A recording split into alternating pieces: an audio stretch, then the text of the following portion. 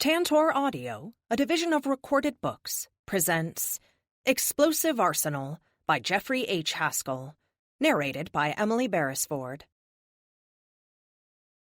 The story so far. Okay, so here it is in a nutshell. When I was 6 years old, my family was in a terrible car accident. Two things happened. My parents were kidnapped, and I was left with a broken back and a lifetime in a wheelchair. Fast forward 15 years, and I had a hypothesis. A powerful company named Cat 7 had taken them. The only problem? Cat 7 was the primary government contractor for all the U.S. superhero teams. If I wanted answers, I would need to be a superhero. How does a girl in a wheelchair infiltrate her local superhero team?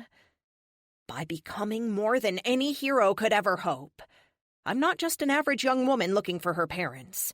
I'm the world's foremost expert on, well, a lot of things. My answer was to make a suit of armor so advanced I could hold my own against any supervillain. I became Arsenal. It turns out Cat 7 was just the front for an evil, kidnapping, body-snatching, mind-reading megalomaniac born in 1903 named Erickson. He lived in a space station he built using alien technology, and the world's geniuses he'd stockpiled for over 50 years. Once I finally tracked my parents down, I found out he wiped their memories of me and made them believe they were working for the good guys. My answer to all this? I threw Erickson's space station into the sun, along with him. The problem was, Erickson knew something I didn't. Aliens were coming to destroy the Earth.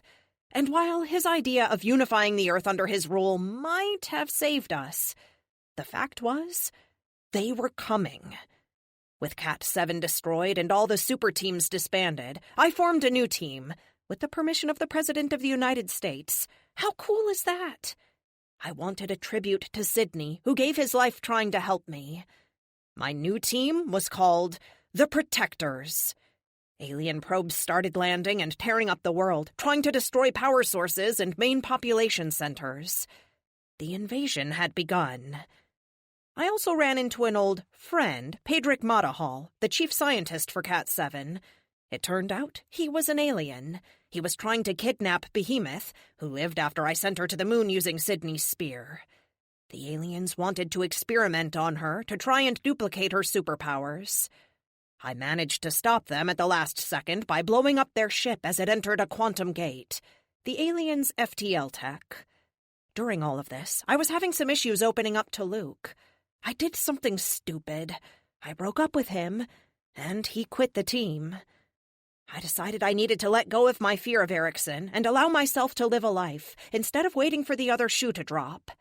In order to prove this to him, I went to his ranch in Texas wearing my Mark III armor, and I stepped out so it was just me.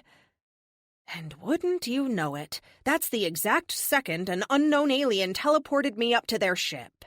How do you like them apples? It turns out they were good apples. The alien's name was Lux, and she was there to help. More alien probes attacked the Earth. One in Antarctica tried to jumpstart a volcano. Stopping it, I got the surprise of my life. Carlos showed up as the Protector. From there, we fought more probes, and then found where they were actually invading, off the coast of Greece.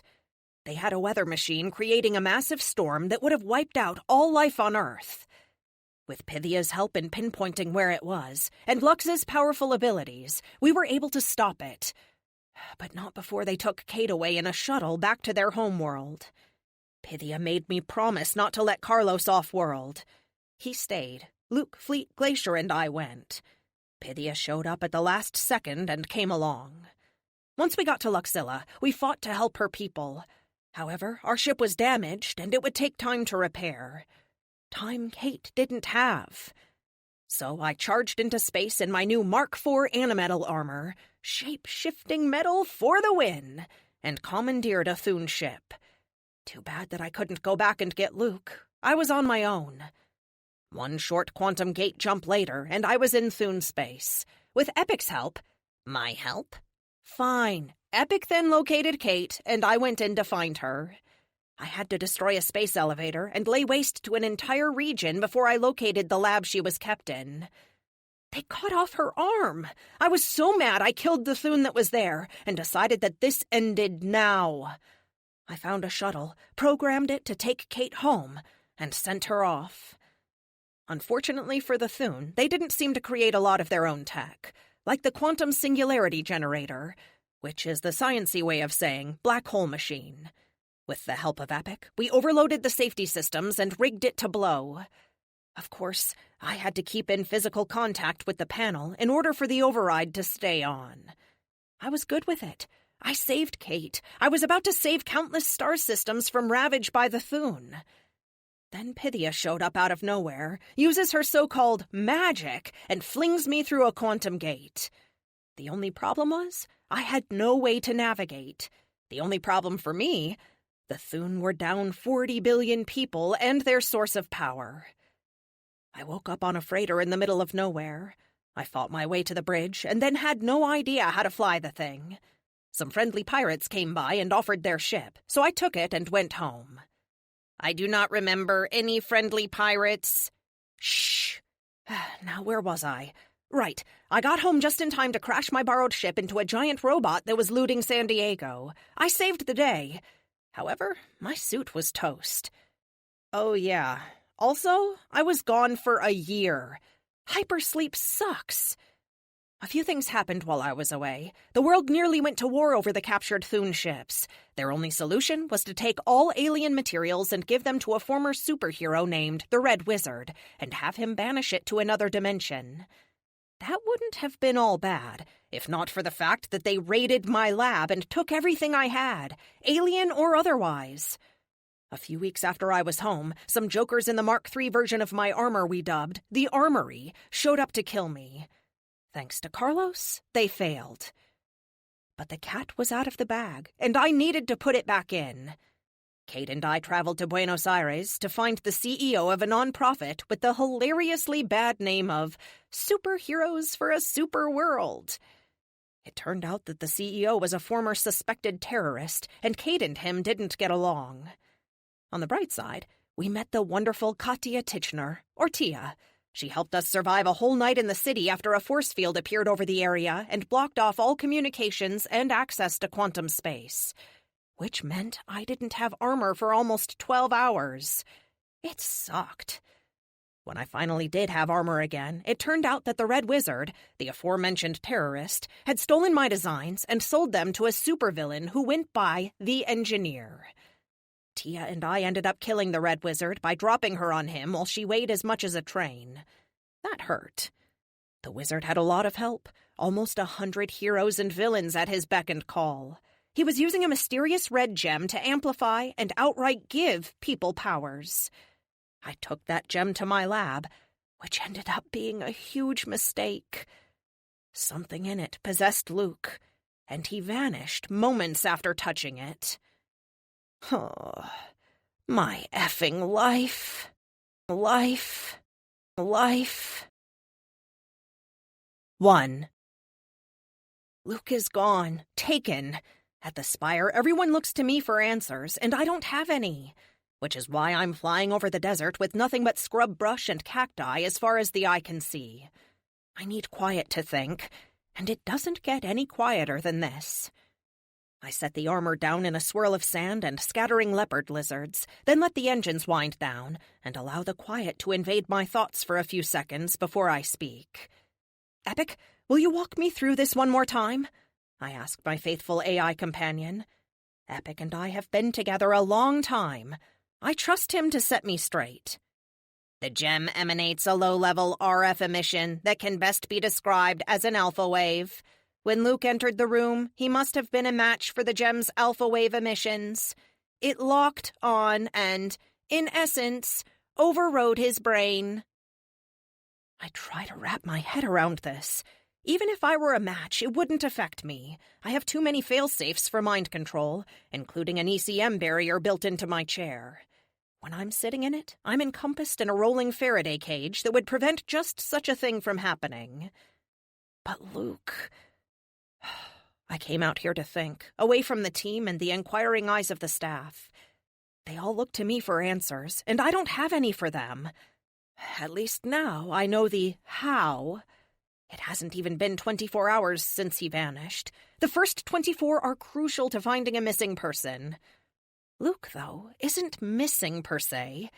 He ran off. Sort of. Alpha waves beg the question. Can we track them? I can use a number of open-source RF antennas to look for the right emissions, but they are few and far between. It is too faint for us to track from Artemis. Luke would virtually have to walk by a scanner for us to detect him. I will start scanning immediately, of course. I am also using internet tracking algorithms to look for any trace of him. If he appears in a photo, is mentioned in a Facebook post, or shows up on YouTube, I will know about it. I kick a rock in frustration, watching the object of my anger sail across the soil to land with a thud 30 feet away. "Retract helmet," I order. The faceplate shifts up and folds into the helmet, which then pulls down into the shoulders of the armor. I'm wearing my flight variant, one of a variety of different versions now available, all based around the same core design. This suit has minimal weapons, but allows for faster flight than any of my other suits. It's also the nimblest of them, making me feel like I'm hardly wearing anything on top of my clothes. I take a deep breath and try to relax, try to clear my mind and see a solution. But I can't. All I can see is the look on Luke's face. It's like he was crazed. Please, oh please, let his mind be okay. God, what if it erased him the way Erickson took over people? No, I can't think like that. "Helmet on," I say as I mentally engage the M drive. In my new suit, I have the base core of animetal connecting it to me like tendons in a body, which means I have the enhanced strength of my animetal armor and some of the nerve control as well, allowing me a finer degree of control than my standard suit. The only other way to simulate strength was with my kinetic manipulators, which works, but not exactly the way I want. The solution with the animetal core ends up being the best of both worlds. It has the hard shell of my old armor on top of my kinetic shields, plus the strength and reinforced superstructure of my animetal armor. I miss being able to control everything mentally. The way the new version of the synth suit combines with my animetal tendons, I can only control some of the suit with nerve impulses, primarily flight. Everything else uses my eye-tracking HUD or voice commands. A layer of computronium in the suit allows Epic to travel with me, to keep Argentina from ever happening again. I have a version of my suit that folds into a wheelchair, and one on the MJet on top of my quantum room. No matter where I go, I will always have a suit with me. I won't rely on just one delivery method anymore, nor on only having one suit. I also try to keep at least 20% of Epic's computational power working on new designs night and day. I shoot through the sky, breaking the sound barrier as I go, letting the concussive force from the speed calm my turbulent thoughts. Flying has got to be the best part of having the suit. I wouldn't trade this for anything. Epic throws a course on the HUD for me to follow back to the spire. A clock pops up, counting down my ETA.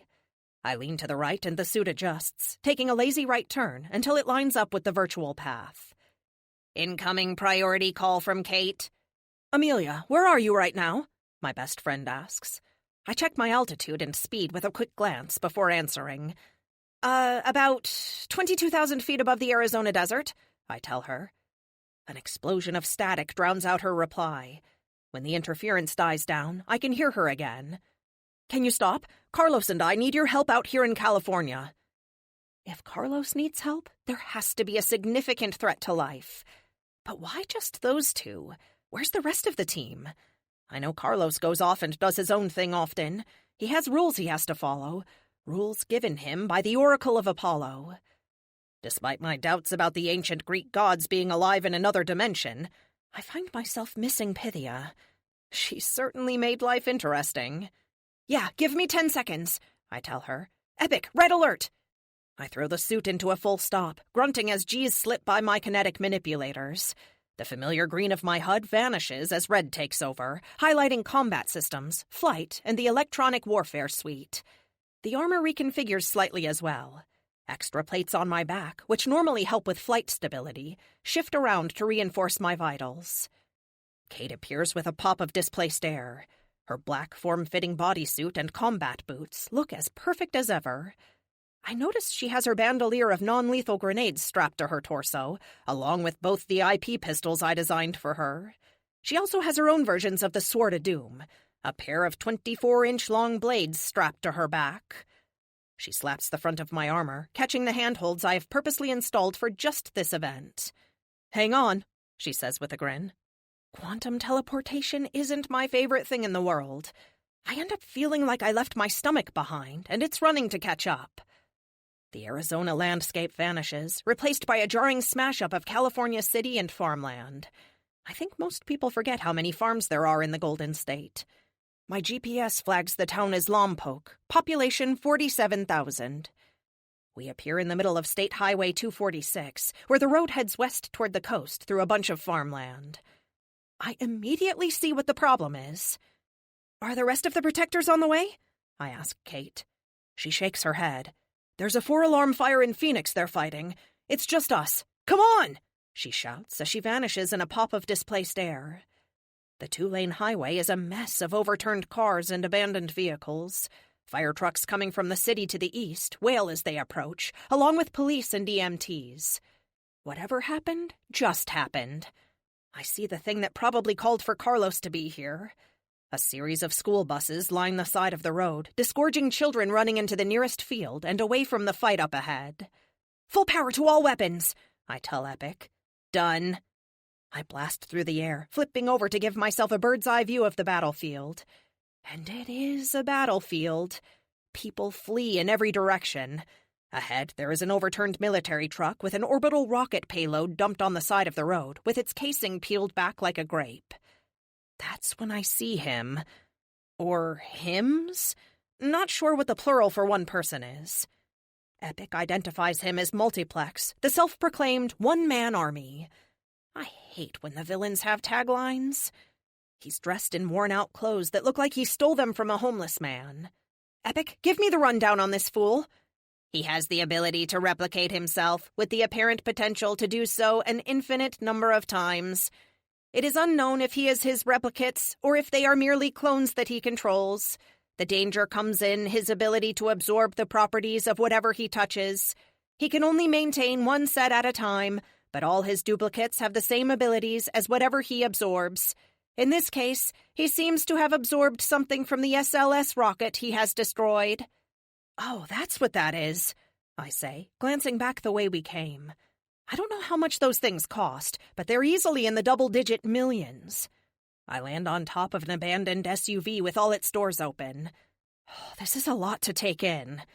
Epic starts tagging Multiplex's clones, showing me the locations and highlighting them so they are easier to see in the mass of people trying to flee, while Carlos, the Protector, goes toe-to-toe with Multiplex's partner. I think I'd pay money to watch this fight.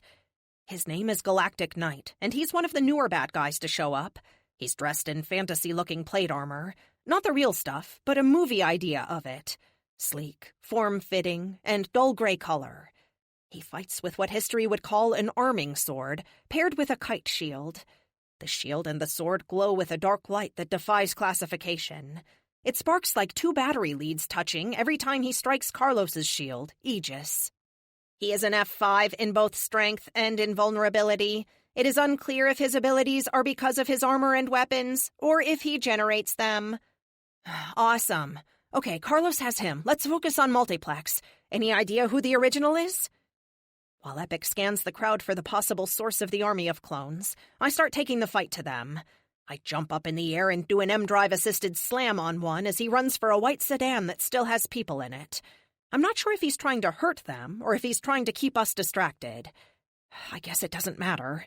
I come down hard on him, riding his head into the asphalt. The ground shatters and spiderwebs on impact. He starts to push up, trying to shrug me off, which surprises the heck out of me. IP cannon, tight beam, full strength.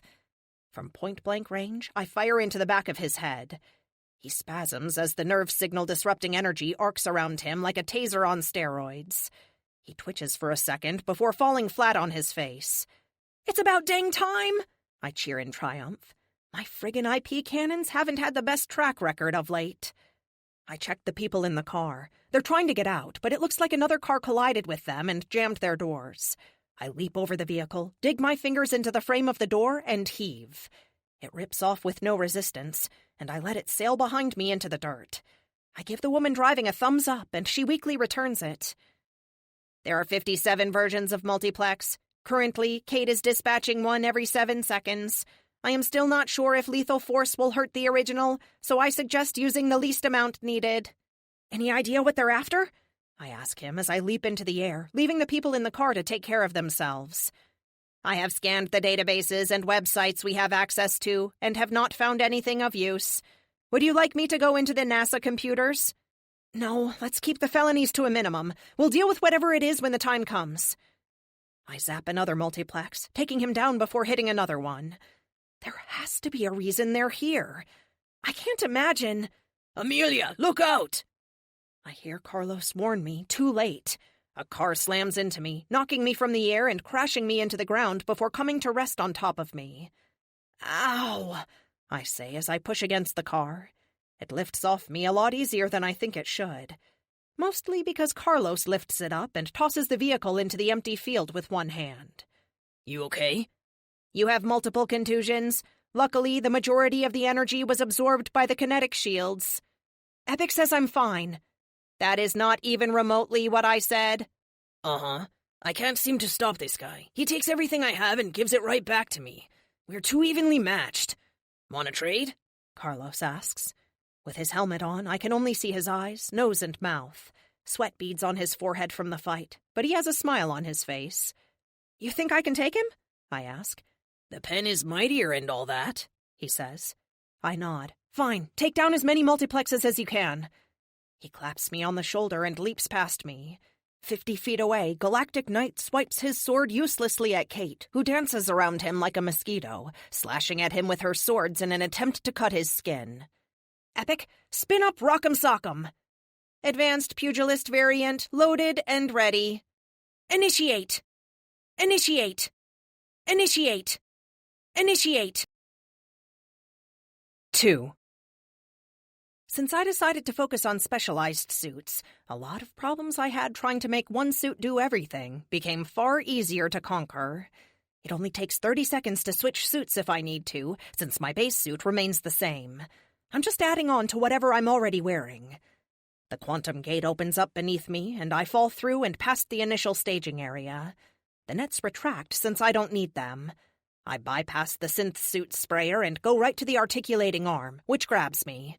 A dozen other arms come out of the wall, removing the flight suit before bringing the much bulkier and far stronger Rock'em Sock'em suit online. When it's all done, the gate opens beneath me and I drop through again into the same space I was in, less than a minute before. I hit the ground with a teeth-jarring quake. Yo, Galactic Squire, get some! Rock'em Sock'em is 8 feet tall, outfitted with kinetic springs loaded with as much stored energy as I could squeeze into the suit. They vibrate with tension. They take 30 seconds to recharge, but my first 2 punches will hit like a train. I got the idea from watching Tia fight in Buenos Aires. I run toward him. The different parts of the suit have M-drives assisting in their movement. Epic makes the whole thing work. Since a couple of dozen individual parts have to move together in concert, I could never manually drive this thing without him. Just because you changed your suit doesn't make you anything more than a 90-pound weakling, he says, bringing up his shield to take my blows. Kate vanishes in a pop as she goes on to deal with Multiplex and the various threats he represents. I smile as he stands there to take it. The only problem with his strategy is he thinks I'm going to hit his shield. Just before I get to him, I pop the jets and leap up. Kinetic manipulators kick in, giving me an attraction to the ground. Springs fire and I unleash a punch capable of leveling a small mountain, right on the center of his face as he looks up with his mouth open. The blow flattens his features, bones break, and his eyeballs bulge, and the last I see of him is his broken teeth flying across the ground as I sail past. I land on the other side, spinning around with a 2-step that nearly throws me off balance. I'm pretty sure I leveled him, but I don't want to get a sword through the back.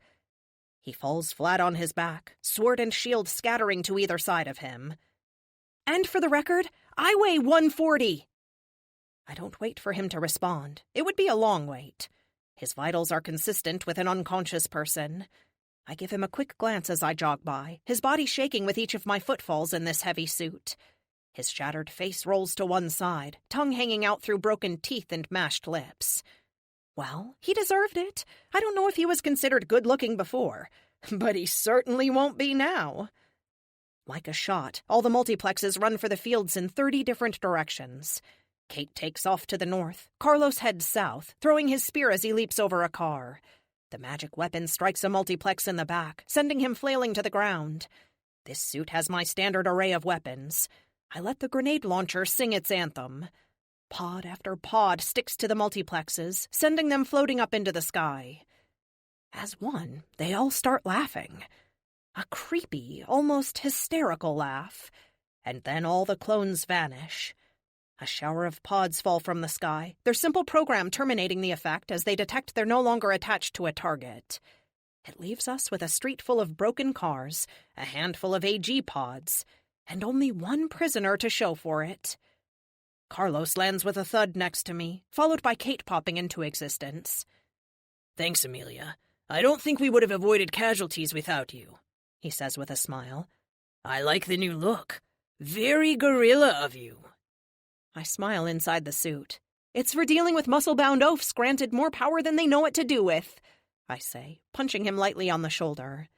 He mocks a hurt look. "I'm not sure if I should be offended or worried," he replies, rubbing his shoulder. "A little from column A, a little from column B," I reply with a 50-50 hand motion. Epic is uploading the footage to the new Superhumans Crime Division of the FBI. You two mind filling in the gaps for me? I ask. Part of the reform that happened while I was away, with fewer super teams, but those teams granted expanded law enforcement responsibilities. They disbanded the DMHA, which was probably a good idea since they were partly responsible for Erickson's rise to power. Which makes me wonder how the rest of the world deals with it. The UN turned a blind eye to the Red Wizard, despite the CIA clearly knowing he was a threat. Of course, no one did anything about it until it was too late. I still can't believe he thought he would get away with pinning all his destruction on me. And then, when that didn't turn out the way he wanted, he sacrificed himself upon the altar of mass murderer to prove superhumans were bad. I can't quite wrap my head around that level of belief. I'd call it crazy, but so-called crazy people are irrational.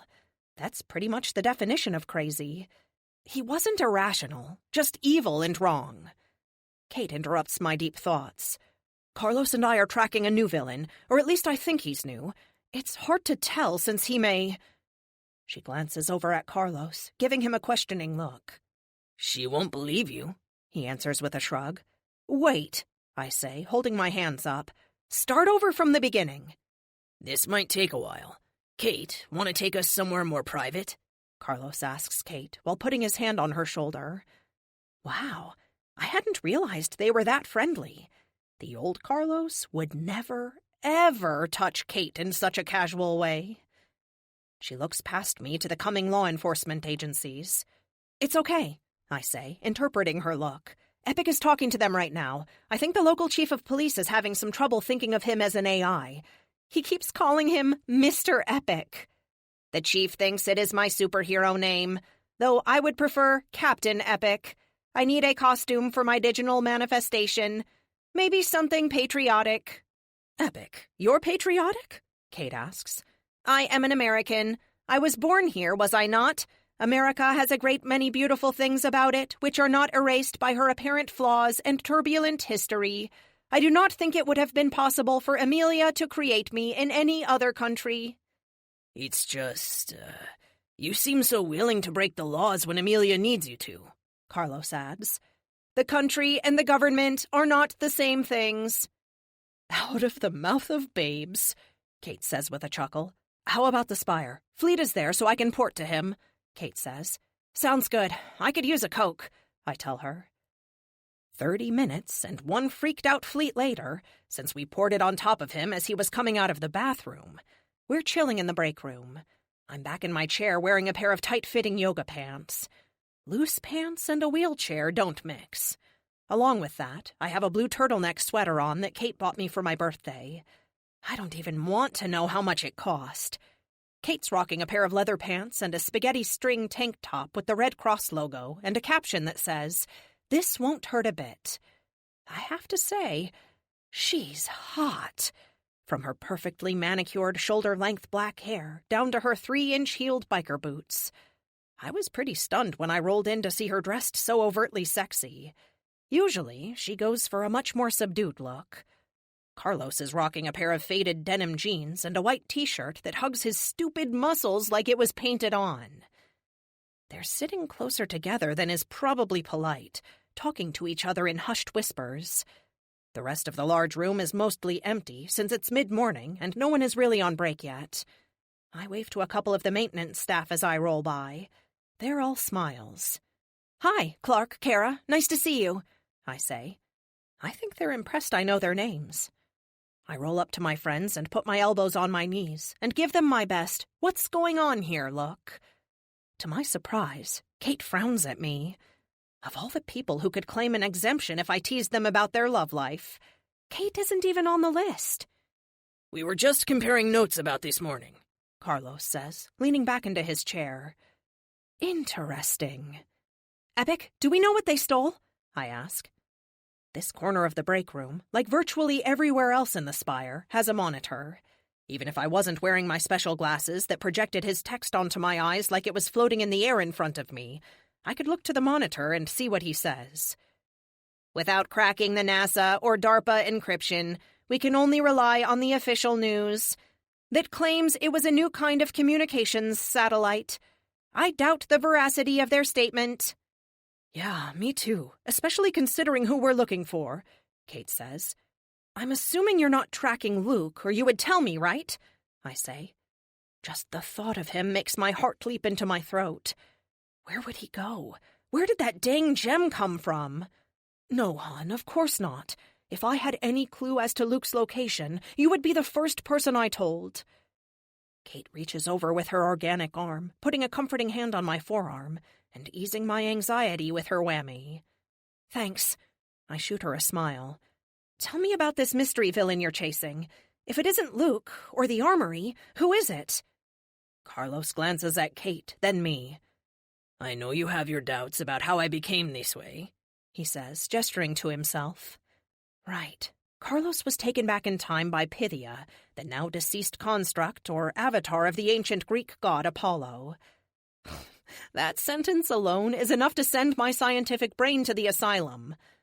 I plaster a smile on my face and nod, doing my very best to put aside my rational mind and accept what my friend says. "I wouldn't call them doubts," I say with my fake smile. Kate straight up snorts in disbelief. "And I wouldn't call Carlos hot," she laughs, then puts her hand to her mouth as if she could pull the words back. Her face turns a shade of red I don't think I've ever seen. I cock an eyebrow and tilt my head with a real smile now. She turns away, coughing as she reaches for her Coke. "Right, Carlos stammers. "Anyway, the person we're tracking, we call him Tempus." "Tempus? It's Latin for time, isn't it?" I say. "Head of the class," Carlos says with a smile. "We call him that because, well..." He trails off as if unable to bring himself to say it. "He can time travel," Kate says, finally recovered from her faux pas. I stare at them for a second. My mind tries to wrap itself around what she said. Time travel?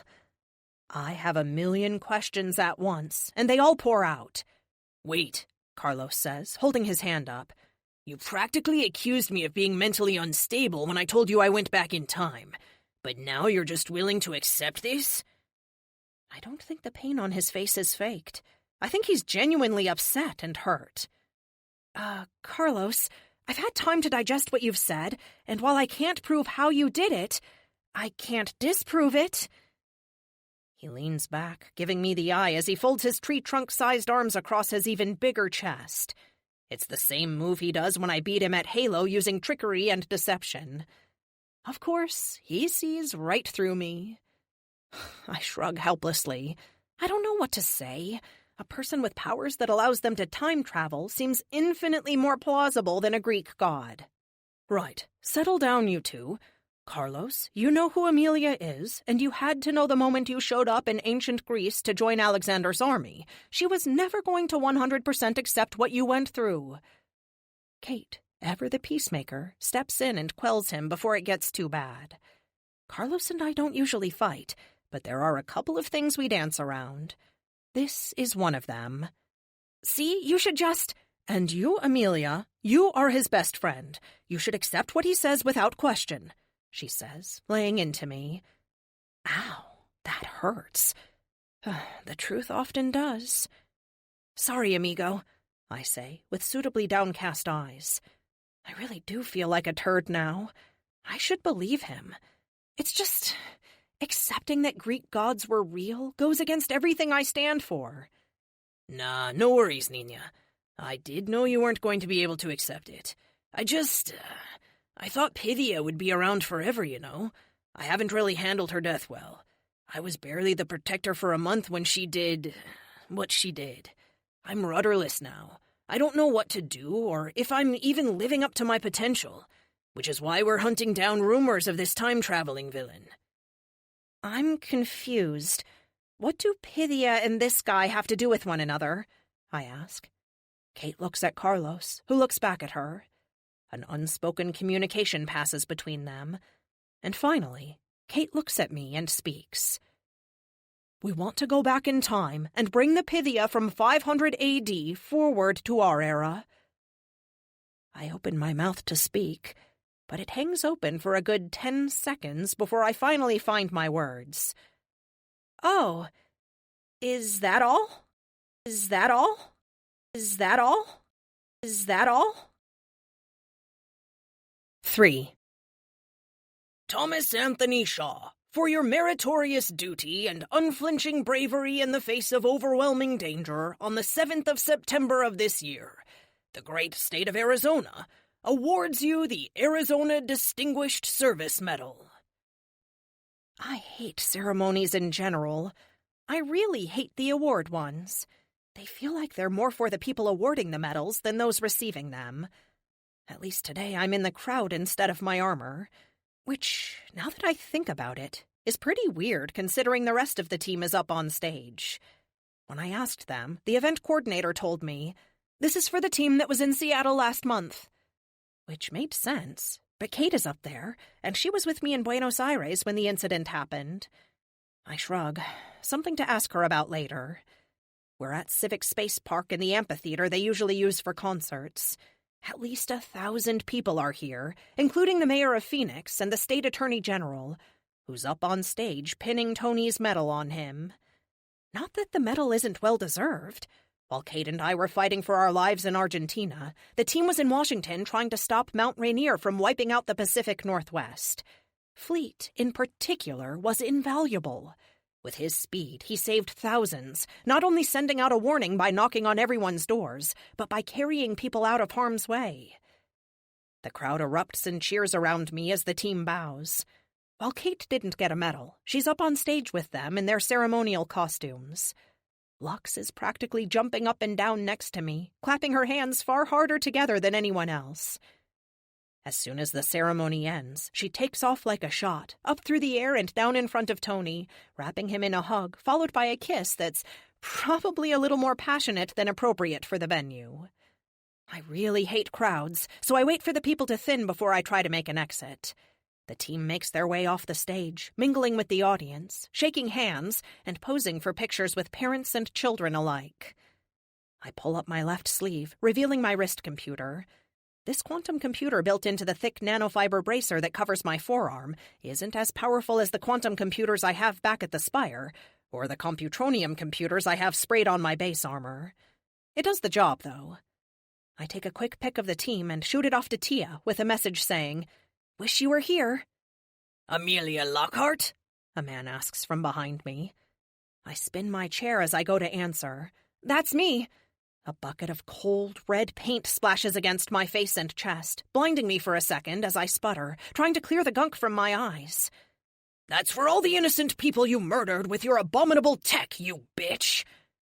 Something else hits me in the face. I can't see because of the paint, and the smell is just awful. It takes me a second before I realize he spit on me. Who gives you the right to play God? The Thun you killed, the Argentinians. When will it be enough for you? I can't answer because I'm too busy trying to keep from breathing in the paint fumes and fighting the panic in my heart. He's just a protester, but I can't believe he's protesting the death of the Thun. I mean, of all the things I've done, I'd think that one was pretty cut and dry. Before I can formulate a response, Kate appears next to me, already moving as she shoves the man away from me.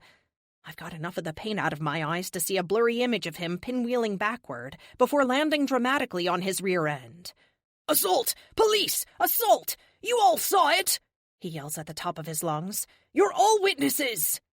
You're effing lucky all I did was shove you, Kate growls. Someone hands me a towel so I can clear my vision. Once the paint is out of my eyes, I can see properly. There are 3 people, a girl and 2 guys. Their shirts are painted with "Justice for the Thun" in rainbow-colored paint. The one who threw the red paint on me is on the ground, feigning pain as he continues to yell for the police. One of the girls holds up a picture of Raphael, with the word "murdered" written on it with a Sharpie. Kate starts yelling at them. She's so angry the little vein in her neck pops out, and her face starts to turn red. Fleet, who handed me the towel, goes into super speed mode, cleaning off the paint. Light flares from behind me, casting us all in dark shadows. Lux appears above the downed kid, her blonde hair so bright it looks like wings of light floating behind her. She speaks in her ethereal voice that defies physics. Amelia Lockhart saved my world, saved my people. Tens of millions of Lux are alive today because of her sacrifice and her actions. You are not fit to question her motives. The protesters go silent for a moment. Only a moment, though, before the girl yells back, "We only have the word of an alien for that! Go home!" she screams. The girl leaps forward, throwing a tomato at Lux. My angelic friend vaporizes it in a show of force that isn't lost on the crowd. The irony of people protesting the death of aliens and then dismissing the word of an alien as to why they are wrong isn't lost on me. "Kate," I say, trying to get her attention. She's busy pointing her finger at the paint thrower and laying into him like an elementary school teacher. Beyond them, the crowd is beginning to circle. Murmurs ripple through the area, and an ugly feeling takes over as random people from within the crowd start echoing Kate's sentiments. "You're going to get more than a shove," a young woman says. "Maybe you should meet a Thun and see how they treat you," an elderly man asks with a snarl on his face. "Did you lose an arm fighting them?" a little kid yells at the top of her lungs. Behind all of them, I see a man with a 5 o'clock shadow, dressed in a worn gray trench coat and sneakers, looking on. He has a notebook out and writes furiously in it as things happen. "Kate!" I say again, louder. When she doesn't respond, I focus hard on my panic, letting it run wild until I'm hyperventilating. It's easy to do, considering the situation is scaring the crap out of me. Kate's pheromones are whipping the crowd into a frenzy. She's going to start a riot if I don't get her out of here. I don't want to open a quantum gate and armor up, or use the light version of my armor installed in my wheelchair. That would just escalate the situation. The panic does the trick. Kate's head whips around, sending her black hair flying, and she sees me. I silently plead with her to take me out of here. She nods, moves to my side, and places a hand on my shoulder. "Fleet, get to the spire," she orders. He nods and vanishes in a blur of speed. A trail of dust and flapping clothes are all that's left to tell which way he went. We're only a few miles from home, and he's there in seconds. We vanish a moment later. White light flashes by as we move nearly instantly through quantum space, followed by a wave of nausea that disappears almost as fast as it came. Then we're outside the spire, next to Fleet, who's holding the door open for us. I smile at Tony as Kate pushes me through. We're across the lobby, past all my employees who are noticeably concerned about the scowl on Kate's face and the remains of the red paint. She doesn't speak as she pushes me through the lobby to my private elevator. With each step, I feel her aggravation and anger fading. Finally, we're in the elevator, and as the doors shut, she turns to me. "Are you okay?" we ask at the same time.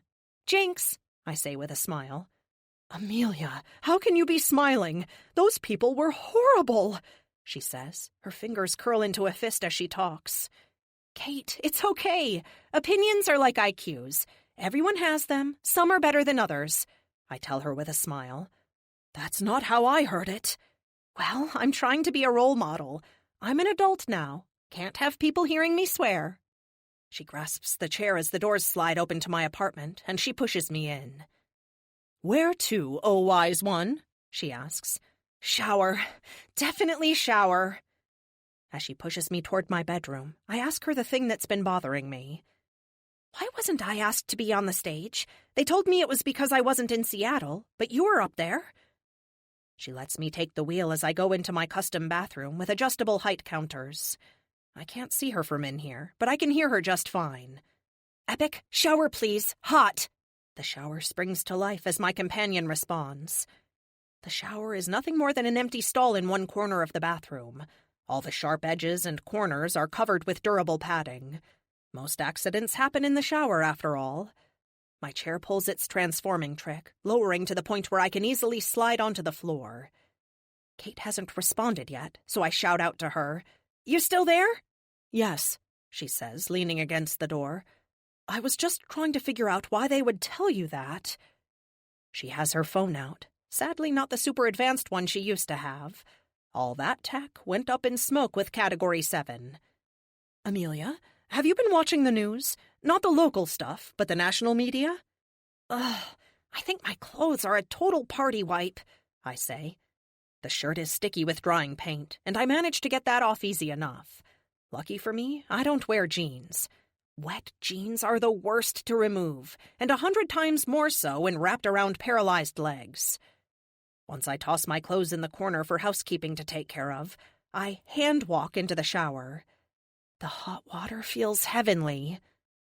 I'm sorry, what did you ask? Have you watched the national media? She asks. I shake my head, letting the water do its magic. It's weird seeing all the red swirl down the drain. Last time I saw that much, I had broken a few ribs and was coughing up blood. The funny thing is, I can't seem to remember when that was. Epic? Kate asks. Yes. Have you been monitoring the news? While I can monitor and review many streams of information, I am not omnipotent. I have algorithms that tell me when things are important and... Oh. Oh? Oh isn't what I like to hear from my AI, I say. I apologize, Amelia. I have been busy with the new suit designs and updating our security here at the Spire and our ongoing search for Major Force. I have several updates pending that I have not reviewed. Doing so has revealed what Kate speaks of. And? My annoyance is climbing to new levels. What are they dancing around? I'll tell her, Epic, Kate says with a sigh. I can hear her just fine, but with all the steam I can't see her. Tell me what? Somehow, and I can't be sure how or pinpoint when, but... Her voice trails off like she's trying to figure out how to tell me something I don't want to hear. Like my dog died or something, but I don't have a dog. Spit it out, Kate! She sighs again. Oh, Amelia, the press has villainized you over Argentina, the Thun, even the attempted coup in D.C. They aren't calling for your arrest, yet, but I don't think it will be much longer. Despite the hot water, my blood runs cold. So that is what the protesters were on about? They can't be serious, can they? I mean, I record everything I do, sometimes in 3 dimensions. Epic uploads the vast majority of it to the DMHA, or now the FBI, I guess. How could they think I've done anything wrong? Kate, as always, is in tune with my thoughts.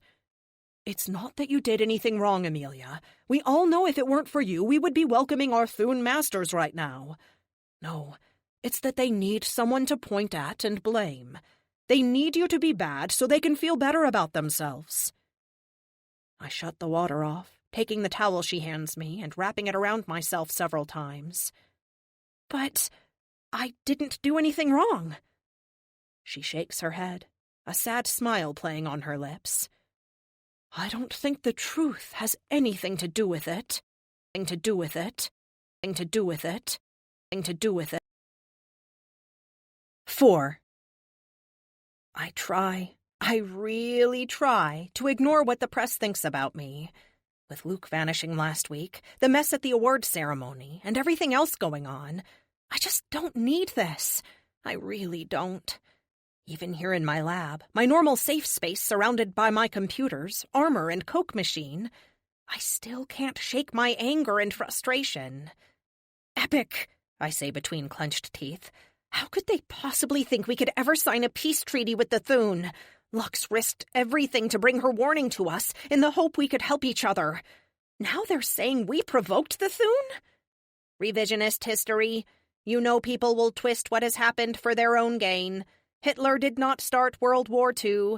The Germans were the only ones responsible for World War I. The Civil War was not about slavery. It goes on and on.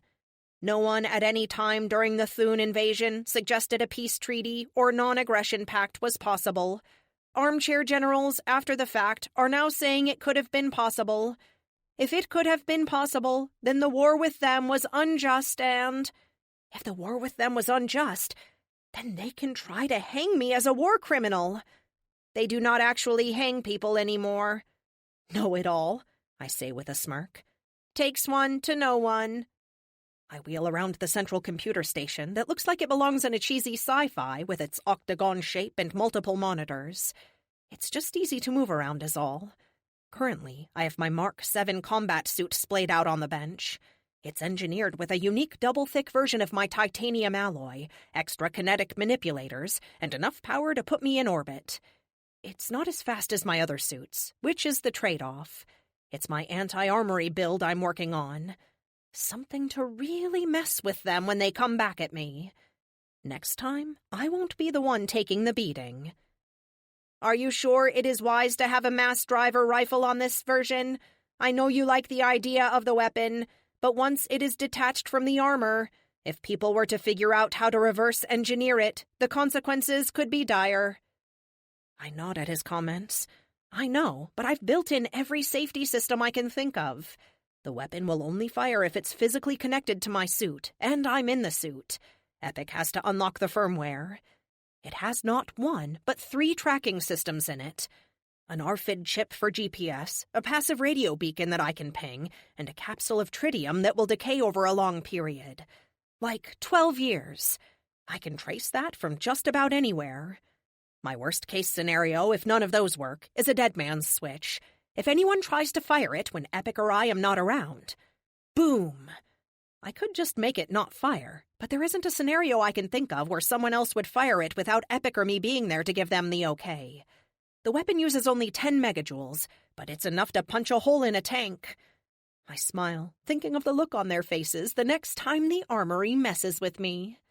Okay, enough of this. Kill the news. I can't control other people's fears, only my own. Listening to some politically motivated talking heads who have never done an honest day's work in their life pontificate about mine isn't going to help me. With pleasure. Would you like an update about Luke? Excitement buzzes through me, and my hairs stand on end. You have something? I sit up straighter in my chair. All my worries about the news vanish at the thought of having Luke home. I have a 47% match in Branson, Missouri, of all places. I do not have a theory as to why he would be there right now. 47% ain't much, buddy. What makes you think it's him? Gait analysis, height and build, mannerisms. I have several hundred hours of direct observation of Luke to compare against. Then why such a low percentage? I will show you. The big monitor that stretches across the far wall lights up. Traffic cam footage splits into 6 different squares, 3 top, 3 bottom. Epic highlights a figure moving from the bottom to the top, representing 3 different blocks as he goes from left to right. I can't tell who it is. The angle is terrible. Whoever they are, they have a rain hat on and a large coat. It could be Luke. The figure is certainly built like him, and even walks like a Marine. I see what you mean. How long ago was this? 10 minutes. I guess we're going to Branson, Missouri. Message Kate. Let her know what we're doing. As I speak, I roll over to the special chair I have installed in the wall. Grab bars allow me to easily transfer using my upper body. It takes a second, but I get myself seated comfortably. The chair rocks backward like a recliner and waits for me to start. Epic, initiate! 10 minutes later, I'm breaking Mach 4 and leaving a long boom behind me as I hit 20,000 feet in the all-purpose Mark 6. Flying has always been, and will always be, my favorite part of all of this. Even if I had to give up the hero gig, retire my armor or whatever, I'd still do this. Well, unless I was pregnant.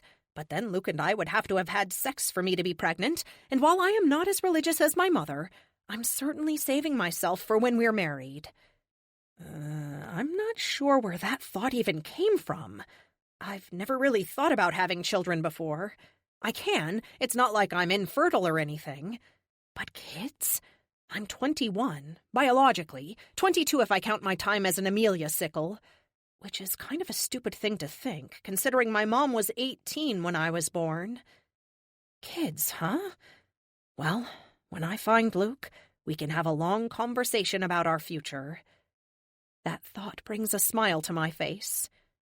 It doesn't take too much longer for us to hit the Ozark Mountains and start the process of slowing down and dropping out of the sky. Nothing like going 4 times the speed of sound to wake the neighbors. Epic checks air traffic control and gives us the green light. I can't say I miss the days where I was restricted to just Arizona. Being part of a national team certainly has its advantages. Flight path is clear. We will be coming in over Table Rock Lake. I double-check my loadout. I have 3 all-purpose suits. The one I'm wearing, which is installed permanently in the spire. The lightweight one in my chair. And the third is in MJet 1. I couldn't put one in all 3 aircraft, so I settled on one MJet that was just mine, and the other 2 for the rest of the team and the Spire employees as needed. My all-purpose suits are a lot like my Mark 3.5 suits. A particle beam on one arm, kinetic lance, IP cannon, AG pod launcher, enhanced strength, and shields, of course. Upgraded with the new spray-on synth suit and animetal core like all my suits. And, of course, it includes all the software upgrades and sensor suits.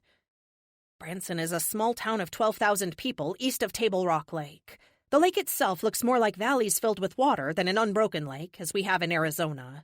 The topography is vastly different than what I'm used to. Lots of trees, hills, and valleys. Once Epic signals the all clear, we slow down to a few hundred miles an hour and come in over Branson from the southwest. The armor locks up, keeping me from exhaustion as the suit fights the wind currents to circle the city. Okay, Epic, go full active on all sensors. Tap into the local cameras, do whatever you have to do, but let's find Luke. I don't want to leave Branson without him. Affirmative. Screens open up on my field of view, adding my Mark 1 eyeballs to Epic's impressive list of scanning arrays. There are so many things about this situation that bother me.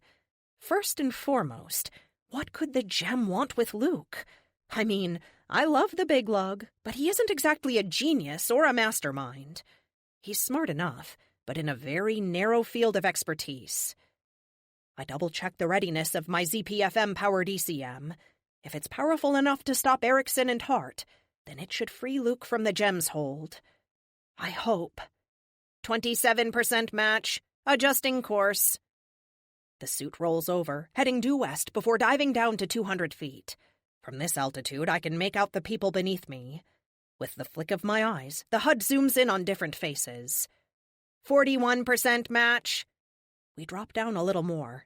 Unlock the armor, I order Epic. My limbs jerk free, letting me control the suit again. I stretch for a second, suppressing a yawn as I do. The street we're flying over is full of people, mostly tourists it looks like, shopping in the local stores as people head for different theatrical venues that make up the town's largest source of interest. Why is he here, though? There isn't anything he could want in this place, right? 84% match. No, 93. Amelia, I have located Luke. Follow the yellow brick road. All the screens vanish, replaced by one showing the rain hat-wearing figure in the too big coat. He turns around for a second, and my eyes go wide as I suck in a breath. Luke, I whisper. He's ragged. Large, dark circles are visible under his bloodshot eyes. He looks like he hasn't shaved since he left. Epic, battle stations. The HUD flips over from green to red. The ZPFM switched to max power mode, energizing all the systems at once. I want to surprise him and not give him time to react. Charge the ECM, full power. Activate the directional beam as soon as we land. Will do. I punched the engines, hitting 200 before throwing it all in reverse and slamming down on the asphalt right in front of the man I love. Concrete cracks under me from the force of my impact. Hit it! The HUD dims for a second as electromagnetic noise explodes out of my suit, disrupting every phone, camera, and anything else with an ECM signature larger than a pacemaker for 100 feet. Retract faceplate. The mirrored faceplate retracts so Luke can see my face. His eyes go wide as I smile at him. Hey, stranger, want a ride? He opens his mouth, then clamps it shut. His fists ball up, and his eyes fill with water. Amelia, he spits out finally. You have to leave. Please, leave, he pleads. Luke, you're free. I'm disrupting whatever hold the gem has on you. It uses alpha waves to control people, and just like everyone else we've faced with telepathic powers, I can jam them. I thought he'd be happy. The music would swell, we would hug and kiss, and then he'd come home. No, Amelia, you don't understand. It's not controlling me. It doesn't have to. Not anymore. Not anymore. Not anymore. Not any... 5. A crowd of people forms near us, cameras and cell phones flashing pictures. They can't connect to the internet or cell towers through my interface. Which is good. It will give Epic time to access their devices and delete anything that would compromise us. Luke, what are you talking about? I step toward him, closing the distance to put an armored hand on his shoulder. He bats it away as if I were trying to hurt him. Back off, Amelia. I have to do this. If not... He looks at me, his eyes pleading again. My heart hurts seeing his beautiful crystal blue eyes filled with such pain. Luke, whatever the gem is forcing you to do, you don't have to. We can handle it together. Times like this, I miss Epic being in my head. I know he's scanning everything and trying to help in any way he can. Amelia, if I don't do as he says, he will kill you, and Kate, and everyone I've ever loved, he says. Luke, don't be ridiculous. It's already tried to kill me, with a giant frigging robot, I might add. I'm still here. I try to smile in a comforting way. Goosebumps are crawling up my skin, and a shiver runs up my spine. What does he mean by he? Luke, who's making you do this? He looks down at the ground, fists opening and clenching impotently. The gem isn't a jewel, Amelia. It's a thing, an entity far older than... Luke falls to his knees, mouth stretched wide in a soundless scream of agony. His hands clasp his head, pulling his hair and pressing hard against his temples. Amelia! He spits out as his face turns red. Veins pop out of his neck and face. Fabric stretches as his body swells, pushing against the limits until his clothes rip at the seams. I've seen him get big before, but this is something else. His skin takes on a red hue, and he finally finds his voice. Faceplate down! I scream as I back up. Luke roars like a lion with a megaphone. The concussive force of his voice knocks the crowd back. PA now! I wait for a heartbeat. Evacuate the area, immediately! Luke slams the ground with a massive fist, cracking the pavement and sending seismic ripples out around him like water. He's still growing, raging with snorts and growls as he reaches toward the heavens and howls again. He has stopped growing. His mass now exceeds that of a semi-truck, and I estimate his level of strength at F5. Epic, how is this possible? He's an F4 at his most worked up. He's never hit F5 before. Does this look like Luke to you? He's right. Luke's skin is the color of molten rock, glowing like there's a 1,000,000-watt light inside of him, shining through his blood.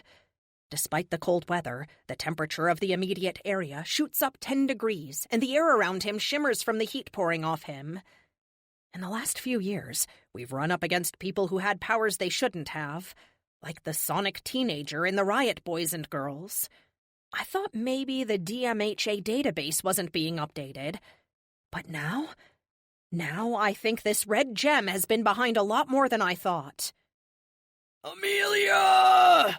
Luke howls, slamming his fists into the ground again. Run! Like hell! Let go of my man! I scream back at him. I fire off a rapid pulse of IP cannon that rips through the air in a burst of blue light. The energy hits him square in the chest. Luke takes a step forward, growling as the energy swirl of the cannon ripples around him. "Continuous fire! Full power!" I order Epic. ZPFMs whine as they dump more power into the IP cannon. Alarms ring as the capacitors reach max. I don't usually use them as a beam weapon. They'll shut down after a few minutes of continuous use. At least they're not like the particle beam, which could set my suit on fire. He stomps the ground, sending a shockwave rolling through the pavement. The cars parked along the street closest to him flip over. Every window I can see shatters, and if it weren't for my kinetic shields, I'd be paced just from that. Then he takes a step forward, followed by another, then one more. "Amelia, the IP cannon is affecting him, but not enough. I suggest you take flight immediately." "Yeah, I think you're right." I ignite the M drive, leaping into the air and turning as I do. Alarms wail as the armor jerks to a halt. I look back. Luke leaped forward, catching my ankle on one giant hand. He reverses course and slams me down onto the road like a child with a fly swatter. I scream as we hit, my voice drowned out by the alarms. "Full power to shields!" I can't see Epic's response since I close my eyes before Luke swings me around again to crash into a parked F-150. "Luke, let me go!" "Luke's not here, woman. There is only me." He doesn't even sound like himself. The monster hoists me up, hanging me upside down in front of him, a huge smile splitting his face. I can see Luke in him. I can see the man I love. "Amelia, use the particle beam." "It could kill him." "He could kill you." "No, I won't do it. There has to be another way." I ball up a fist and swing as hard as I can for his face. With the animetal core and my kinetic manipulators, I'm pretty friggin' strong. He doesn't attempt to block it, just takes the blow on his jaw, which doesn't move. "My turn," he says with glee. The ground and sky change places as he swings me back and hurls me at a building. Glass and concrete explode as I pass through the laundromat, flattening a washing machine that bursts in a shower of suds and clothing. I end up on the other side of the building, upside down and covered in dirt and debris. "Epic, status report," I say, pulling myself up and doing my best to look away from the damage to my foot. "M drive number 1 is down. You have 3 left. The damage to your right boot is nearly 100%. Amelia, fleeing is the wisest course of action." The ground shakes, sending dust bouncing into the air. I leap up, accelerating hard to avoid the juggernaut coming toward me. The drives whine as we gain altitude. I can't leave, though. I can't leave Luke behind. This might be the only chance I have of saving him. "Epic, call Kate and Carlos. Get the rest of the team on the jet," I say to him. "The team will never arrive in time. Amelia, you have to flee or fight like you mean it. We do not have the tools to capture him when he is like this." "Damn it, Epic! I'm not leaving him!" I spin around, scanning back the way I came, looking for him. I spot the tow truck hurtling up toward me a half second before it hits. "Brace!" I yell. Epic locks the suit up just as it hits. Half a dozen systems flash crimson on my HUD from the impact. Sparks fly and 3 of my 5 capacitors short out from the impact. "Amelia, change suits. We might be able to take him in the close combat suit, or even the turtle." We spin away from the impact, and I nearly hit another building as I fly by. The tow truck lands in the lake. I regain control using the M drive and fly back up. Epic's not wrong. We might be able to take him with another suit, but with the damage to this suit, I'm not sure I can change quickly. The Q-space pocket where I keep my suit delivery system isn't designed to repair, just suit up or change suits. "Epic, run the numbers. With the structural damage, can we change suits?" I spot Luke. He's running down the main street to the east, hitting the ground with his feet so hard that glass shatters in the nearby stores, and cars jump around like they're on springs. "Unknown. However, we cannot stop him in the current suit. He is too strong." Epic clocks him at 80 miles an hour as he half leaps, half runs down the street. I've got altitude now, and the advantage always goes to the high ground. If I can't beat him into submission, I'll just pod him and deal with him that way. "AG pods, lock onto a spot on his back he can't reach." Trajectories pop up on my HUD, along with a percentage chance of hitting him right. I don't think I'll get more than 1 shot off, which means I want a 100% chance of hitting him where I want. I drop down 300 feet until I'm 50 feet above and behind him. When the numbers ping 100, I fire. The launcher puffs as the compressed air shoots the anti-gravity pod at him. The pod itself is covered in a gooey, sticky substance. When it hits, the glue splatters against his back, sticking it right beneath his shoulder blades. He stumbles as the pod lifts him off the ground. Then he starts laughing. Not the kind, funny laugh of my beau, but the evil cackle of something truly horrific. What the hell is this, Jem? He said you wouldn't stop. I guess he's right. Let's see how far you're willing to go. His demonic voice reverberates through the air. I don't just hear it. I feel it, and it makes my skin crawl and nauseates my stomach. It's over, whoever you are. You can't have him. I fly down to hover out of arm's reach of the thing that inhabits Luke. I don't quite know how I'm going to contain him, but at least he's stopped. He grins at me, his face bearing little resemblance to Luke's, but there is a hint of the man I love in there. He holds up his hand, fingers spread wide. With his other hand, he grabs his thumb. The crack of the bone and the scream of pain that follows shocks my heart. What are you doing? Crack. Another finger breaks. Amelia, he's hurting me, Luke sobs as another finger breaks. What? No, stop! His hand slaps himself square in the face, breaking his nose and sending blood splattering down. Luke screams again. Panic threatens me. I don't have a sedative or some way of knocking him out, just my lethal weapons. I don't want to kill him. If you want me to stop, turn off your device and fly away, the terrible voice says. When I don't answer, he reaches one finger up to his eye. When I still don't say anything, he pushes against his eyeball as if he's going to dig it out. No! I scream, throwing my hands out to get him to stop. Epic, kill the pod! The power to the pod cuts off immediately. Luke falls to the ground, absorbing the impact from the 30-foot drop on his knees. Fool, don't interfere with me again, or I will force him to rip himself to pieces. You are powerless, Amelia Lockhart. I know everything Luke knows. I know where your parents are, where your precious Carlos spends his time, where Kate sleeps. Interfere with me again, and more than just Luke Lancaster will die. I nod numbly. What am I supposed to do? I watch helplessly as he leaps away, running even faster this time and vanishing in the distance. The entire time, his evil laugh echoes in my ears. My ears. My ears. My... 6. Arizona never looks so good as it does while the sun sets in the distance. But even the majestic vistas and purple hues fail to comfort me as I bring the suit in and land on the spire's roof pad. The other spire, where the jets and vehicles are kept, is open, and an M-jet lands at the same time I do. My armor crackles when I touch down. The broken foot section doesn't quite work right. I limp to the yellow square that marks the elevator that carries me directly to my lab, and takes my armor off in the process. Epic, contact Teddy and tell him I need his help, please. Will do. Epic hasn't spoken much to me since we left Branson. I think he's mad at me for not fleeing when he told me to. But Luke... Maybe Epic saw that very outcome happening and was trying to spare me. Or perhaps he knew there was no winning. Either way, I owe my friend an apology. Incoming call from Kate. Amelia, are you okay? Epic filled me in on what happened, she says. Just hearing her voice takes the edge off my emotions. I'm confused and angry, and I just don't know what to do. I tell her all these things as the elevator descends. Right before we get to the lab, the armor comes off, and I am a sweaty, sticky mess underneath it. A few minutes later, I'm in my chair, foot propped up. Teddy gingerly moves it at different angles, trying to detect any broken bits. You're lucky. Again, the doctor says with a sigh. Amelia, I'm sure I don't have to tell you.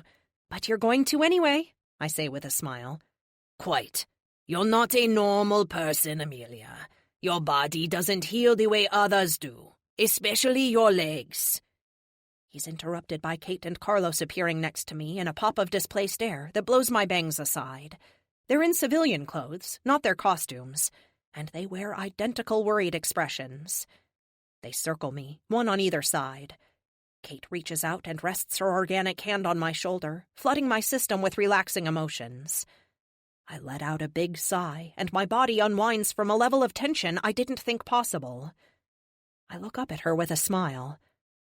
"Thanks, I needed that." "Of course, hon. No going out and wasting it, though. You're going to bed, not your lab," she tells me with a schoolteacher expression. "That is excellent medical advice, Kate. Advice I echo wholeheartedly," Teddy adds. "My powers have kicked in, and you will probably be good as new in a few days. For right now, wear a brace and try to stay off of it." Teddy packs up his gear into his medical bag, gives me a hug, and leaves. "I'm sorry I couldn't come when Epic called," Carlos says by way of apology. "We were tracking Tempest, and I thought we had him, but as usual," he says with a shrug. "No luck, then, finding the time-traveling bad guy?" I ask. "No," Kate answers. "It would be nice if we knew who he was, but we've not had any luck finding that out either." I nod, stifling a yawn as I think about everything that happened in Branson. A flicker of a memory scratches at the surface of my brain. "Epic, pull up the Branson footage," I say as I roll over to my big TV. "Amelia, are you sure?" I nod. "I'm not really. I could do without it, to be honest. But something is nagging at me. Something I saw, but I can't quite put a pin on it." "Wow," Carlos says when the screen comes to life and shows Luke as he changes. "How did he do that?" "Oh, Luke," Kate whispers. "I can't believe he did this. This can't be Luke." She shakes her head in disbelief, and I don't blame her. If I hadn't been there, I wouldn't believe it. "Epic says he's an F5 now. I don't think it's him. Not really, anyway. Both in Argentina and a while ago here at home, we fought people with powers that they either weren't supposed to have or that were much more than they're listed as having. A magician we ran into," I glance at Kate, "told us about Raphael's gem. How, when they touched it, they could see something. I'm thinking that whatever entity is in the gem, it can grant superpowers or increase existing ones. If that's the case, then it explains Luke, and a lot of the other stuff we've seen over the last few years." "But how does increasing his level of power make him attack you?" Carlos asks. "He said something while we were there, something about the gem. He referred to it as a him, like it was a living thing. He said it threatened to kill me and everyone Luke loves." We all go silent for a moment and watch the fight play out. These things always seem longer than they actually are. It's all over in less than a minute. When we get to the part where Luke starts hurting himself, Kate looks away. When it ends, I have Epic rewind it. "Focus on the civilians. Pull any footage you can from other sources to fill in the gaps." "It would help if I knew what I was looking for." I shrug. "I don't know. Not really. I just feel like I'm missing something," I say with a sigh. Epic pulls more footage, focusing on the crowd this time, replaying it from different angles. "Stop!" the three of us say at the same time. We instantly look at each other. The image freezes on a man in a gray trench coat and hat. He has a 5 o'clock shadow, and he's scribbling in a notebook as Luke and I battle. I glance up at my friends with a question on my face. "Do you recognize him?" I ask. "That's Tempest," Carlos says. "He was at the awards ceremony. I saw him as we were leaving. He stood behind the crowd, writing in the same notebook. He looks exactly the same as he did then," I say. "I've only seen him twice, and Kate's seen him once. He looks exactly the same every time," Carlos says. "Why was he there? And how could he be there and where you were following him at the same time?" I shake my head. Time travel is confusing as hell. "There's good news here," I say with a grin. "What?" Carlos asks. "Epic, who is he?" "Running facial recognition and processing it through the state and federal databases." "I have a match." When Epic doesn't speak for a moment, I glance around at Kate and Carlos. Then all three of us say as one, "And?" "His name is Frank Parker. He was a low-level analyst for the CIA. He quit just after the failed coup attempt in Washington, D.C. Any information as to why he quit? Kate asks. His wife and twin teenage girls were killed by Behemoth. The details are not in the file, only that they were killed in the incident during the fight at the White House. What? I ask. Shock floods my system and my ears ring. My skin goes hot and my ears hurt from the emotions flooding me. I put a hand on my heart as I try to calm down. This can't be my fault, can it? But I was there. I was the one fighting her outside the White House. How did I miss a vehicle full of civilians? And how did I not know about it after the fact? Amelia. Kate says my name like she's trying to convince me of something. This isn't your fault. It's just not. You're not responsible for every bad thing that happens from the bad people we stop. Behemoth made her choice. So did the Psychotic Six, Erickson, and everyone else we've had to put down. I shake my head. No, no, no. This is just too much. Too much. Carlos, Kate says. She needs to lie down, right now. Carlos lifts me out of the chair with no effort, adding thoughts of Luke to my overwhelmed mind. He carries me to the bedroom as Kate holds her hand on my shoulder, whispering words of comfort at me. Her powers, more than anything, ease my racing heart and let sleep overtake me. I don't realize how exhausted I am until I'm in bed. I vow to find out everything I can about his family when I wake up. If I had to bet money, I'd bet he's just trying to save them. But if he can travel through time, why hasn't he saved them already? Saved them already. Saved them already. 7.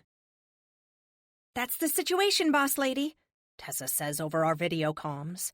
My foot swelled up during the night, stranding me in the spire while the rest of the team went off to fight a guy named Mountains Quake. What a pretentious tool. A big, strong, nearly indestructible, pretentious tool. Thank goodness Lux was here on Earth. Between her and the rest of the team, they were able to bring him down. Tessa finishes filling me in, cuts a sharp salute, and turns the camera off. I wheel around from the monitor she was speaking to me on and look up at my current project. The Mark 7 combat suit is almost ready. I found a way to add in an extra ZPFM along with a 4th kinetic manipulator, which I'm in the process of working on. It's in pieces on my workbench. I had a neat idea for maybe fine-tuning its shields. Epic can reshape them to a degree, like stealth mode, making radar bounce off me in angles so that I can't be picked up by conventional means.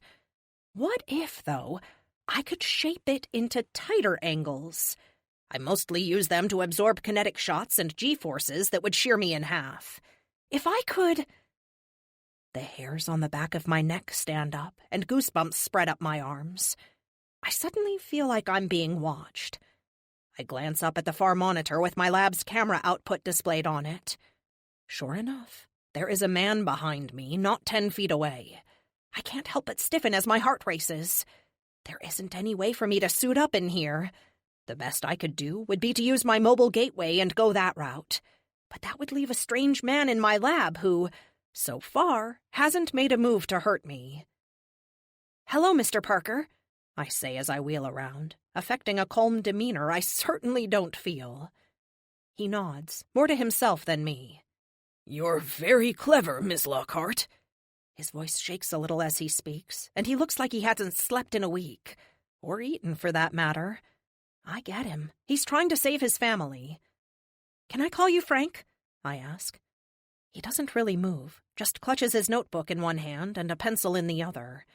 Now that I'm close to him, I can see a few more details.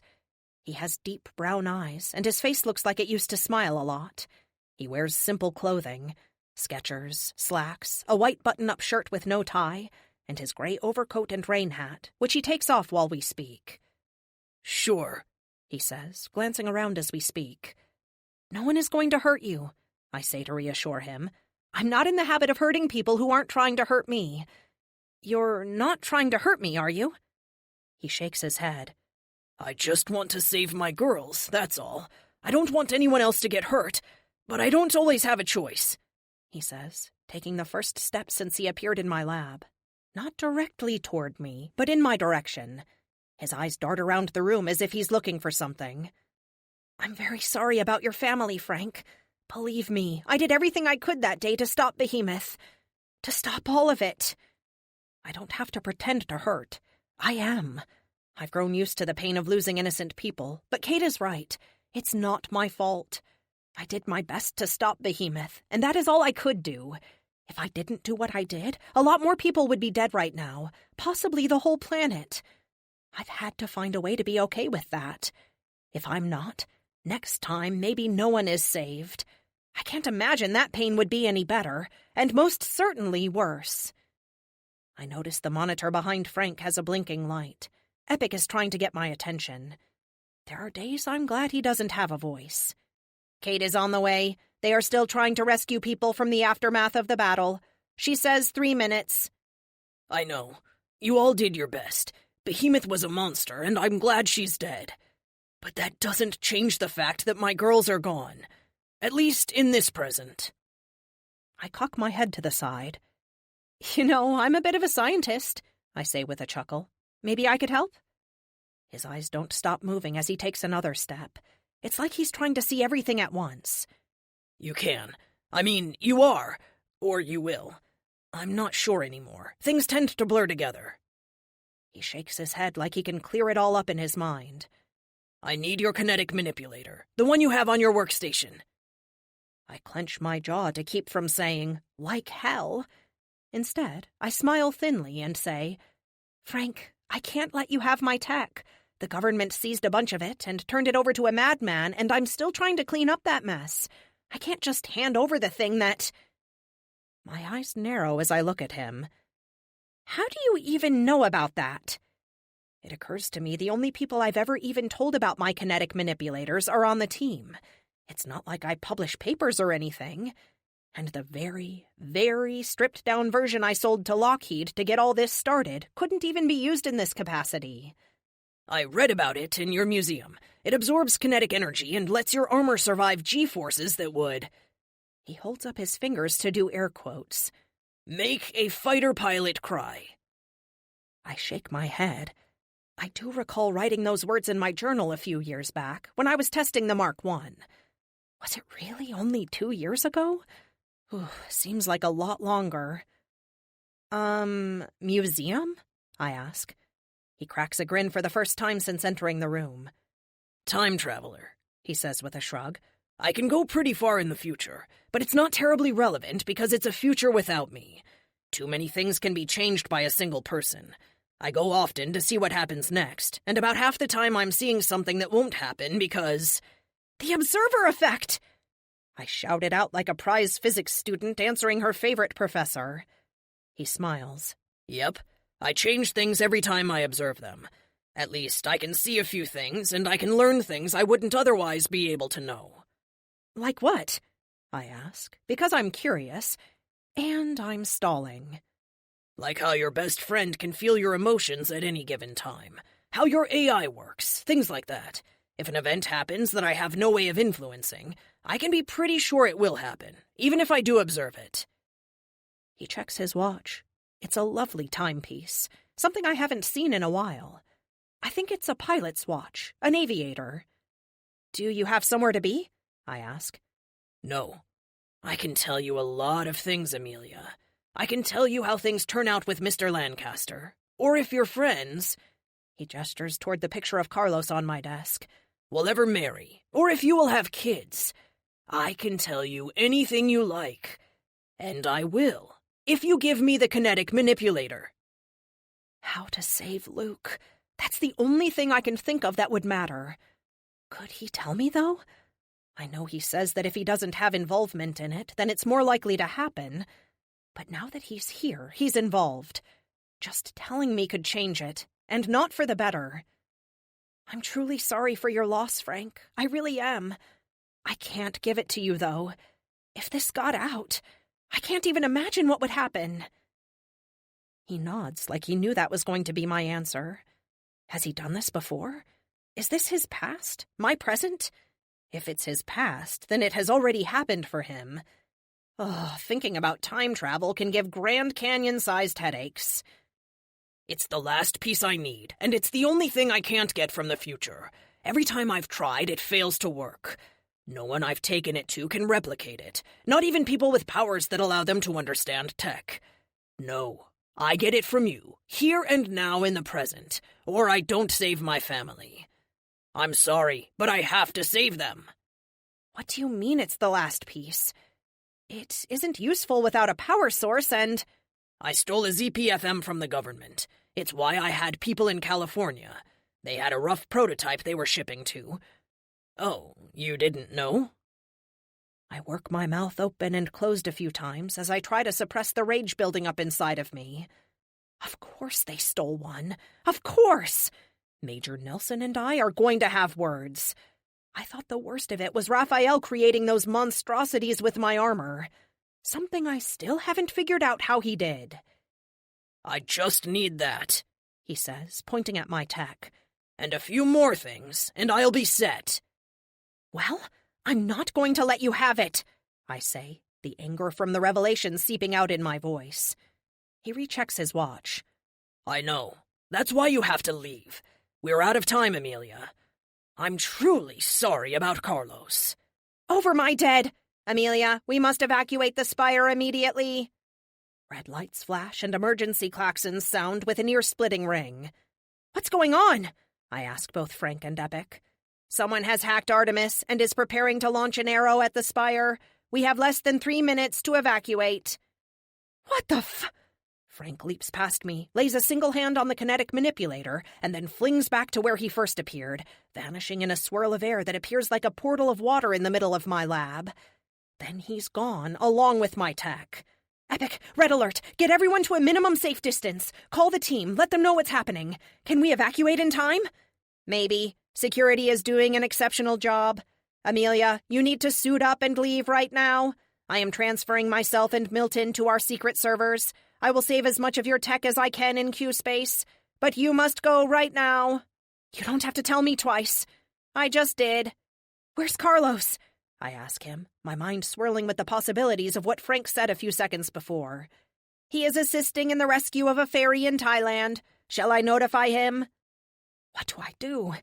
Is it the ferry that hurts him, or coming here? It's your call, buddy. I can't make that decision. No matter what I do, I could play into Frank's hands, and I won't play that game. I roll over to the wall where the chair is, slip in, and take one last look around my lab. Dang it, I like this one. I don't know how anyone managed to hack my satellite, since they would, in essence, also have to hack Epic to do so. And that is impossible, isn't it? Now, the question is, did Frank give someone knowledge that allowed them to hack it? Or did he only see the event coming and time his theft to coincide? Ugh, so many questions. Epic, initiate, I say once I'm fully seated. 30 seconds later, I'm blasting out of the tunnel into the sky. Amelia, Kate says over the team comms. I'm here. I've got Teddy's wife to safety, and I'm working on the medical staff. Epic puts a timer on my HUD, counting down to impact. In about 30 seconds, we're going to see the arrow coming down in a streak of fire. Tony, where are you? I ask Fleet.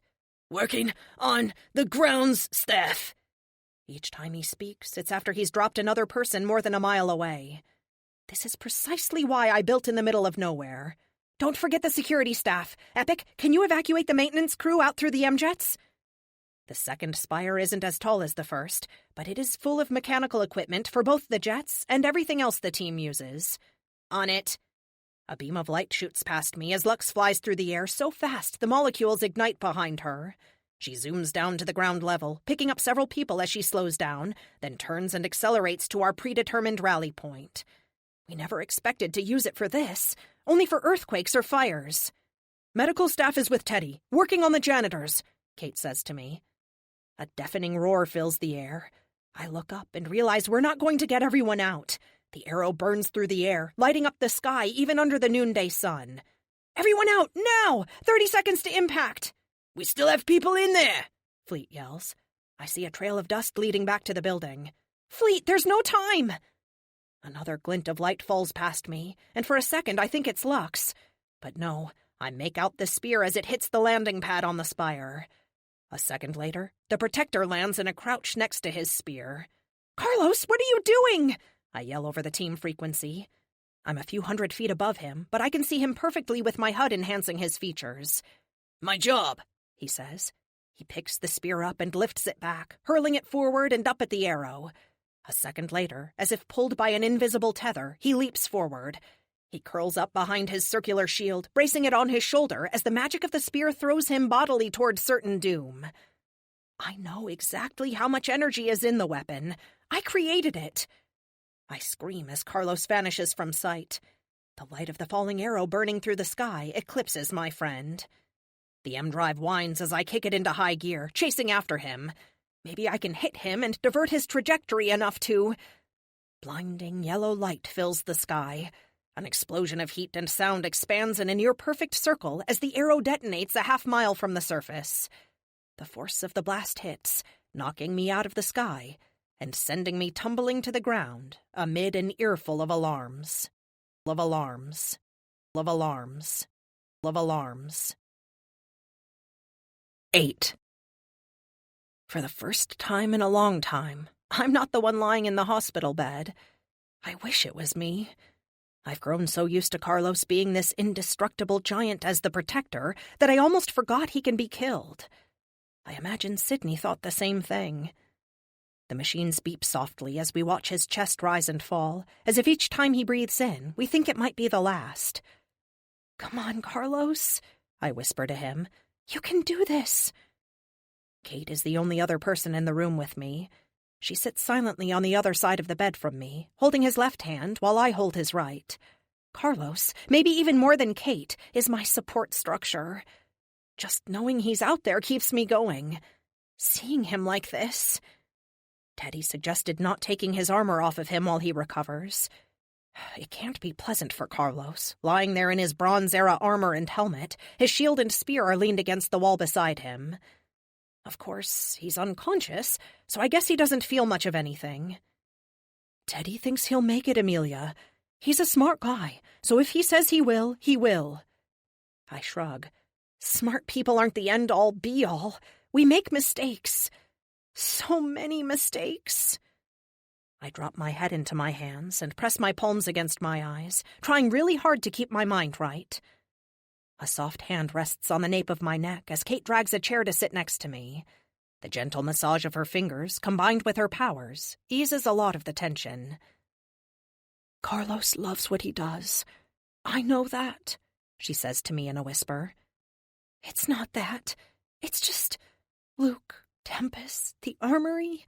The list goes on, and I have no idea how to stop any of them. It's like I came back to Earth and the world has gone crazy. I spent most of my life preparing to find my parents while keeping my tech safe. I find my parents, but now my tech is out there. Kate, Tempest said the government had built a prototype ZPFM. Do you understand the devastation unlimited power could cause in the wrong hands? It would make a nuke look like a kid's firecracker. And now, Tempest has one, the government has one, the armory has 5. She's silent for a moment, her fingers working their magic on my shoulders. Even if she wasn't using her powers on me, I'd appreciate the human touch. Something, anything, to tell me I'm not alone in this. I know, Amelia, I know. I'm sorry, hun. I know this has to be hard. You don't have to do this alone. I will be by your side every step of the way. She gives me a little smile, and her green eyes sparkle in a way that I wish mine did. My optimistic Kate, I say to her. Yes, I am. No one ever achieved anything complaining about how impossible things are. Where do you want to start? I had a list of things, but there was only one real possibility. Until I have some way to stop the gem, or whatever is in the gem, from hurting Luke, looking for him is on hold. Right, she says with a nod. No point finding him if we have no way to neutralize the hold it has on him. What's next? Tempest is a time traveler. I mean a legit one. I'm not sure what I can do that he can't see coming. He's not omnipotent, though. I'd love it if he'd sit down with me for 5 minutes and talk about temporal mechanics, I say with a smile. But I'm pretty sure we'll be seeing him again. Kate shakes her head and slaps me gently on the back of the head. Leave it to you to want to chat with the villain about how his powers work. I chuckle. The few minutes I spent with Frank Parker were pretty interesting. The little bits he let drop about how his powers work were impressive. However, he isn't the one I can deal with right now. Of the problems I have right now, that leaves my tech being out there and the armory. Kate grimaces. I know the feeling. The last time I dealt with them, they beat me within an inch of my life. If it wasn't for Carlos, I'd be a speared fish. Okay, what do we do? Carlos stirs, moaning for a moment. We both freeze, waiting to see if he wakes up. When he doesn't, Kate motions for us to leave.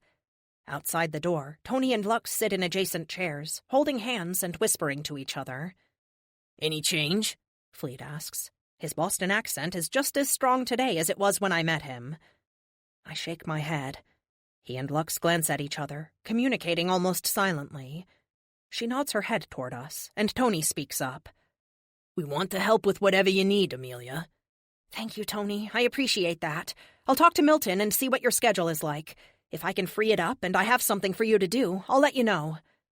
I meant what I said, Amelia Lockhart, Lux says, standing as she speaks and bowing to me. You are the savior of my people. I open my mouth to speak, but what could I possibly say to that? Thank you? Instead, I take her hand and clasp it with a smile. She and Tony head out, stopping to peek in on Carlos before they walk to the elevator. Kate, follow me, I tell her after the couple disappears behind sliding doors. The private lift takes me right to my apartment, which feels a lot more lonely without Luke stopping in for dinner or to hassle me for spending so much time in my lab. One pull on the right book later, and we're surrounded by computers and spare parts. Tempest took the kinetic manipulator I was working on, but he'll be disappointed when it doesn't work, which almost guarantees we'll see him again. Since I can wait for him to come to me, that just leaves my tech being out there and the armory. Epic, update on Artemis and Project Nomad? I ask my AI. Project Nomad?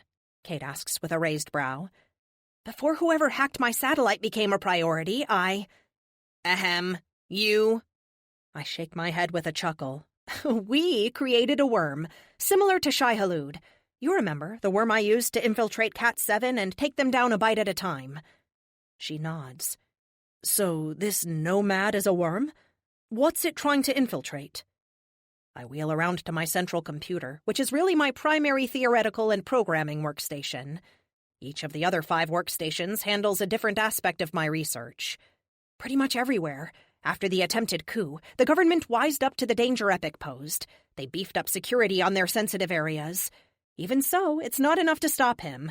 The only real way to stop him is to keep their intelligence offline. However, for anything to be useful, eventually it has to be exposed to the internet. Hence Nomad. He's spent the last few days infiltrating everywhere. He's harmless and invisible, distributed over every piece of data. Like a real-life virus he's spreading with contact. We're at... I punch a few keys to bring up the saturation levels. 60%. Not bad. 60% of what?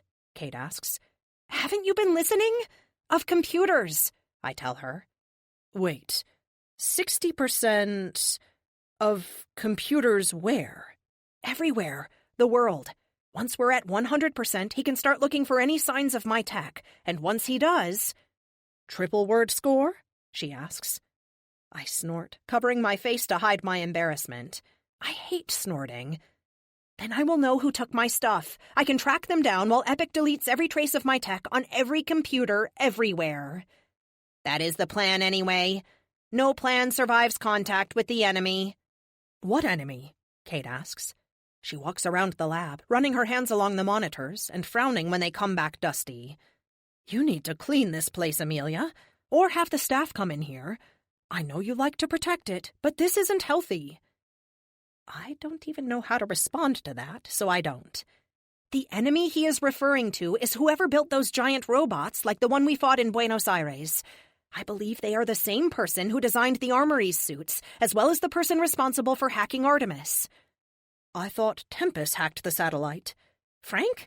No, I think he saw it happen in the future and used it to his advantage. No, the person who hacked my satellite has to be the same person who is exploiting my tech. Not the U.S. government or whoever else has it, but someone capable of analyzing my designs and recreating them. Or cloning them, as the case may be. The armor fragment we recovered from Raphael's robot had an identical molecular matrix to Amelia's Mark III suit. Not similar, the same, which is why I have been scouring the source code of Artemis, looking for the intrusion. Once I find it, I can trace it back to the source and send in the team to take him down. But who is he? Kate asks. I have no idea, but we will soon. Soon. 9. Dinner with my parents is a bit of a luxury. Worry about Carlos nags at me, but I needed to do this. They still live in Seattle, not at the hospital, though. They liked the city enough they decided to stay after Dr. Grace declared she'd done everything medically possible to restore their memories. Sadly, they haven't recovered their memories, but Dr. Grace is still hopeful they might. In time. I just need to spend more of it with them. Spending a year and a half as an Amelia sickle didn't help. Then everything in Argentina, and then. Essentially, as Kate put it, you need to make time. Ivor's Seafood sits neatly on the docks with a terrific view of the Puget Sound. The last time I was here, I downed an alien drone in the Sound and fired off a mass driver that would end up vaporizing almost a half-mile of the docks. When the M-Jet flew over the city, I couldn't even tell where I'd blasted the heck out of things. I know Epic funneled a ton of our money into helping make repairs through anonymous donors. There are times I'm glad we have money to do those things. Your mom is talking to you? Epic blinks the message several times, drawing my attention. Right. Sorry, Mom, I say, trying to hide my faux pas by raising my spoon and taking a sip of my soup. I said, are you liking being back? Kate visited us often while you were out in space, letting us know you were still alive. We were hoping when you returned you would be able to spend more time with us. She seems genuinely hopeful. I feel sorry that I haven't. Part of me is still hiding from them. Only part, though. I'm sorry, to both of you, I say, putting my spoon down and resting my chin on my fists. I know this hasn't been easy for you. I guess sometimes it's easier to bury myself in the work than it is to disengage and maintain my relationships. To my surprise, they both burst out laughing. Dad holds his napkin over his mouth, he's laughing so hard. Mom just chuckles, leaning back in her chair and staring up at the ceiling. They're so full of life and mirth, I can't help but join in.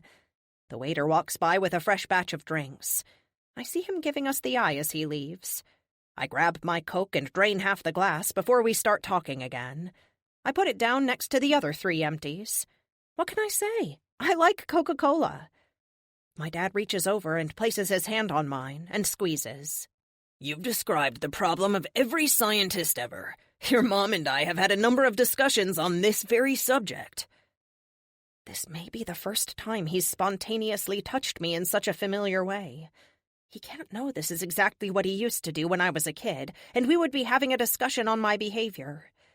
He looks at me, his eyes going wide as he feels something too.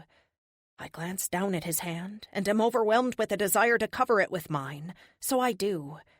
Everything I've held back for the last several years, all the walls and barriers I put up, come crashing down so suddenly that I can't see or hear. My heart aches as I pull myself to him and throw my arms around his neck and bury myself in his chest. "Papa," I whisper. Until this moment, they weren't back. Even if they never regain all their memories, part of them remembers me.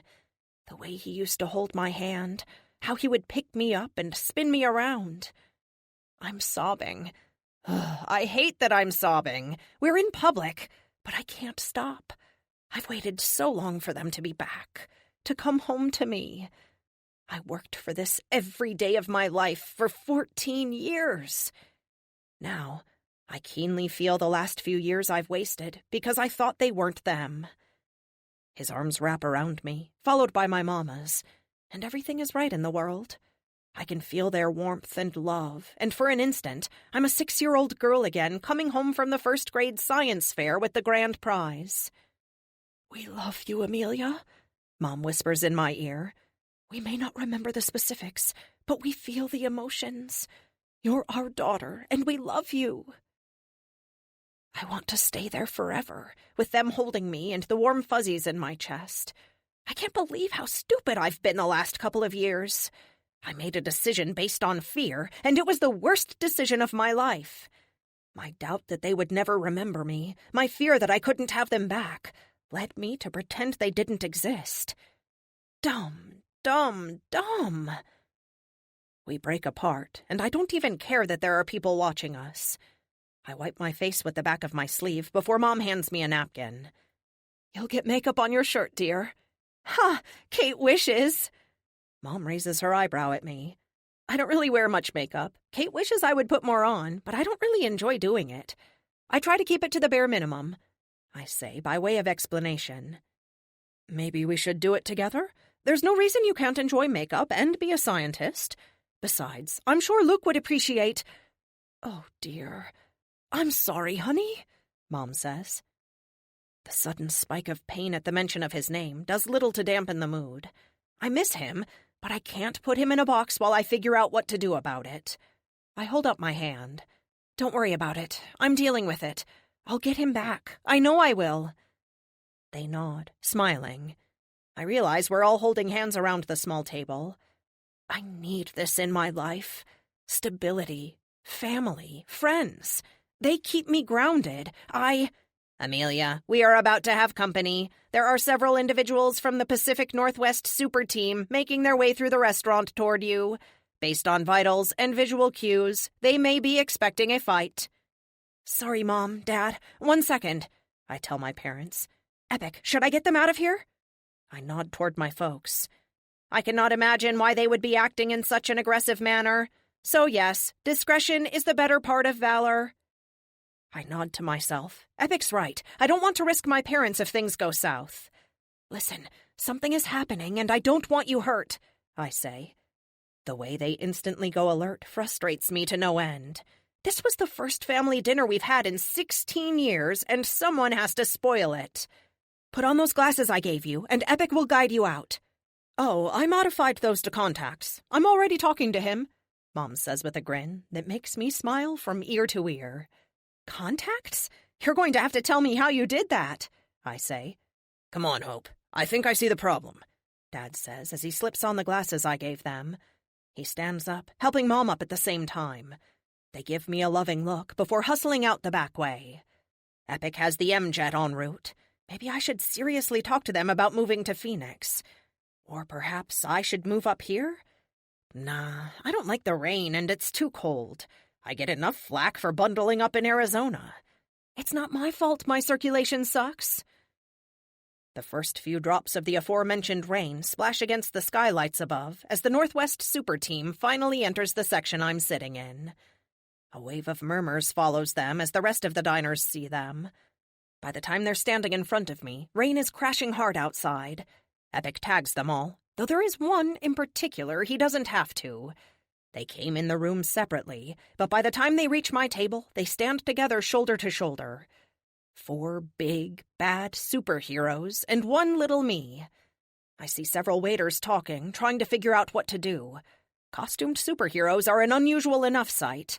Like the police, people often don't see them unless there is trouble. I hope there isn't trouble. The AR tags pop up over their heads. Enforcer is the team leader. He's the strongman, an F4 with strength and invulnerability. Emerald Knight is a teleporter and energy projector. She's an F3 in both, which means her beams probably can't pierce my armor. Weather Witch is next. She's the most powerful on the team. All of 19 years old and an F5 weather controller. I'm guessing she's the reason it's raining outside. Her eyes are cloudy gray, and little bolts of lightning flash through them. If I were standing, I'd be taller than her. She's only 5'2". Last, and certainly least, is Triple Threat. I hate him so much, not just for the way he treated Kate, but his cocky demeanor makes me want to punch him in the face. I wheel around, putting a pleasant smile on my face as I greet them. If you had called, I could have had a table ready for you, but I'm sure the manager can make something happen, I say. I know they're not here to eat, but I want to be as reasonable as possible. I sure wish Kate was here. Weather Witch scowls, looking up at Enforcer to speak. He seems somewhat unsure of what he's supposed to do. When Witch steps forward to point her finger at me, things click into place. Enforcer doesn't want to be here, but he's either crushing on Witch or he doesn't have control of his team. Either way, it isn't good for me. "You need to leave Seattle. You're not wanted here," she says, glaring down at me. The hostility in her voice leaves no doubt as to the way she feels. I fold my hands neatly across my lap and force myself to smile. "Besides Dwayne here," I say with a nod toward Triple Threat, whose wicked smile falters when I look at him, "I've never met any of you. What's your deal?" I know the media has been laying into me of late. I guess while I was gone and everyone but my team thought I was dead, I was an easy target to blame for everything from the coup to the alien invasion. I didn't really catch up before, but since the protesters, I've had Epic filling me in. I didn't realize the attitude had filtered over to other superheroes. To be honest, I haven't had a lot of interaction with anyone outside my team. "Our deal is you're a murderer," she continues. "You should be behind bars, not eating in a restaurant like a human being. None of us feel safe with you in the city." Weather Witch isn't tall, but she doesn't have to be. I'm in a wheelchair looking up at all of them. They tower over me, and the way she presses forward puts me on the defensive. I have to bury my urge to armor up. It would only escalate the situation. I channel my inner Kate and try to calm things down. The irony here is she's claiming not to feel safe, and she's one of the most powerful supers on the West Coast. I don't even have superpowers. "I can't control how you feel, only how I act. I haven't done anything wrong." "Liar! You're a liar and a murderer! You attacked Triple Threat in his base, you killed Behemoth, stole alien technology, murdered an entire race of people, and then killed a beloved man who ran a charity! Tell me I'm wrong!" she yells at me. The crazy in her eyes is alarming. "I've never murdered anyone," I say. Anger and fear mix in my bloodstream, and my heart starts pounding. I grip the armrests on my chair, trying really hard to stay calm. I don't like being yelled at and accused of murder. I don't imagine anyone does. "You're a liar and a killer," she says, leaning back, then jutting forward to spit on me. I hold up my hand to keep it from hitting me in the face. I've had about enough of people spitting on me. Despite how angry I am, and the underlying current of fear that's making my chest squeeze the life out of me, I'm not going to run away or armor up. This isn't a movie. If I escalate this, people will be hurt and property destroyed. As satisfying as it would be to smack the crap out of them, I can't. I let out a sigh, wiping my arm off with the napkin from the table. "Whatever you think I've done, it doesn't give you the right to spit on me. You don't like me? Fine. You don't want me in your city? Too bad. I didn't want my parents kidnapped and mind-wiped when I was 6. I didn't want to be stuck in this chair my whole life or have my boyfriend—" Triple Threat lunges forward at me, lifting his foot like he's going to kick me. I tense up as best I can, crossing my arms in front of me. But he doesn't kick me. He kicks the side of my chair. He's strong enough and has the right angle. The whole thing flips on its side, spilling me onto the floor with a scream. I hit the ground with a thump, and the chair, all 300 pounds of it, topples on me with a ground-shaking thump. I hear something snap in my leg, but I don't feel it. I squeeze my eyes shut. I know I'd be fully justified in suiting up and smashing their faces in, but I refuse to give in. I will have the moral high ground here. Gasps fill the air as the people watching react. There is a restaurant full of guests, and up until this point, no one said anything. Interfering with a costumed superhero is akin to interfering with the police in most cases. "What the hell do you think you're doing?" I hear a man yell. "Get away from her," he says. He has an air of authority about him. "She's not really paralyzed. She's faking it, and we're going to show the world she's a fraud," Witch yells back. So that was their plan? Knock me out of my chair when I wasn't expecting it? I can't believe they thought I wasn't paralyzed. Ugh, idiots. I don't know what's worse, their idiotic plan or the fact that I let them get this close to me. I'm face down in the very nice carpet Ivers has, with my palms pressed against the ground, trying to keep the chair from crushing my ribs. "A little help here?" I say. My breath comes out in ragged gasps. "Amelia, you need immediate medical attention. Your vitals are all over the place." "Call Kate," I grunt. The man who's yelling at the supers kneels down next to me and puts its hands under the chair and heaves. "Damn, honey, your chair weighs a ton!" He grunts as he lifts, his legs quivering with the effort. Enforcer breaks free from whatever keeps him from acting, and he grabs the corner of my chair and easily lifts it up and sets it down on the wheels. "I'm gonna be sick," someone says. The man, an off-duty police officer, if the gun on his belt under his suit jacket is any indication, puts his hands in front of my eyes. "Don't look," he says. "You're better off not seeing it." He stands up and turns on Weather Witch and Triple Threat. "Are you out of your damn mind? Put your hands up. You're under arrest." I think I'm as shocked as they are. Excuse me?" Triple says. "Are you deaf as well as stupid? You just attacked an innocent civilian in a wheelchair. I don't know what your beef with her is, but no one can keep from screaming with bones sticking out of their skin. Look at her. Does she even look like she's in pain?" Oh, God. A fracture? Epic! I need Kate! I yell out loud. The officer glances at me. "Don't worry, ma'am. I'll get paramedics." "I am working on it. Her phone is off. Routing calls through alternates." I hit the floor with a fist, desperately trying not to look down. I know what will happen. I'll pass out. "Hands behind your back," the officer says, as he reaches behind him and pulls out a pair of cuffs. I miss what happens next, because Kate appears with a pop of displaced air. Shock sends her eyes wide, right before rage consumes her beautiful features. She glares death at the Northwest team. "You're lucky she isn't who you think she is, or you would all be dead right now." The police officer jumps from the venom in Kate's voice, and the fact that she wasn't there a second before. "Take her to a hospital. I'll contact you for a statement later, Miss Lockhart," the officer says. I nod, breaking out in sweat as shock rolls over me like an old friend. "Kate!" I gasp, trying to breathe. "I've got you, hun. Hang tight. Epic, can you take care of her armor?" "I will." Kate slips her arms under me and lifts me effortlessly as she stands. I cling to her shoulder, not from pain, but from anxiety and shock. As she turns to teleport us out, I see the officer slapping cuffs on Triple Threat.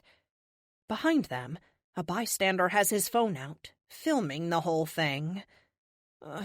Great.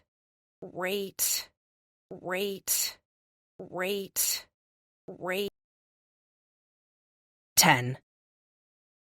"Amelia, seriously, you haven't even been home a month. You can't keep doing this to yourself," Teddy says with a stern look as he finishes wrapping my leg. He's placed a temporary splint on it.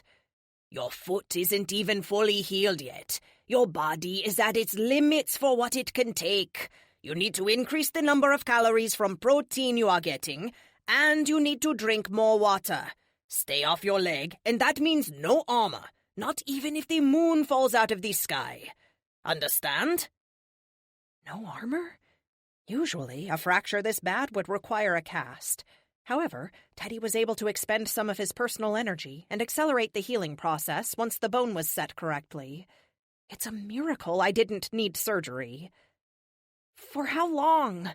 I ask. I try not to sound like I'm whining, but I fail. "A week, at least." He glances up at Kate, who's standing next to me with the patience of a saint. "I expect you to stay with her and keep her from doing anything stupid," he says while packing up. "For a girl in a wheelchair, you manage to have a lot of injuries," she says to me as Teddy leaves. Once he's gone, I rest my head against her stomach, and she runs her hands through my hair. "It was awful, Kate. They were so mad at me. I know some people don't agree with me, but they were ready to throw down. If I had armored up, it would have turned into a full-on fight. But I'm not sure how this is better," I say with a sigh. I keep my eyes closed in the hopes that maybe this will all just go away. "This is better because a local filmed it. It's all over the internet. You've gone viral, my dear." Oh, no. "Epic, my parents, are they okay?"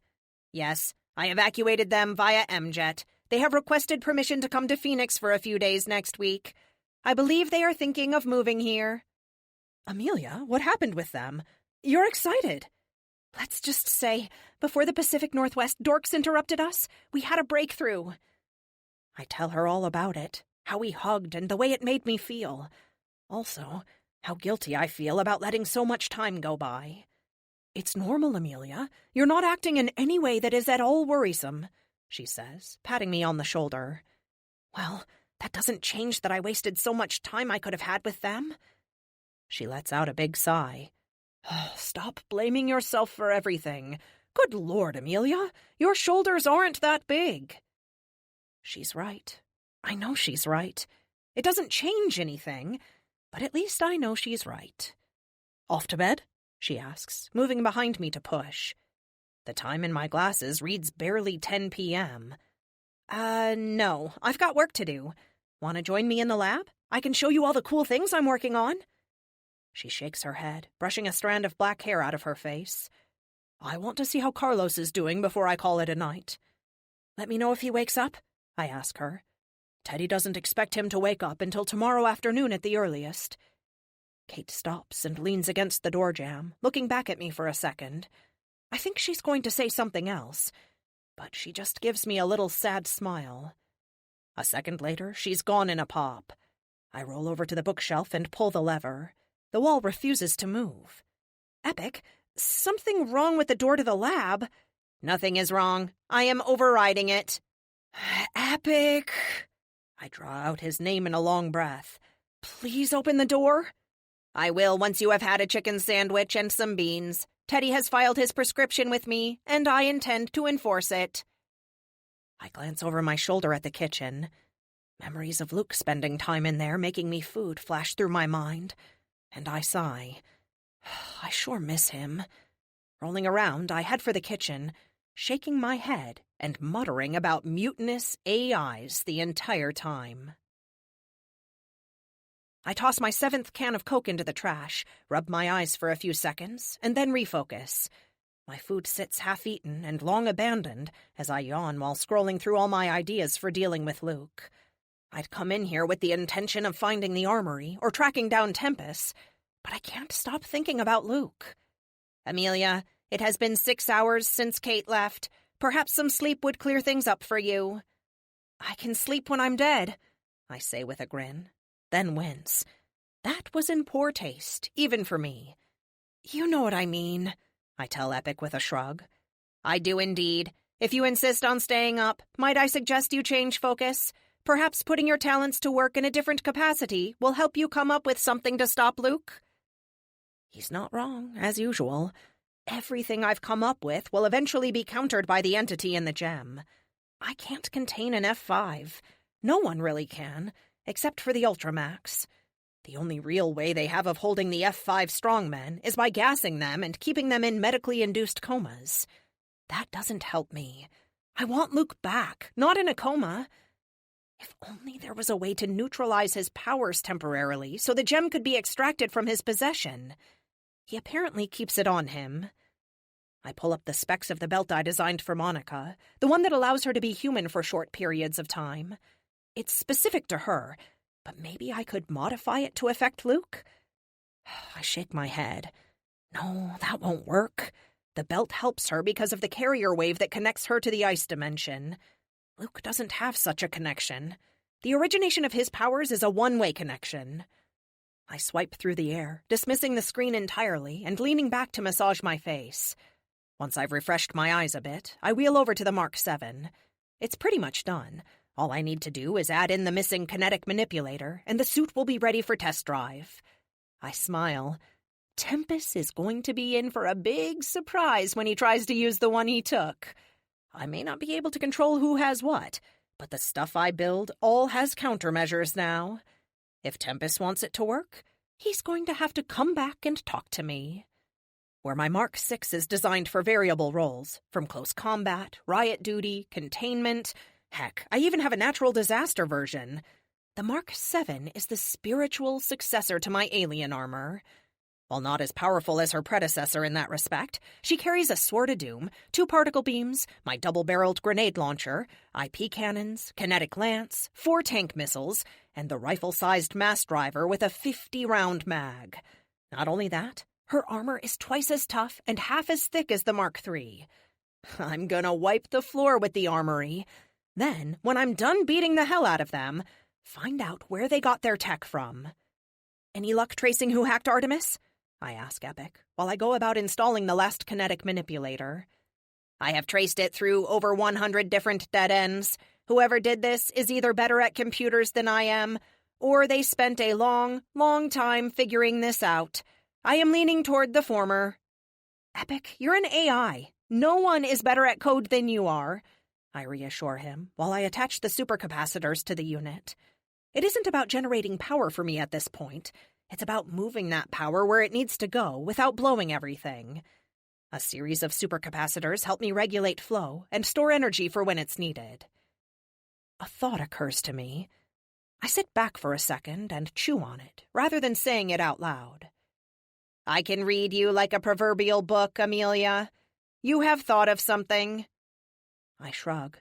Maybe. Epic, what if they aren't better at computers than you, or a better engineer than me? What if they have a superpower, or a series of superpowers that lets them do this stuff? I say with a wave of my hand. Copy my work, hack Artemis, that sort of thing. Some kind of affinity for computers or something. What do you think? It would make infinitely more sense for there to be a reason outside of natural science for them to be able to do these things. We do know that the more specialized the power is, the rarer it is. There are more strongmen than acrobats, more acrobats than elementals, more elementals than speedsters, etc., all filtered by their level of power. Less F5s than F4s, that sort of thing. Let's assume he or she has superpowers doing this. Start searching the database for anyone who... Done. Calhoun Matthew Strungle. What? No way. Is it that easy? You are correct. Mr. Strungle is listed as deceased. He disappeared shortly after we left to fight the Thune. Amelia, he worked for Raphael as a contractor. He had access, and he has superpowers related to computers, though the database is not specific on precisely what they are. Awesome. Let's put out our version of an APB. Start looking for him, the Armory, Luke, and Tempest. We're going to start checking problems off our list if I have to use a nuke to do it. Nuke to do it. Nuke to do it. 11. After a good morning's sleep and a half-dozen cheesy eggs and some toast, I'm up in Carlos's room waiting for him to wake up. During the night, I had a breakthrough about Luke. It's too early to tell if it's something I can do, but until I have more info, it will have to keep me satisfied. Then I got the call from Teddy that Carlos was going to wake up soon. It's like he's a magician or something. Teddy can tell the precise moment someone will wake up, or heal, or anything medically. The entire team is in the room. They had to turn the AC off because Monica was in her elemental form, and whenever she's around, the temp drops a good 20 degrees. Tony and Lux hang back, holding hands and looking on. TK is her usual nonchalant self, leaning against the wall checking messages on her phone. For someone who doesn't care, she's stayed with the team a surprisingly long time. Kate is next to me, dressed to the nines with an added digit in hotness. She seems hell-bent on impressing Carlos, which is so weird. Shouldn't he be the one trying to win her? It's like the world has reversed itself. Tempest mentioned something about their future, and a part of me wonders if I should have taken him up on his offer. Time travel is a tricky beast. Would knowing the future make it happen, or prevent it from happening? In life, there are many instances of trying to avoid an outcome, only to have your efforts to prevent it make it happen. Is there temporal irony? Would knowing Kate and Carlos ended up together keep me from acting like I normally would, thus removing me from making a crucial decision that would have caused them to be together, which would result in them not being together? I shake my head no. It's better not to know. Though it all begs the question of how his powers work. Why does he need a kinetic manipulator? I'll have to make a note to ask him next time I see him. So many questions, very few answers. "He's waking up," Teddy proclaims. Poor Carlos. Teddy removed his armor the day before, so now my best friend is in a hospital gown, his hair matted in 100 different directions, and a week's worth of stubble on his face. His eyes flutter open, and for a second he focuses on Teddy, then Kate, and his whole body relaxes. A lazy smile spreads across his face, and he whispers something. Teddy hands him a glass of water, which he sucks down eagerly. "You all are standing around like you weren't expecting me to wake up. Should I be worried?" he asks with a grin. "Carlos," I say with as much seriousness as I can muster. I roll forward, looking him in the eye as I go. "We're all here to support you in this trying time." "Trying? I'm fine. I know I got knocked around a bit, but I figured the armor would." "Amelia, what are you saying?" Worry flashes across his face as he struggles to sit up. "Teddy did his best, but he just couldn't save your face. I'm sorry to be the one to tell you," I say, glancing down at my hands. "I need a mirror," he says, looking frantically around the room. Kate holds out a compact for him, and he snatches it up, unfolding it and touching his face looking for wounds. "I don't see anything." "Like I said, he couldn't save it. You're as ugly as ever." "Oh, it's on, Nina." He tosses the compact at me, and I jerk aside. Kate snaps the compact out of the air before putting it in her pocket. The rest of the room laughs as Carlos leans back, tension flowing out of his broad shoulders. "It's my favorite concealer," she says with a shrug. Everyone laughs again as Carlos pulls himself up to a full sitting position. We spend a few minutes filling him in on what happened. He saved a couple of dozen people, all of whom sent him flowers, cards, cookies, and a ton of other stuff for the week he was out. His room looks more like a florist shop than a hospital. After a few minutes, the team filters out one at a time, saying goodbye as they go. All except Kate and me. Once Teddy gives him a clean bill of health, the doctor leaves too. "What happened?" Carlos asks. I fill him in on the details I left out of the team briefing. As far as everyone else knows, a super hacked the satellite in an effort to take us out. I decided the possibility of time travel might be too much for some people, and that little piece of info is between me and my two friends. "Damn, Amelia. When you make enemies, you don't go small," Carlos says. "You know what I say. Go big or go home." "Let's break it down," Kate says. "You've got the press blaming you for everything. We've got a super with tech powers, the armory, and a time traveler. Where are we at with them?" "Epic? Mr. Strungle purchased an abandoned missile silo in the Rocky Mountains. Once I knew who he was, I was able to cross-reference his location with the trace from the hack. As for the media, I think they are stirring the pot for ratings. There is an anti-superhero attitude in the U.S., but it is not nearly as bad as they think. They make money off of fear." "What about Tempest?" Kate asks. "I have nothing. Mr. Parker is exceptional at hiding his tracks. I have facial recognition running everywhere I have access to a camera. But so far, nothing. He will have to return to us, though, if he wishes to use the tech he stole." Carlos pulls the sheet off and shifts his legs over the side of the bed. With a deep breath, he hops onto the cold floor, wincing as he steps over to his clothes. "You couldn't have given me socks?" he asks as he pulls jeans on under his gown. Once they are on, he sheds his robe and reaches for his shirt. The room is suddenly uncomfortably warm. Carlos isn't much taller than me, but he's all solid muscles now. I turn my chair away and look at the ceiling while he dresses. Kate does not. I smack her leg and she looks down at me, her cheeks a bright red. Carlos doesn't seem to notice as he pulls on his t-shirt, sits down, and puts on his sneakers. "So what's the plan?" he asks without looking at me. "Well..." I drag it out a little, giving Kate time to recover. "Let's pull in the rest of the team and we'll go over it with them. I think we can keep Frank Parker out of it for now, but everything else they deserve to know. Especially if we're going to take down the armory." "About friggin' time. I've wanted a piece of those guys since they hurt you," Carlos says, smacking a fist into his palm.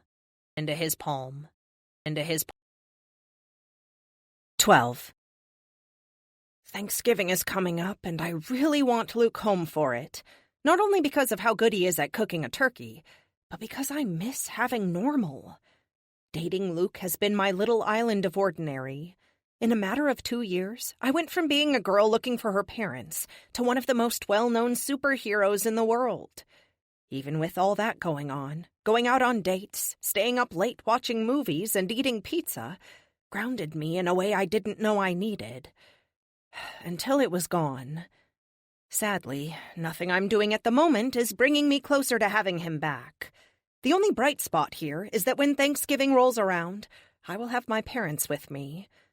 I wonder what they will think of November in Phoenix. All those years in Boston, then Seattle, might make them have unreasonable expectations. Like it will rain or something. I shake those thoughts away and focus on my current situation. The Rocky Mountains loom up ahead. I crossed the Colorado border a few minutes ago, and I'm flying as low as I can, with full stealth mode active in my new Mark 7 armor. Once we had more info, tracing Calhoun became a whole lot easier. He may be either a genius or a superpowered computer behemoth, but he bought property in his own name, including a decommissioned nuclear silo. Maybe he thought no one would ever figure out who he was? I don't know. He may not be here, but I would suggest caution all the same. He has proven to be extremely cunning. He worked with Raphael, designed the armory, and most likely built the giant robots that plagued the U.S. while we were gone. True, but he lacks imagination. All that tech he stole, and what did he do with it? He robbed banks. Do not fall into the trap of assuming you know his motives. Until we learn differently, let us assume he is a worthy opponent. Amelia, I'm monitoring your vital signs from the jet. Please try to take it easy on your leg. I shouldn't have to tell you the danger you're putting yourself in by using your armor, Teddy says over the comms. Yet you are, I point out. That says more about you than me, he retorts. Fine. I'll be careful. We have to move on this, though. They have been one step ahead of us since we ran into them in Phoenix. I want them off my radar in a bad way. He doesn't respond, and I don't blame him for cautioning me. I do take a lot of risks, but I only get one life, one shot to do it right. If I don't do this now, I may never get another chance at them. The world is quiet. Carlos is available. The team is up above me in the stealth jet. If we can lure them out into a confrontation, we can take them all down and be done with it. I spot the radio tower that marks the beginning of the land Strungle purchased before his death. The silo itself is a mile past this point. The mountains shoot up a half-mile in the distance. Trees cover the landscape all the way up and around. It's so unlike Phoenix, I almost feel like I'm on an alien planet. I flip over, turning north, eyes scanning for the hatch. Then I see it. Nestled at the base of a steep climb, the hatch sticks out despite years of neglect. I land with a thump on the roof. Epic? Scanning. I am picking up RF signals. There is undoubtedly an active wireless network of some kind in here. While he does his thing, I compare the hatch to the blueprints we downloaded from the DoD. According to them, there is an access stairwell and elevator 50 feet to the north. There it is. I hop off the hatch into the dirt and walk over. The Mark 7 is a little twitchy as I walk, my movements a little too sharp. I'm going to have to dial back the interface a tad when we get back. I've never felt more protected, though. If the armory is here, they're in for a big surprise. Even still, a tremor of fear runs through me. Or maybe it's anxiety. The last time I faced them, they nearly killed me. I open and close my hands, trying to calm myself. Amelia, the hatch is opening. I spin around as the hatch slides open on near-silent rails. No way it's not maintained. The lift inside, designed to raise and lower the missile in and out of the silo, lifts up the 6 armored figures I haven't seen since they tried to kill me. They rise up slowly, like a boy band coming up into a concert. Except I'm not cheering. My heart's pounding my chest, and I'm waiting for Teddy to call and berate me for taking such a risk. The last time we fought, they nearly killed me. They had countermeasures for all of my defenses, a way to bypass my shields, immunity to my best weapons, and they were stronger than me. Not so now. The Mark 7 is purpose-built, designed from the ground up to kick their butts. So, that is what I'm going to do. You must have a death wish, Alpha One says as he pulls the two-handed sledgehammer from his back. I'm going to give you all this one chance. Surrender. Tell me where to find Strungle, and you might get out of this in one piece, I say over the PA. We kicked your ass before. You think you're going to win now? Take a look around you. It's 6-1. We know your little buddies are off in New York fighting some big bad supervillain. You're out here all alone, and you're going to die. Today. If they could see in my helmet, I'd give the game away. Smirking almost always gives the game away. One of the things I noticed since I returned from my extended nap was that every time I was in trouble, some huge event was taking place that demanded my allies' attention. Specifically Carlos. Almost like someone was trying to take him out of play. Well, this time I'm one step ahead of them, with a little help from Epic and a fake news broadcast. I'm guessing that me knowing the name of their boss caught them off guard. 3 looks to 1 sharply. The others stiffen as if they weren't expecting it. Well, they aren't going to expect what happens next. One waves his hand at the rest of his team. Just because she knows doesn't mean she knows anything else. He clearly says that for my benefit, since they can communicate without making any noise. They start to fan out, pulling their weapons as they go. Have it your way, I say out loud. To Epic, BFG, please. Affirmative. I may not have a lot of the alloy from the aliens, but I learned lessons from them. The BFG is my mass driver rifle, railgun, whatever you want to call it. I reach behind me and pull the 2-foot block off my lower back, and as I bring it forward, the parts expand, so by the time I'm shouldering it, the rifle is fully extended and ready to fire. 2 leaps in front of me, shield up and glowing. She hits the ground and the EMP weapon detonates, sending out a wave of disruptive electromagnetic energy. This time, I'm ready. This suit has 4 different ZPFMs, each one powering its own subsystem. I have one for the metallic ink coating covering the suit, and the built-in Faraday cage heats up as it disperses the massive shockwave of EMP energy around me. The ink glitters like diamonds in the sunlight. I had them in my old suit, but they were passive. In the Mark 7, they have their own ZPFM to defend against EMPs and other EMI. Oh, no, I say in an over-exaggerated voice. She upgraded! The targeting reticule lines up right on her shield, and I pull the trigger. Supercapacitors in the rifle charge in a heartbeat, then disperse the energy to the EM coils in the rifle's barrel. It isn't 30 megajoules, but it's enough to spit fire out of the barrel as the 10-millimeter piece of nickel iron wrapped around a tungsten core shoots out toward her at 5,000 feet per second, which is about 1.5 times faster than a phalanx defense gun on an aircraft carrier. 2 jerks back as the energy impacts her shield. The nickel iron explodes, but the tungsten core goes right through her shield, then through her side. She flies backward as the round exits her back with a good portion of her insides. She lands in a lump and doesn't move. I can't imagine she's not dead, but she's the one who decided to kill people, not me. Any guilt I might feel is erased by the bodies strewn about the street from when they detonated the transformer across from Starbucks. Son of a bitch! Sienna! 3 screams. He runs at me with his spear held high. I don't have time to shift my aim. I drop the rifle and leap into the air. While I can take a lot of damage in the new suit, I don't want to risk it with his spear, or one's hammer, or any of the other weapons they have. M-drives whine as they carry me clear of the ground. A second later, the rumble of jet engines fills the sky as they all lift off after me. Epic tank missile. On it. The double-barreled grenade launcher on my back reconfigures, both barrels coming together to form a single large bore capable of firing our kinetic kill weapon. It's essentially another mass driver, but like my rifle, not nearly as big and dangerous as the SDF-1. At the same time, I'm not fighting alien ships. I don't need a ship killer. I spin around, facing them as they come after me. When I fought them before, I made the mistake of trying to show them up. I should have gone all out the second we engaged, but I wanted to prove I was tougher than them. Now, I just want to win. Target the one with the net and fire. 5 armored figures fly up after me, leaving trails of fire behind them as they accelerate. They can probably break the speed of sound. How quaint. However, I'm not trying to get away. Just force them to fight me on my terms, not theirs. Target acquired. Amelia, there is a high probability this will kill him. I sigh. Taking a life should never be easy. But what am I to do? If I don't stop them here and now, every life they take after this is on me.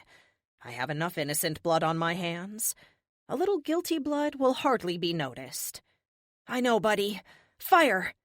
8 inches of osmium-encased tungsten erupts from my shoulder mount, leaving a trail of fire and blinding yellow light. The armored figure known as Six never even knew what hit him. At 3,000 miles per hour, the arrow impacts him before his nerves even have time to tell his brain he's in trouble. His armor explodes from the massive release of kinetic energy, showering the area behind him with flames and debris.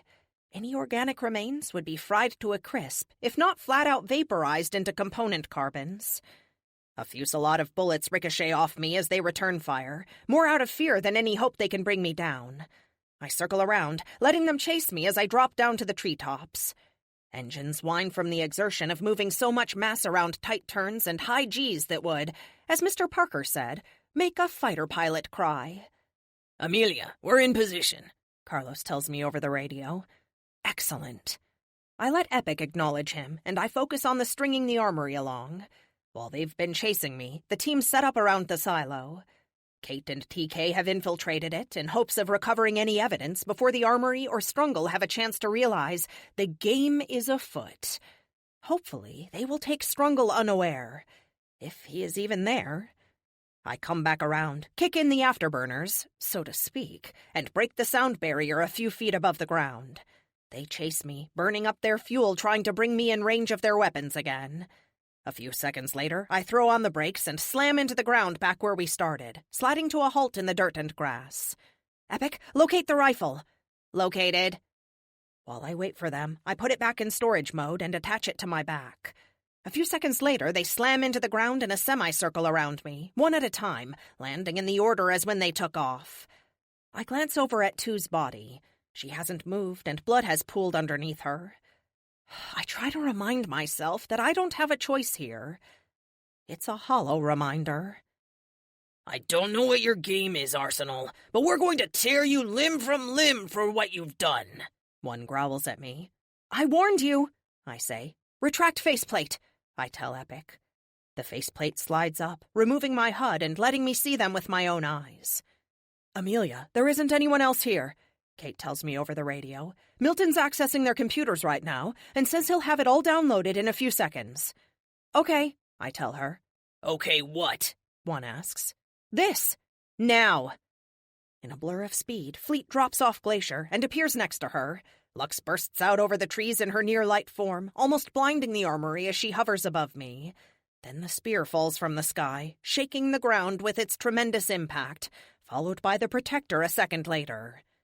No, they're not supposed to be here. He promised. What do we do? Five asks his team out loud. I have an AI with trillions of computing cycles just laying about doing nothing. How hard do you think it was to fake a news story so you thought I was alone? You caught me by surprise once. Good on you. Never again. Surrender, I say again. You know what he said he would do if we were captured, one tells his crew. He hefts his hammer and charges me, which isn't at all what I expected. They're not being forced, which is clear, but they are being coerced, at least not to surrender. Lux flares to light, and I hear her hands slap together, and a beam of light splits the sky above my helmet, striking one in the chest. My faceplate slams down automatically to protect me from the heat and light. Her laser blast makes my particle beams look like a flashlight. The beam burns a 4-inch hole in one's chest, and right out the back, and he falls over dead. The remaining 3 toss their weapons on the ground, dropping to their knees a second later. We surrender, Force says, as he drops to his knees next to the sword he wielded. Good call, I say. I say. I say. I say. 13. The 3 remaining members of the armory march onto the armored truck, sans their armor. They shoot me dirty looks as the U.S. Marshals march their defeated butts onto the transport van. The team stands together, all of us watching while our prize is locked up. The two who didn't make it have sheets over them on the ground where they fell. Of course, the one I exploded doesn't have anything. Amelia, Milton has successfully downloaded all of their information. This appears to be a base of operations and repair for the armory. Strungle has not used it since he joined Raphael in Argentina. Any chance he's still down there?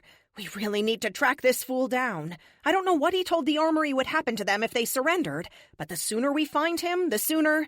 Amelia, incoming! Down! I yell to the marshals. Fleet moves so fast I don't even see the blur.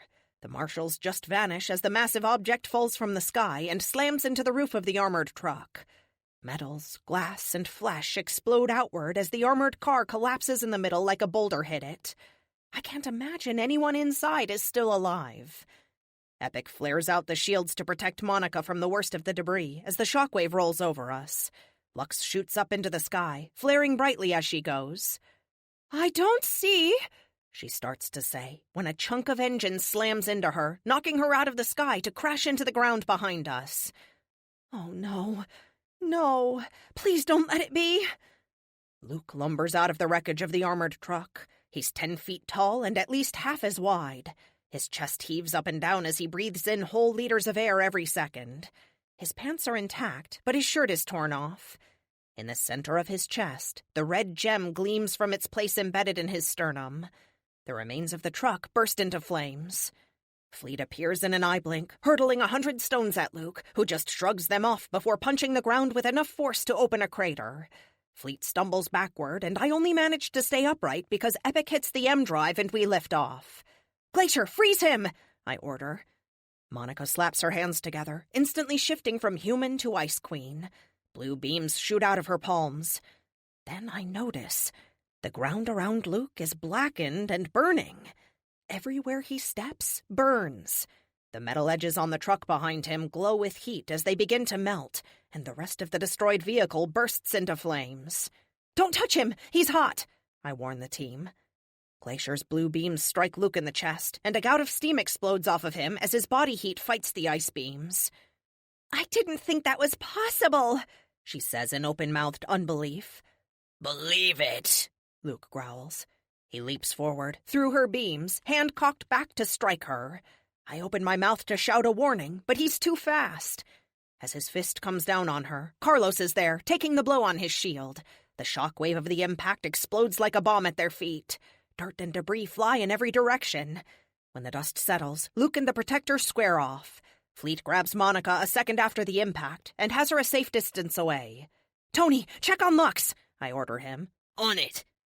I can't take my eyes off the titanic showdown in front of me. Luke, who doesn't even look like himself now, with his monstrously deformed body that is more like a bodybuilder's nightmare of deformed muscles on muscles, towers over Carlos. Whatever happened to my best friend in the past forged him into a fighting machine with enough cut muscles to make any muscle mag in the country beg for him to be on their cover. It didn't make him taller, though. Luke's chest heaves as he stands back up from where the explosion of impacting force had knocked him down.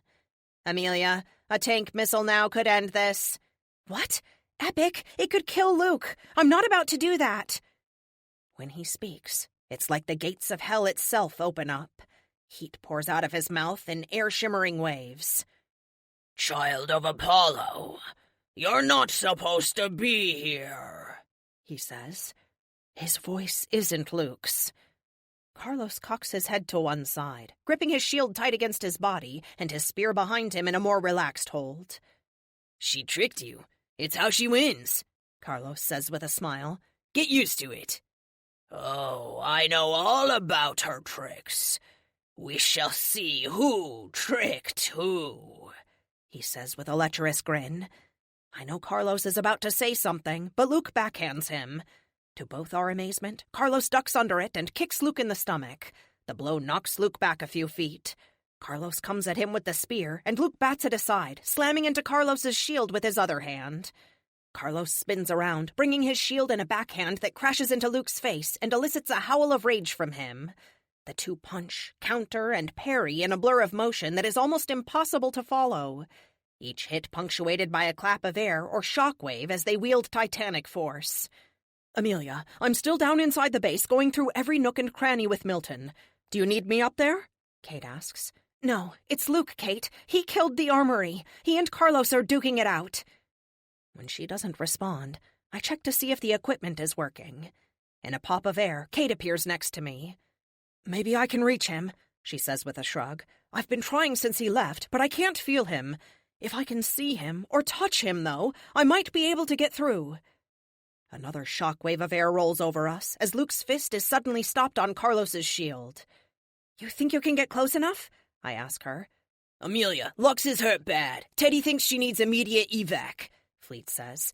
I can hear the pain in his voice. He's talking so fast it takes me a second to catch up. Do it. We got this. Are you sure? He asks. If we don't, I don't think you'll make a difference, I tell him matter-of-factually. Understood. I'm getting her out of here. Carlos ducks another blow by Luke and comes under him, striking his jaw with the edge of Aegis. The blow lifts Luke off the ground and sends him flying to land in a furrow 20 feet away. Now's my chance, Kate says, taking off in a run. Epic, what can we hit him with that won't kill him? Amelia, unless we disable him entirely, there is no stopping him without killing him. Even if we aimed for the gem and hit it directly, anything with sufficient power to destroy it would certainly kill Luke. The choice may not be yours for much longer, Amelia. If Carlos and Kate cannot stop him, a hit with the railgun or tank missile may be our only option. Kate leaps through the air, vanishing from sight for a second and reappearing on top of Luke. She lands on his chest in a crouch, hands on either side of his face. She screams as her fingers burn. Her boots sag with heat, the rubber in the soles melting as it breaks it down almost immediately under the assault. Luke, she screams, come back to us! For a second, I think it's going to work. Luke reaches up for her and his hands stop. He shakes his head like he's trying to wake up. Then that evil laugh comes back, and he bats her off him like an insect. Kate! I scream. M drives flare as I floor it after her. I pass Luke going 400 miles an hour, grab her before she hits the ground, and roll, taking the impact on my armor as we slide to a halt in the dirt. Epic throws her vitals on my screen, letting me know she's alive. Luke roars in rage as Carlos leaps at him, spear back. He jams it through Luke's chest. No! I shout. The spear pierces Luke like a knife through water, knocking him back as lava-like blood spurts out of the wound on his chest. He kicks Carlos in the chest, knocking him back and away. Then he pulls the spear and chucks it aside. The blood leaking from the wound burns the ground where it hits. Match to you, son of Apollo. But you won't always be here to save them. Luke takes 2 steps forward and leaps into the air. In a heartbeat, he vanishes off into the distance. To the distance. To the distance. 14. The plane ride home isn't a barrel of laughs. One bright spot, well, 2. No U.S. Marshals were hurt, and Lux is going to be okay.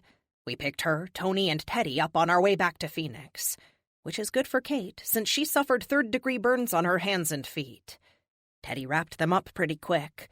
Between her already accelerated healing and Teddy's power, she'll be fine in a day or so. She sits next to me, her smile faltering a little as I review the footage from the fight. Once Luke emerged from the burning remains of the armored truck, I froze. I know it. They know it.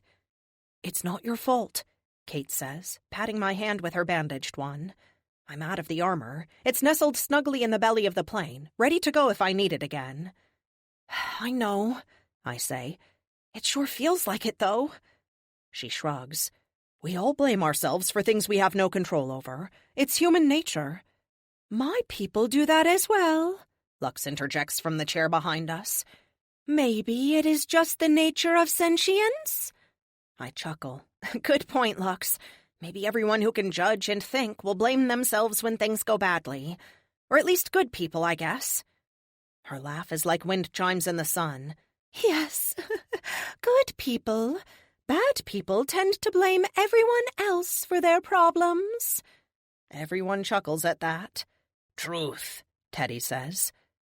It really isn't your fault, Amelia, Carlos says from across the aisle. He has his armor on still, but he's removed his helmet, and his shield and spear rest on the next seat beside him. That thing, I say thing because it isn't Luke. Called me son of Apollo. Now, how would he know that? Isn't Asclepius the son of Apollo? Teddy asks. He would know. His brain is bigger than mine. You're not him, right? Carlos laughs. No, never even met him. I spent some time with his sister, Artemis, but he had no sons when I was there. Kate leans forward to see past me, one delicate eyebrow raising up. How much time? She asks in an almost purr. The temperature in the plane skyrockets, and Carlos's face flushes beet red. That's not what I meant, he coughs out. Uh-huh, she says with a smile. I'm sure it was all just battle training and martial exercises.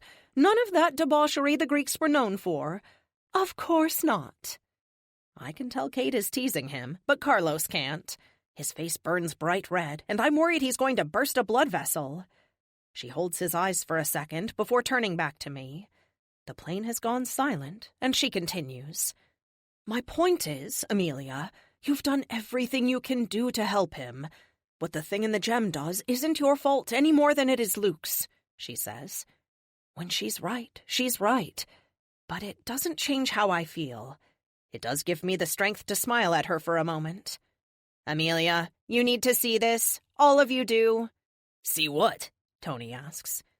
The big TV screen in the front of the cabin flares to life. The volume ticks up until we can hear the newscaster speaking. The scrolling ticker on the bottom of the screen fills us in while the person reporting finds their words. Superhero battle in Seattle. Several dead. Oh, no, no, no. Smoke on the screen clears, and I can see the bodies. Whoever has the camera is as brave as they come to get that close. Epic, reroute us to Seattle. It is already over. Amelia, this is a replay of events that happened a few minutes ago. My mind reels. What? Standing over the bodies of the three versions of Triple Threat and Enforcer is me. Or at least armor that looks like mine. She's holding Emerald Knight by the throat and snaps her neck while we watch helplessly. The running newsfeed at the bottom changes to Arsenal goes rogue, murders innocent super team. Where's Weather Witch? I ask Epic. She is alive, but in critical condition. Keep watching. The armored figure, who looks just like me, drops Emerald Knight to the ground, her body falling in a heap. My stomach threatens revolt just as the temperature in the plane drops 10 degrees. Monica switched to her elemental mode to keep from puking. The not Arsenal turns to the camera, gives it a nod, then braces herself. The whine of the M-Drive fills the air, and she blasts off into the air. That's not good, Tony mutters. You think? Carlos asks him. 15. The only reason you're not in jail right now is that the governor of Arizona and the state attorney general are vouching for you, combined with your alibi. Special agent in charge of superhuman activity Brown actually raises his hands up and makes air quotes with his fingers while he talks to me. We're in Sulaco, the smallest of our conference rooms in the Spire. Since I am only allowed one other person in the room with me, I chose Kate. I figured her abilities would come in handy. What I didn't know was Agent Brown would be wearing a breathing filter to block out her pheromones. He's sharp, I guess. Except for the part where he thinks I actually murdered the Northwest team. This is an unofficial, official interview. Agent Brown is recording it. If he's looking for me to say something and slip up, he's in for a long wait. I may only have Kate with me, but I'm wearing my glasses. Epic is analyzing everything Brown says, and his body language, and running advanced computations on any possible response I could give, then feeding me the best answer with the least likely chance of me ending up in jail. I would think being innocent would be enough, but I've learned the hard way over the last few years that the truth has little to do with, well, anything. Please tell me why I should believe that wasn't you in Seattle, he asks. His body language and tone suggest that he is not at all open to the possibility of the assailant being someone else. Keep your answers short, simple, and truthful. I glance up at the camera in the corner of the room and give Epic a raised eyebrow. As if I wouldn't be truthful. Because it wasn't me. I was in Colorado, apprehending the armory. I have my team as witnesses, and the U.S. Marshals who accompanied us. Uh-huh, he says. He looks at Kate, then me. You think I'm stupid? I open my mouth to say yes, when Epic flashes a large red alert symbol across my vision. I sigh instead. No, I don't. You're an FBI agent. That requires a level of schooling stupid people can't achieve. You are a special agent, so you have years in the field. You're also wearing a mask to filter out any atmospheric toxins, which makes you aware of our abilities and ready to counter them. Clearly, you're well-trained and motivated, I say to him while looking him square in the eyes. I find people tend to get uncomfortable after about 7 seconds of eye contact. He doesn't. And? He asks. And you're biased. You don't like superhumans, or you don't like me, and you're letting that bias influence your investigation. You think I'm guilty, and there isn't anything I can say or do that will change your mind. That catches him off guard. Are you telling me there is no way that could have been you in Seattle? I've already told you it wasn't. I can provide you electronic evidence. It's well known you have access to advanced computers and alien technology. Anything you provide could also easily be faked by you. How about the testimony already provided? I ask him. He leans back in his chair and looks at Kate. She has on the business suit she usually wears when she's working for the team in an official capacity. She can manipulate people's emotions. Anyone who has come into contact with her without proper precaution, he says with a gesture toward his mask, can't be trusted. I sigh again. Then there is literally nothing I can do to prove my innocence. His lips spread into a predatory grin, and he's about to speak, but I go on. And absolutely nothing you can do to prove my guilt. I expected his smile to fade or something, but it doesn't. If anything, he looks happy at the conclusions I've drawn. I don't know about that. Now, I'm no scientist, but don't you have the ability to remote control these suits of yours? He asks. This is most likely a trap. I advise you do not answer him directly. That kind of technology is hardly advanced. Your kid probably has an RC car, I tell him. He frowns. So you do have it? Everyone has it, I say. But you specifically, do you have it? I'm trying really hard not to let the frustration of the situation make me say something rash, when an idea pops in my head. Define remote control. Now he's frustrated, if his flaring nostrils have anything to say. Don't play games with me, he says while glaring at us. I'm not the one playing games. Ask stupid questions, win stupid prizes, I say before I can stop myself. So you can? Yes, I say with a sigh. Then what would stop you from sending one of your suits to Seattle and murdering the team that offended you while you were somewhere else? Nothing. Nothing would stop me from murdering anyone I please, other than the fact that I'm not a murderer. He smiles again as if he has me. But you have murdered. You murdered an entire people. I think they call it genocide. I shake my head. Not this again. Agent Brown, unless you have any questions pertaining to your investigation, we're done. You may leave, I tell him, pointing at the door. Fine. Don't leave town and I'll be in touch, he says as he stands. I give him my best, who, me? Look, and smile. I don't take my eyes off him until he's gone. What a piece of work, Kate says. She didn't speak earlier because she really was just there for moral support. I doubt there was anything she could say that would have made a difference anyway. He isn't wrong, though, I say with a sigh. I could have remote-controlled a unit to do just what he's suggesting I did. Hell, if I was willing to do that, I could do it to anyone. Just about, I say with a shrug. But you're not a murderer, Kate says, putting her hand on my shoulder for comfort. He has no way of knowing that. You would think that saving the planet a couple of times would buy you some leeway, she says. You're only as good as your last movie, I say with a shrug. 16. With no way to track Luke or neutralize him, and the armory out of commission, That just leaves 2 things on my list: Frank Parker and Calhoun Strungle. Right now, I'm at a dead end on both. Epic is running a search algorithm, and as soon as he has some hits, we'll be ready. The question is, ready for what? Frank Parker is the easiest to predict. He has to come to me, and probably soon. The kinetic manipulator he stole won't work without me. As for Strungle, he's an enigma. Somewhere out there he has a lab, a lot like mine, where he's cooking up his next plan. I decide to call it off for the night. Too many late nights and early mornings are taking their toll on me. I lean over and check my foot. If it weren't for Teddy's ministrations, I'd be in real trouble. I'm just glad I can't feel the damage to my foot and leg. I've got one of those braces on my leg that make it look like I'm wearing an exosuit, and my foot is still wrapped up tight. When I look up from my screen to wheel out, I see a swirl of condensed air like mist appear in front of me. Frank Parker falls out of it like he just jumped off a bridge. His body rights itself as he comes out of the portal, gravity asserting its dominance, and he lands silently on 2 feet. His face is a mask of rage, and he growls at me.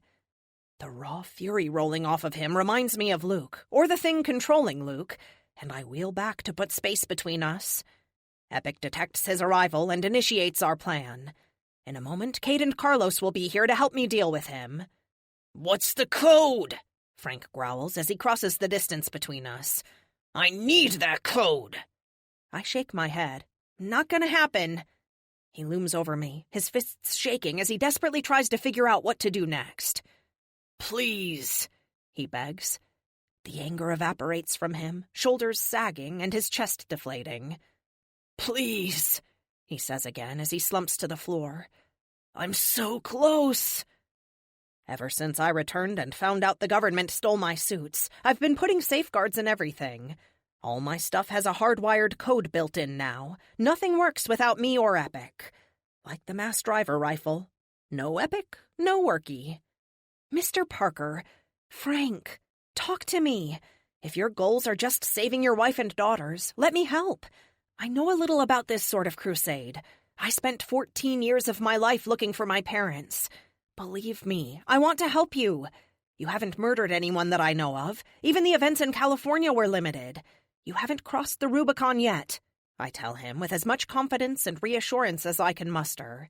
Sympathy, too, because honestly, this could be me. If I'd been a little older or a little more traumatized, I could have gone the supervillain route.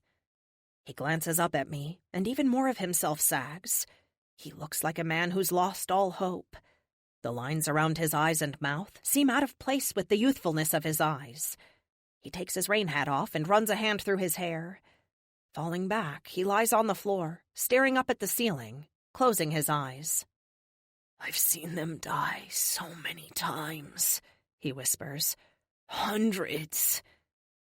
I don't say anything, just let him continue. I really need a win here. If I can get him to stop running and let me help, it would be ideal. I signal Kate to hold off coming in, but be ready. I don't want to startle him. Tell me about it, I say. Why can't you save them? He shakes his head.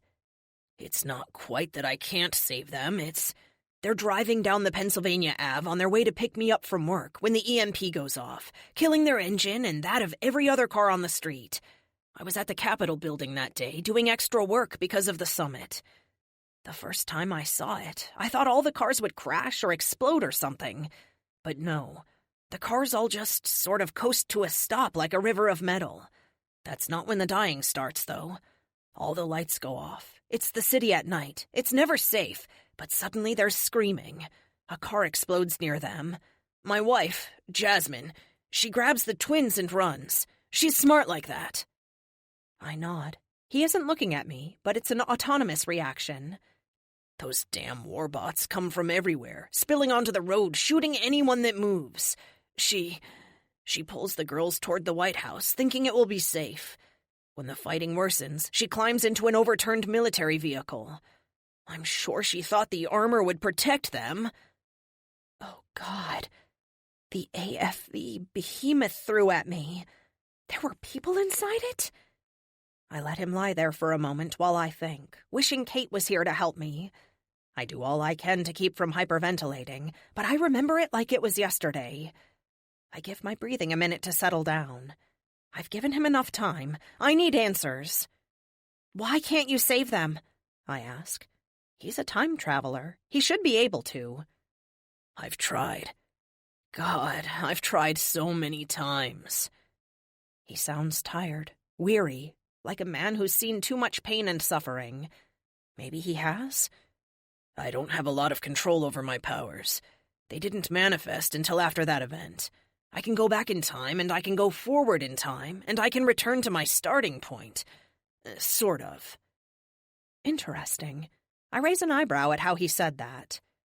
You mean you don't return to the moment you left? He shakes his head.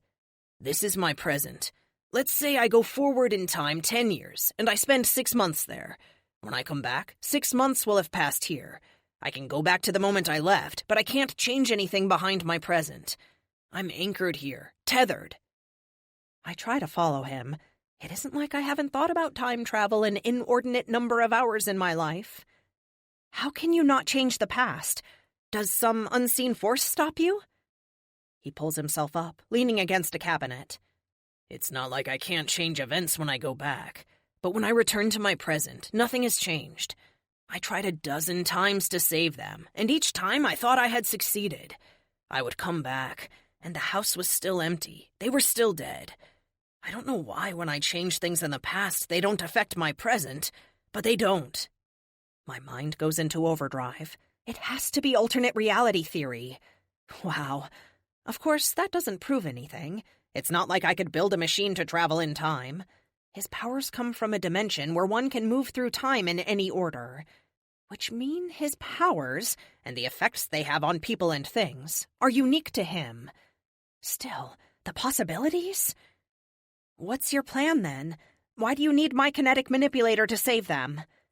If he can't change events, then what is the point in going back? Torturing himself? He yawns, rubbing his jaw. The first time my powers activated, I was in my car on the way to work. I was in a daze thinking about them. I shouldn't even have been driving, to be honest. I didn't even want to go to work. I just didn't know what else to do. I was thinking about a time on the Oregon coast where we went on vacation a few years before the girls were born. Then I was falling. Have you ever been bungee jumping? He asks. The non sequitur throws me for a second. Then I look down at my legs with a grin. Not exactly recommended for people in my condition. Right. Sorry, he says. I wave away his apology. Anyway, he continues, going back in time is like jumping off a bridge in free fall. The farther I go back, the more the journey slows. When my destination arrives, it's like that moment where the bungee cord is fully extended, and for a second I don't move, just hang there. That first time, the portal opened and I was on the beach, not far from where we were all those years before. He laughs a little. My car was there too, completely torn to pieces as if it had gone through a blender. Bent, warped, shredded. He shrugs. I didn't stay long. I hadn't figured that part out yet. The farther back I go, the more I have to focus to stay there. Before I knew it, I was hurtling back forward to the present. Only a few seconds had gone by, but now I was on the road without my car. That took some creativity to explain to the insurance company. I nod. Anything you take with you is destroyed? I'm guessing, based on you taking the kinetic manipulator, G-forces? He smiles. Can I have a Coke? Sure, I say, reaching into the mini-fridge I keep in the lab and handing him one of the good ones. The Mexican brand ones with sugar cane instead of corn syrup. My hand pauses just before I pop the tab on mine. How did he know I had Cokes in the fridge? Right, museum. He takes a long drink before continuing. If I can fit it in my hand, he nods to his notebook, then it's fine. But if it's bigger and fragile, then it's destroyed. I tried with a neighbor's dog from 2 weeks before the coup in D.C., he says with a shiver. That took a while to wash off. My God, man! A dog? He shrugs. I had to test it on something living, and it was a really annoying dog, he says with a sad grin. Used to chase the girls when they went out front to play. I grin a little.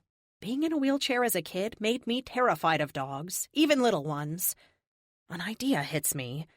Can you bring anything forward? I mean, if you can't change the past? He shakes his head, stretches, then climbs to his feet. For a second, I think he's going to run, but instead, he makes his way over to one of my chairs. Nah, it doesn't work like that. This notebook, he says, holding it up, it's my daughter's from when she was 5. I keep track of everything in here, then transfer it to a computer I have at home. Every time I need a new notebook, I just go back to that same moment and grab it. I don't run into myself, so I assume that whatever I do in the past splits off into its own timeline. No matter how many times I go back, the past is always the same. I can take things and change things, but the next time I go back, it's exactly as it was.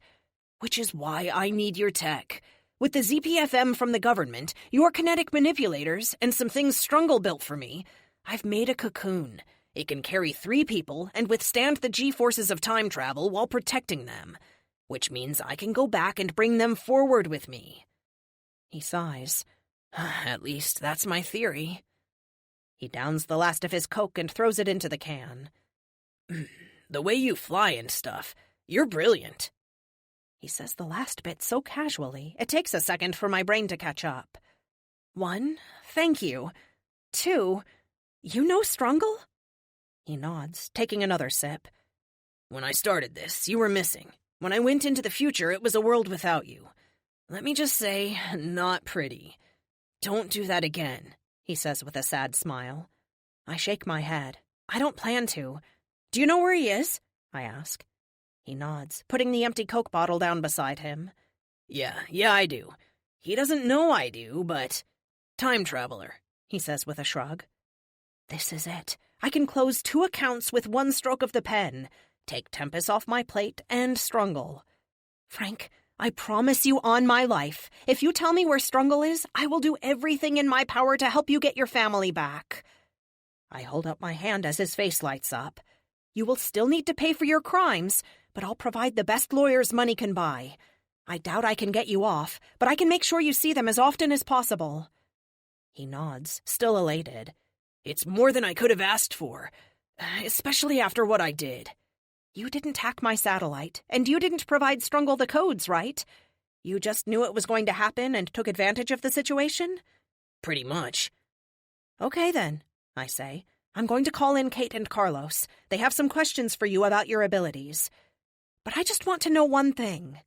If it helps me find my girls, anything, he says. Where is Calhoun Strungle? Calhoun Strungle. Calhoun Strungle. Calhoun Strungle. 17. Costa Rica. What a gorgeous country. Full of rainforests, blue water, and white sands. It also has stupid amounts of rain. More rain than I think I've seen in my entire life. The M-Jet is on approach toward Juan Santa Maria International Airport. Miles and miles of green jungle stretch out under the plane. The whole team, minus Luke, of course, and Teddy, crowds around the electronic windows. Monica and Tessa have never been out of the country before. The rest of us have, officially and unofficially. Since Agent Brown is hell-bent on seeing me behind bars, this is an unofficial visit for me, using one of the cover IDs Epic has whipped up for me. If I ever have to go underground again, I'm going to be prepared. It's so green, Lux cries out. She has her face plastered against the window, despite the fact they're electronic. Oh, I wish we could visit when the sun is shining, she asks Tony over her shoulder. For you, babe, anything. I've heard the weather here is pretty extreme. One day rain, the next day 80 degrees and sunny skies, Tony tells her. I bet if we ask Milton real nice, he'll let us know the perfect day to come, and you and I can zip on down here. Lux's smile brightens the whole craft, literally. Oh, check out that beach! Tessa points excitedly as the plane banks over the far part of the city. Epic has the wheel, following local ATC. Technically, this trip is filed under a corporate retreat for Mars Tech. Major Nelson owed me after the debacle with my armor, so he made sure I would be covered, as long as we're not too visible. He contacted the Costa Rican ambassador, explained the situation, and made all the necessary arrangements. All without informing the FBI. I love that our government is so massive that one hand and the other can have no idea what each other are doing. It inspires a lot of confidence. Not for me, but I'm sure for someone. The beach Tessa points at is all white sands and blue water. There are plenty of people on it. Even with the massive rainfall, the stats on the window show the local temperature at 71 degrees. It's only a couple of degrees cooler than when we got on the jet in Phoenix. Kate nudges me from the side. "Don't think I've forgotten," she says quietly. "Forgotten what?" I say innocently. "We missed your birthday," she says with a sly smile on her full lips as she opens a map on her phone. "Kate, you know how much I hate birthdays," I whisper back to her. "All I need is for Tessa to overhear, and we'll have another night of me watching my friends drink like fish. I'll table it for now, but we're doing something. And soon," she says, giving me the eye. "Fine," I say back. "Please buckle up. We are coming in for our final approach." Epic flashes the warning across the screen. Everyone slips into their seats, followed by a chorus of buckles. Each row has 4 seats. Kate, Carlos, and I are in the first row. Carlos has his shield and spear resting in the 4th seat. Monica, Tessa, Fleet, and Lux make up the back seat. Teddy stayed behind in Spire's med lab. If anything goes wrong, Kate can teleport the wounded directly to him. This is his day to remain with his wife, and I didn't think it was right to ask him to leave her to go on a mission. Besides, I have some local-ish help coming. Epic handles the landing as smooth as any piloted plane I've ever been on. The wheels touch down with a light bump and hardly a sound. The M-jet vibrates a little as the engines go into reverse to slow us down, and within minutes we're pulling into the private hangar Mars Tech rented for us to use as our temporary base while we plan our assault. This all had to be done on the sly for a lot of reasons. Mostly, though, if Strungle catches wind of what we're doing, he'll just bolt. And I want him dead to rights. "We have arrived at our destination. Please secure all carry-on luggage and put your trays up and your seat backs in the upright position. I am looking at you, Fleet." "That hurts, man. I always clean up after myself," our speedster declares. The team pauses as he speaks. Then we burst out laughing. "Psh, try and sell that line to someone who hasn't seen you demolish the kitchen after a mission," Tessa says. "They had better table manners in prison." Another chorus of laughter follows as Tony turns beet red. "You try and feed the beast sometimes," he mutters. Lux pats him reassuringly on the back. "It's okay, Tony. When you're hungry, you're hungry. It's not your fault 20% of the food ends up on the floor." "No, that's the definition of his fault," Tessa replies to the blonde alien. "Oh, my mistake. Then yes, you're a messy eater." "It's a good thing you're so friggin' gorgeous, or I might take offense," Tony says with a smile. "Maybe you should try taking a bib," Tessa says jokingly.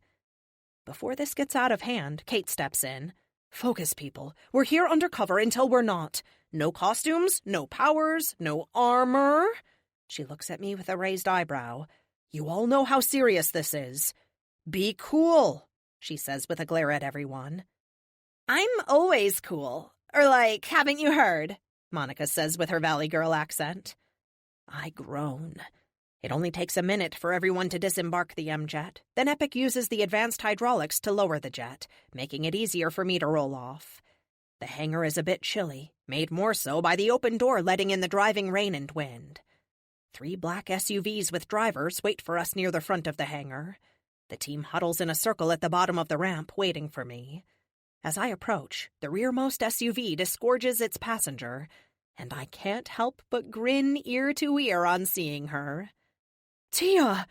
Kate cries as she bursts from the team and runs over to our friend. My 2 friends hug before Kate puts her arm around Tia's shoulder and drags her over to meet the team. "This is Katya Titchener. She's the police officer who helped us when we were trapped in Buenos Aires," Kate explains.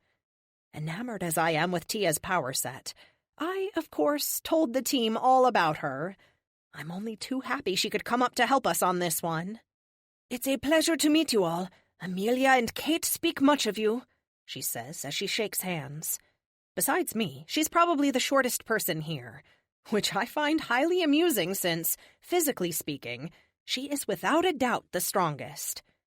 "I saw the cell phone footage of you flattening that robot like a bomb," Tony says. That was impressive as all get out. Tia looks to me to help decipher his Boston accent and idiom. It means, you're awesome, I tell her with a grin. Oh, thank you. You too, all of you. The protectors are something of a legend, and it's an honor to be here. Something's a little off about her.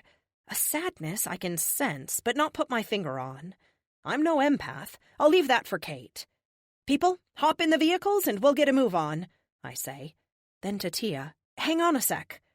She nods and the team picks up their luggage and boards the 3 vehicles. Kate hangs back as well. I'm sure she senses the problem too.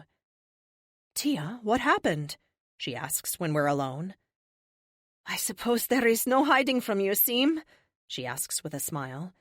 She glances down at her booted feet, then back up, and I can see the tears in her eyes. She's not crying, but they are certainly wet. I was fired after what happened, she says with a sigh. No! I can't believe they would do that.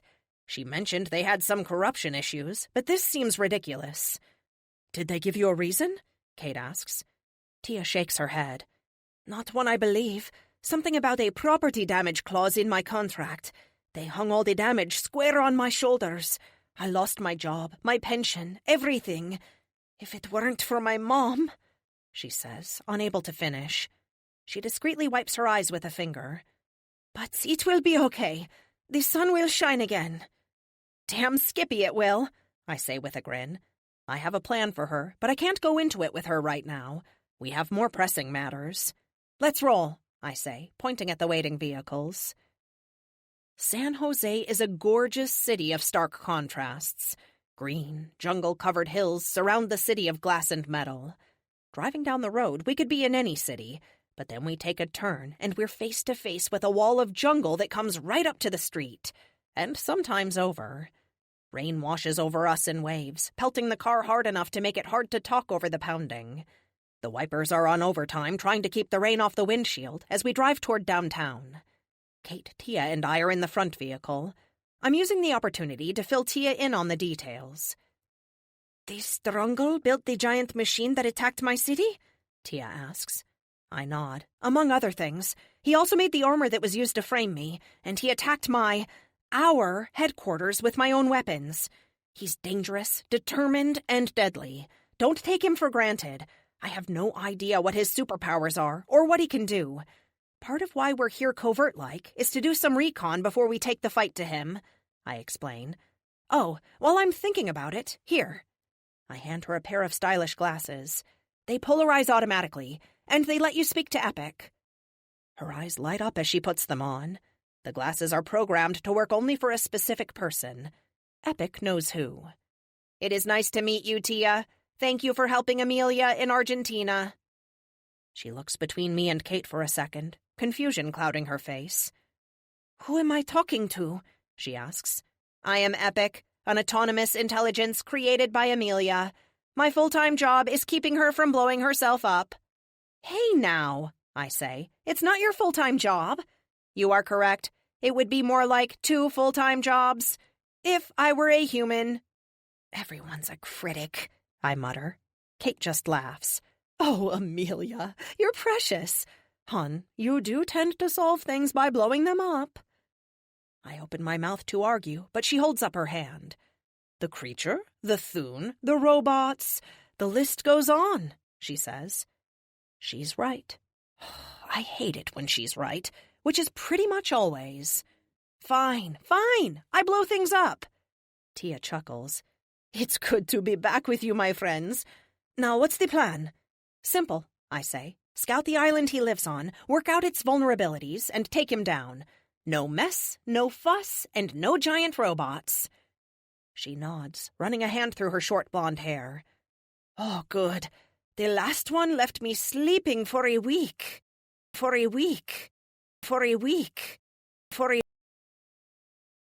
18.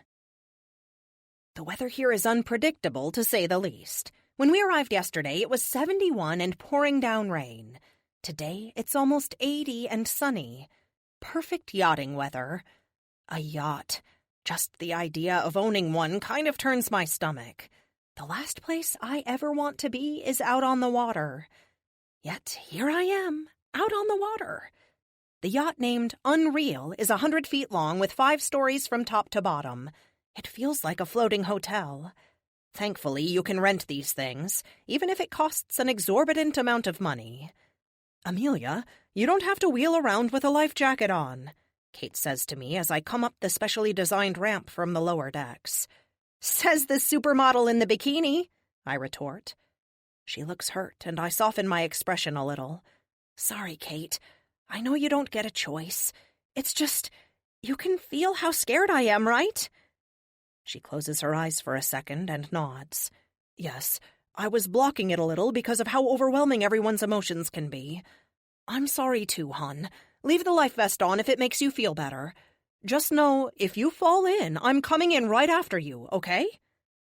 That does make me feel a little better. It's irrational, I know, to be afraid like this. I can't kick my legs, though, and the thought of drowning sends shivers up my spine. Stop, she says with a grin. You're going to freak me out.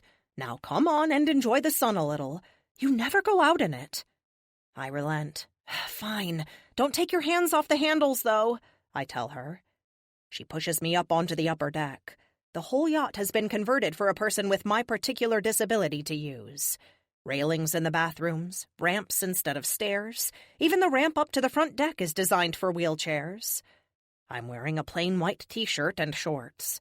I'm not a huge fan of shorts because my legs aren't my best feature, but Kate made me. Everyone else is running around in shorts or bikinis. The salt air smells weird in comparison to the dry air I'm used to. If we're going to look like rich tourists playing around on a yacht, then we have to look like rich tourists playing around on a yacht, Kate tells me while she pushes me past Lux. The alien is in heaven here. She often refers to her home as the people of the light. I never quite understood what that means, and I've never asked her to lie down on the table so I could scan her. She's done so much for us. I haven't wanted her to feel unwelcome. After all, she doesn't have to be here. Her home is recovering, her people rebuilding. She could be with them. Instead, here she is trying to help us. Right now, though, she looks like she's one step away from needing privacy, lying on the deck in her barely there bikini, absorbing the light like a plant. Tony is doing his level best to impress her with card tricks. She doesn't seem to notice, though.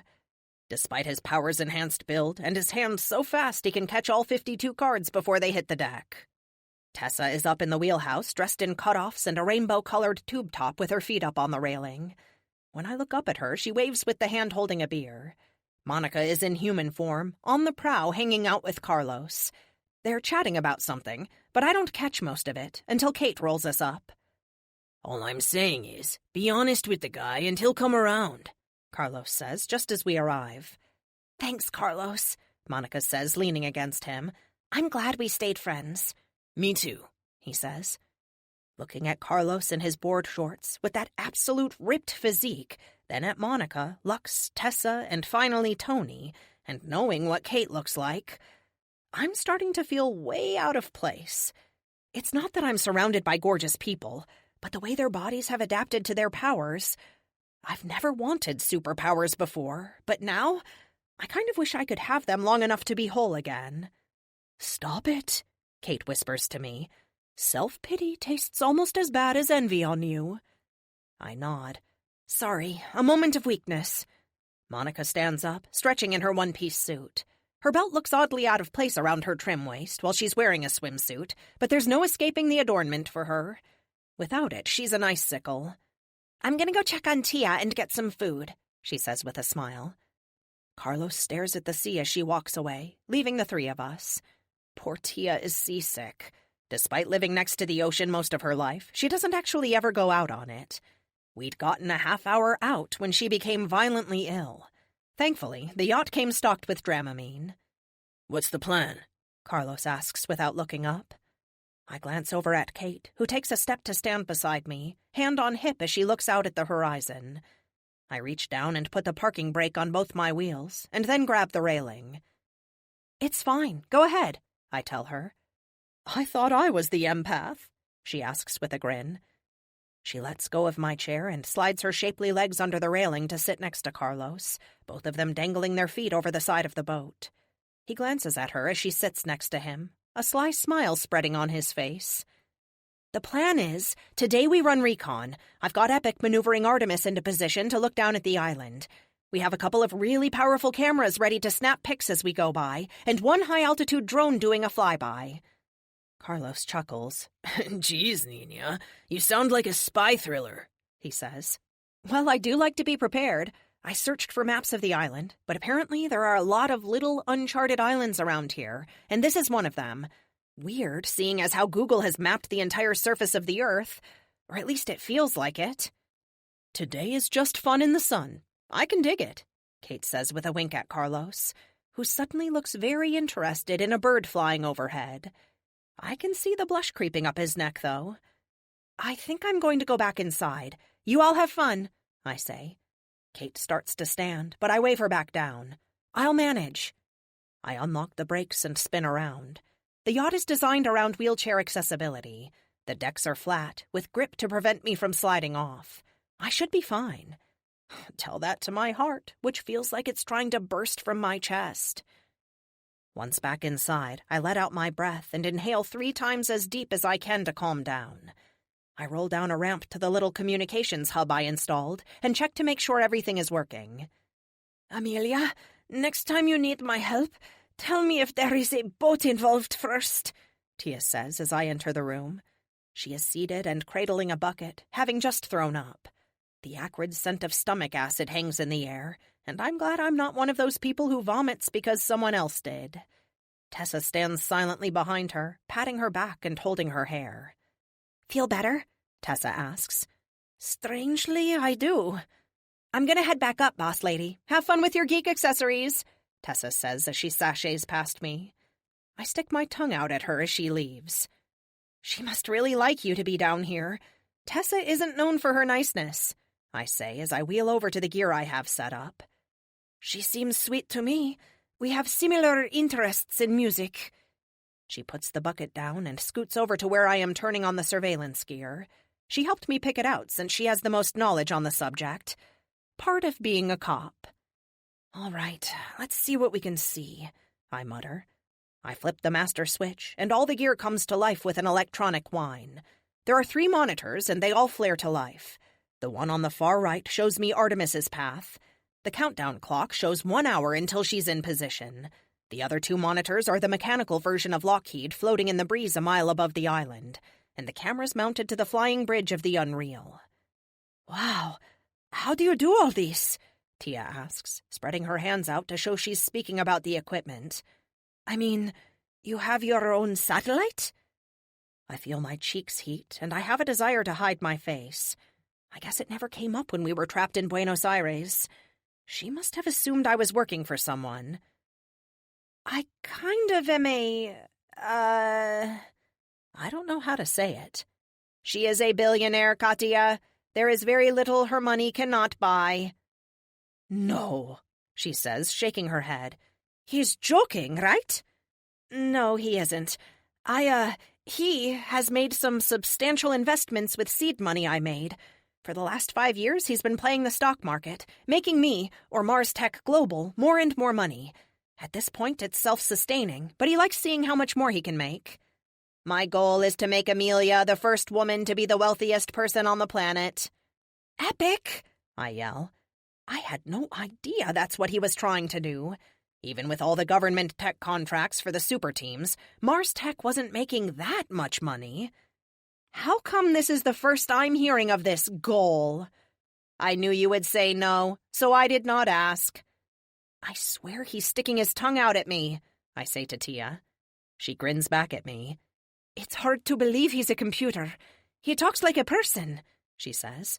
He is a person, just not a human being. Epic is truly autonomous, his own person in every respect, I say proudly. I haven't had to order Epic to do anything, ever. He works with me, not for me. Now what? Tia asks, pointing at the monitors. Now we go for a little joyride past the island, and then turn around, come back and go for a swim, I tell her as I program in the course. Once I'm satisfied, I have Epic announce it to the team just to make sure no one has chosen this moment to jump overboard. Once everyone's accounted for, the boat zooms off with a roar of diesel engines. 2 hours later, I'm back on the top deck, lying down this time. My chair sits folded up next to me, and somehow, Kate has talked me into putting on a bathing suit and soaking up some sun. I'd be more concerned about missing something, but to be honest, that's what the recording equipment is for.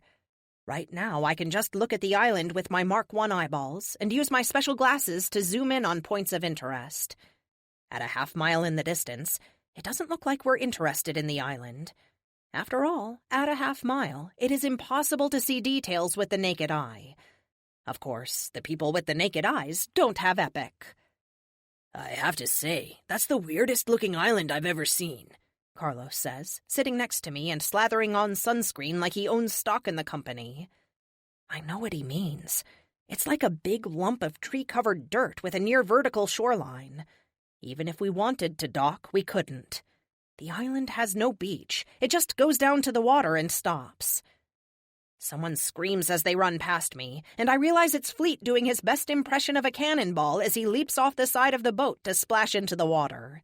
The rest of the team are already swimming around, even Monica. I was worried she wouldn't be able to swim because her body temperature is so much lower than everyone else's, and she has a tendency to freeze everything that comes into contact with her skin for too long. I sigh. The belt isn't perfect, but it works. Regardless, I finally reply to Carlos, I doubt we'll be assaulting it from the ocean. We're going to have to fly in on the M-Jet and do a combat drop. Well, you'll have to, he says with a grin. I'll just drop in my usual way. Show off, I mutter. He shrugs. All those years I spent hanging out with you, I never dreamed this could happen, he says with a far-off look. All the things I've seen. It's hard to go home and see my family, you know. They don't really get me anymore. Not that they ever really did, he says. There is regret in his voice, and I can empathize. I have a little bit of that, too. Hey, you always have me, and Kate, and everyone else who loves you. I know it's not the same, believe me, I know. I let it hang. Regret and guilt make terrible companions. And any second, Kate is going to pop in and scold me, I can tell. Nina, I don't... He stumbles, trying to say something. I'm not Kate. I can't read people the way she can. All I can do is my best to be open and honest. Carlos, whatever you want to say, it's okay. We're friends. We'll always be friends. You won't offend me. He nods with his trademark sly smile.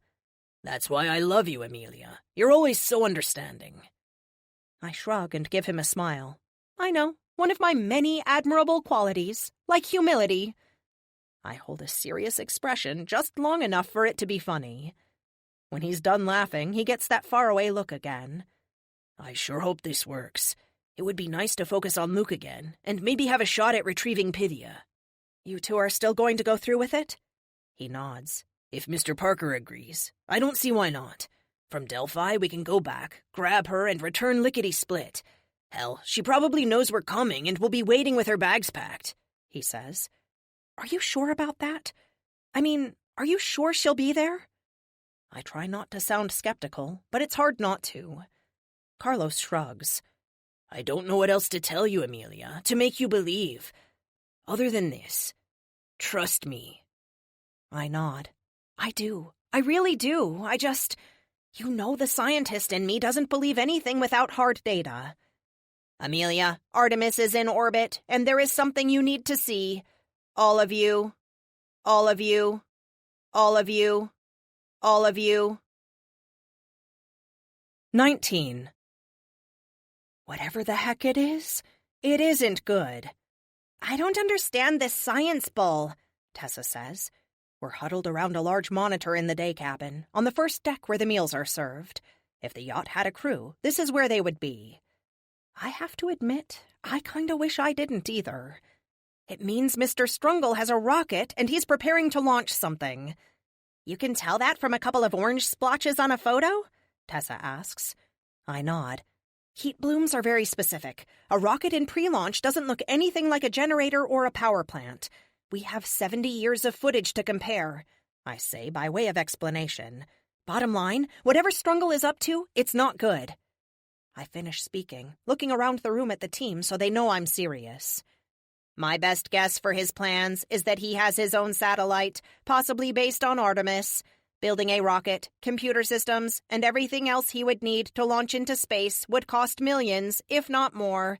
It would explain why he aided Raphael and why he used his advanced tech to rob Western banks. But why not just sell your tech on the open market? Tia asks. If you can make money off of it, then he can make money off of it. Wouldn't criminals pay any amount to have access to power armor and giant robots? Tia asks. It's a good question, and one I don't have an answer to. We don't know enough about Strungle's motives to speculate, which is what I tell them. Right now, we know he's here. We know whatever he's planning is bad for the world.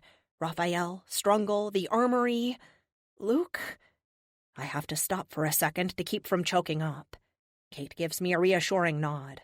I press my fingers against my eyes for a second before I continue. They're all dominoes in a chain. Whatever is controlling Luke has orchestrated this whole thing.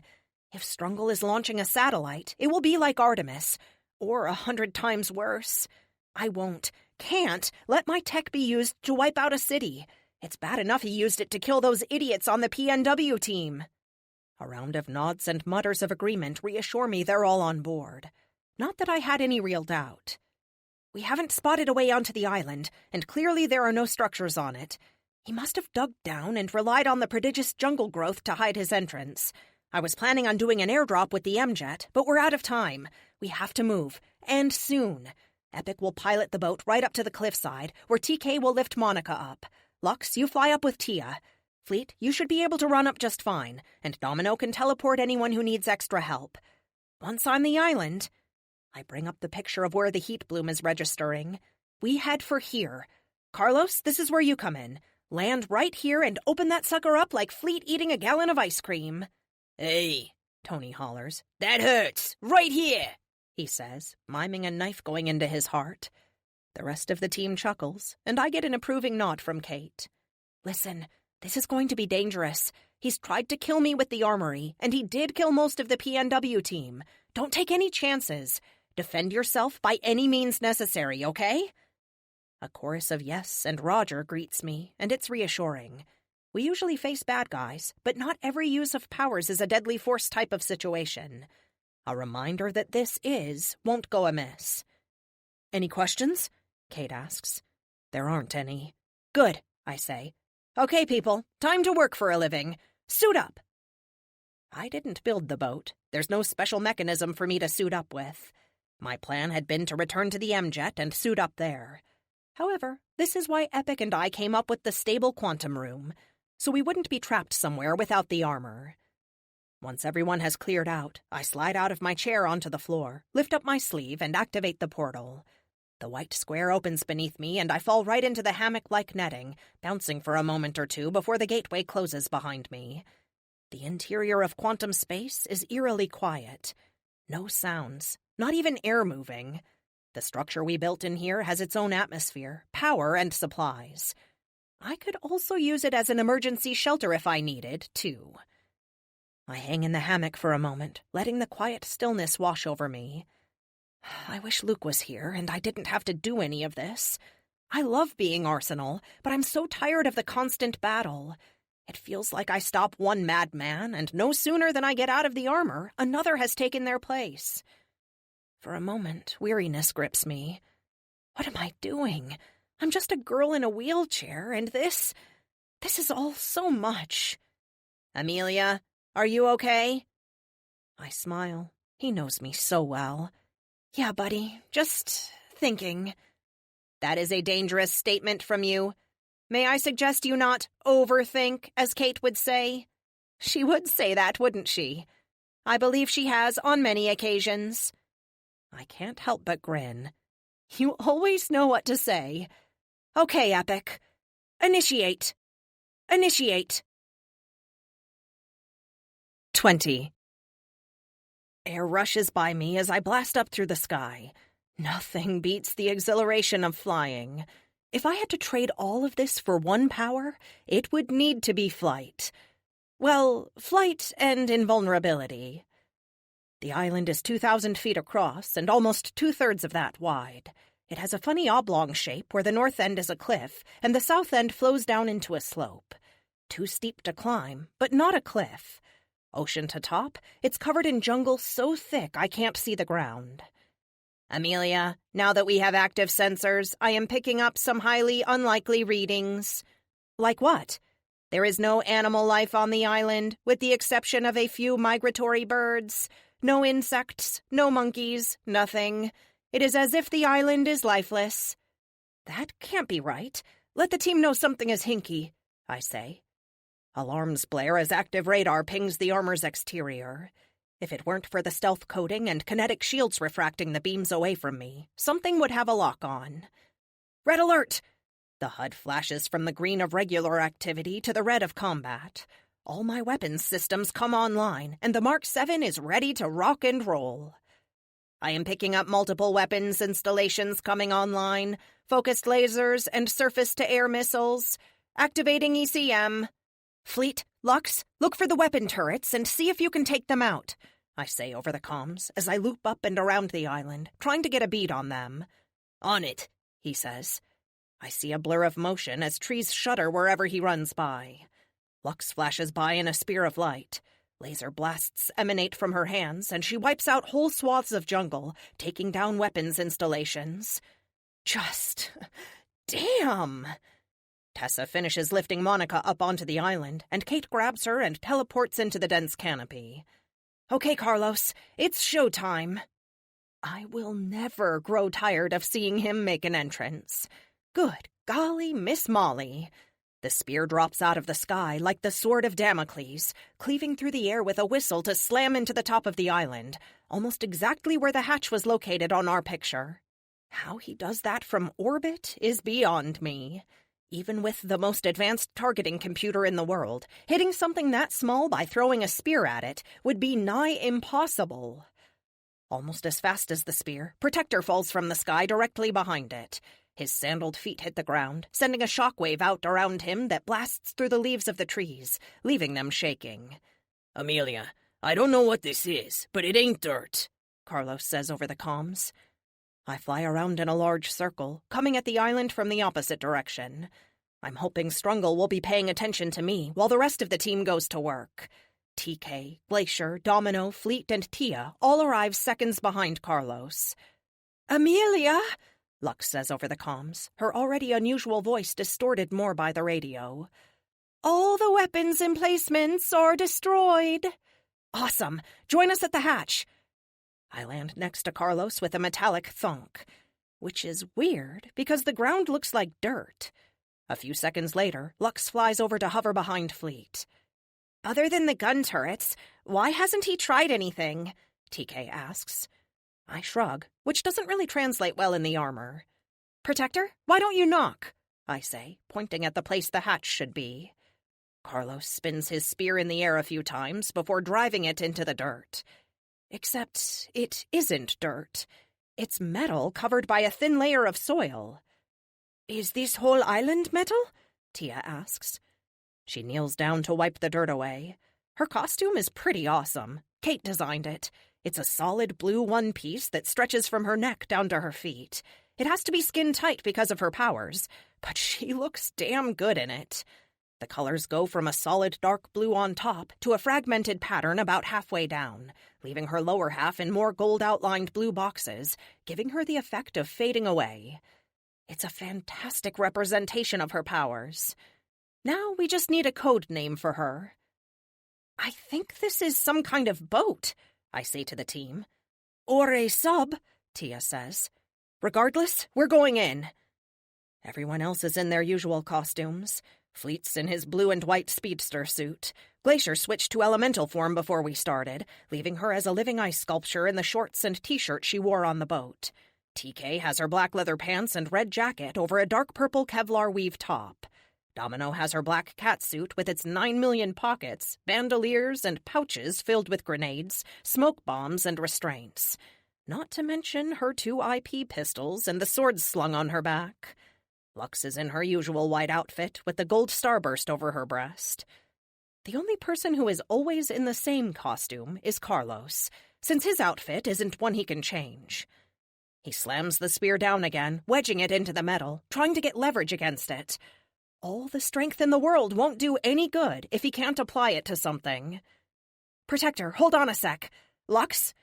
She comes to hover next to me, her body sheathed in brilliant light while her hair floats out behind her like tendrils of coherent energy. I'm here, she says in her musical voice. Burn a hole in it. Give Protector something to latch onto, I say, pointing to where Tia cleared the dirt. Lux nods, holds her hand out like a knife, and focuses it on the exposed metal.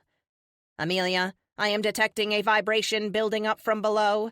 It is low level, but at this rate of increase, it will become dangerous. It could be the rocket preparing for launch. Understood. Then to Lux. Do it. Light flares around her hand, building up to a crescendo until a bright yellow laser shoots out of her fingers to strike the metal where Tia had cleared the dirt away. Lux's powers strobe, glowing brighter as her laser burns into the metal ground. I don't understand why it isn't melting, Lux says in her musical voice. After a few more seconds, she stops. The metal glows red, then quickly cools to normal. We're running out of time, I say. The vibration building up underneath is visibly shaking the ground now. Let me try something, Tia says as she moves forward. The air around her condenses, as if it has solidified and gained mass of its own. She can't see the smile on my face, but it's a mile wide. I love when she does this. She kneels down, lifts her arm up as high as she can go, and then brings it down. I don't know how much mass she gained, but the ground shakes in impact, causing everyone but Domino to stumble. I stagger back a few steps before I regain my balance. Damn, woman, Carlos says with his mouth hanging open. Tia's hand is wedged under the hatch, and she heaves upward, her every muscle straining as she slips her other hand into the space she's created. The metal creaks, creating a 6-inch tear next to where her hands are. Carlos steps next to her, grabbing the sundered metal with his gauntlet-covered hands and pulling up as well. What the hell is this made of? Carlos grunts with each word, the strain causing all his muscles to bulge. The ground under their feet gives in, and they sink an inch into the metal from the pressure. I have an idea, I say quietly. The way the metal shears reminds me a whole hell of a lot of my armor. Epic was right. Strungle can clone my work, or something like it. Amelia, thermal radiation has just increased tenfold. Incoming! TK yells. The air shimmers around us as she throws her hands up to shield the team. A deafening roar fills the air as a man burns through the sky like a comet. Right at us. At us. At us. 21. Epic, is that? The world around the shield explodes in fire, lancing out around us and scorching everything living until the world is nothing but a wall of superheated flame.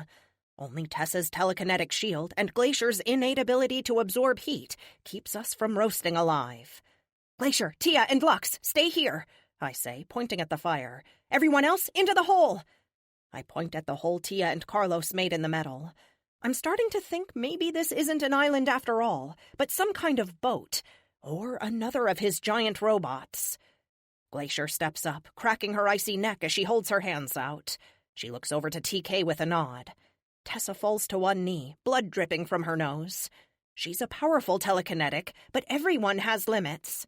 I know from personal experience in LA that Rocket's fireballs are crazy powerful. Do it! Glacier yells. Domino grabs TK and rolls into the hole, followed by Fleet.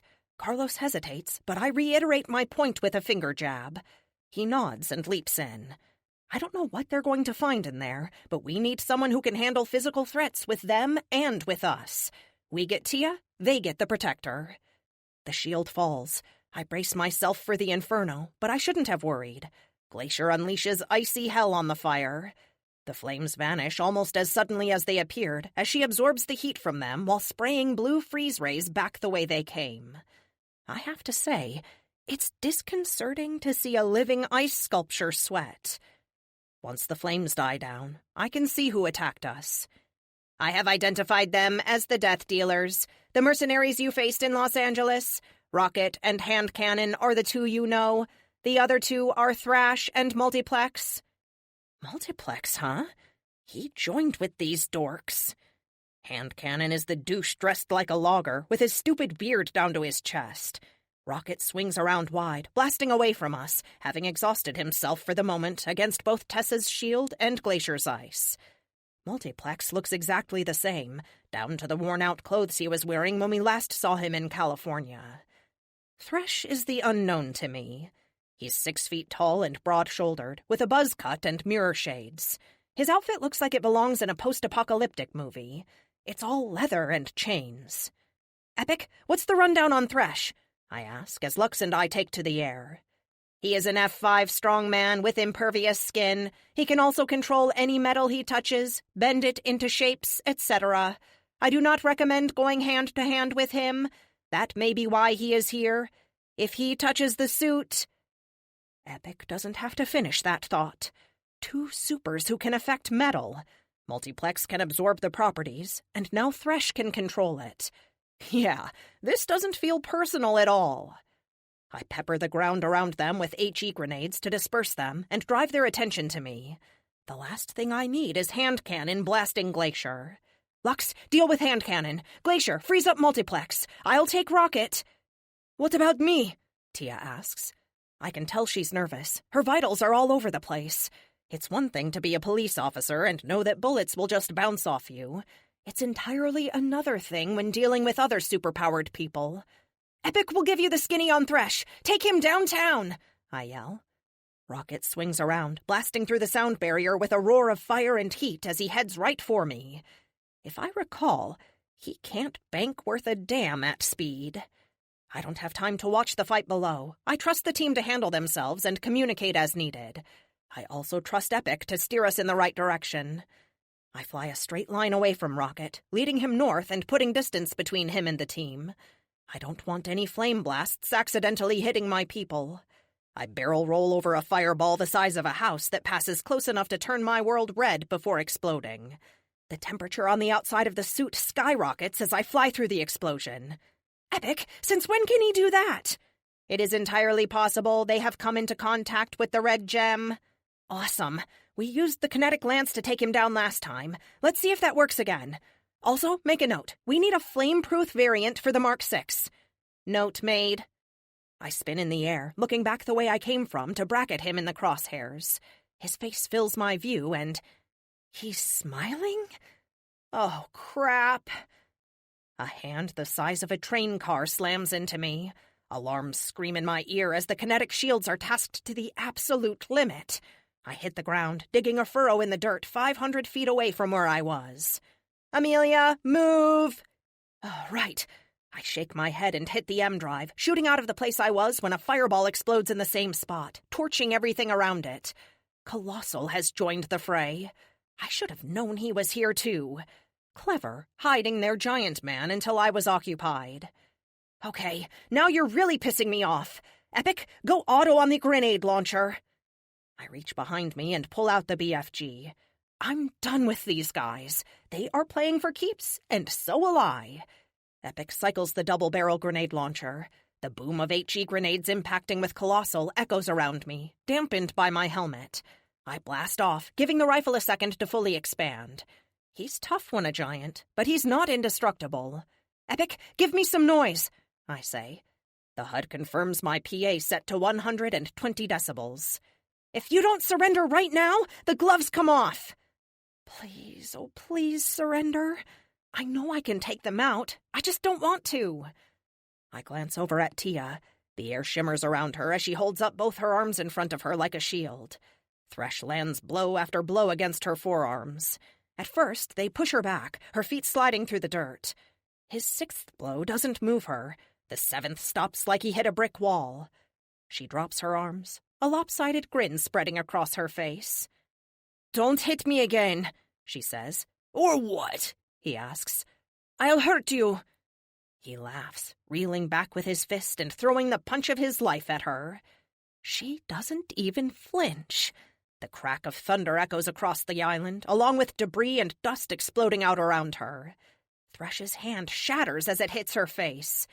He takes a step back, a long, keen wailing emitting from him as he clasps his broken hand.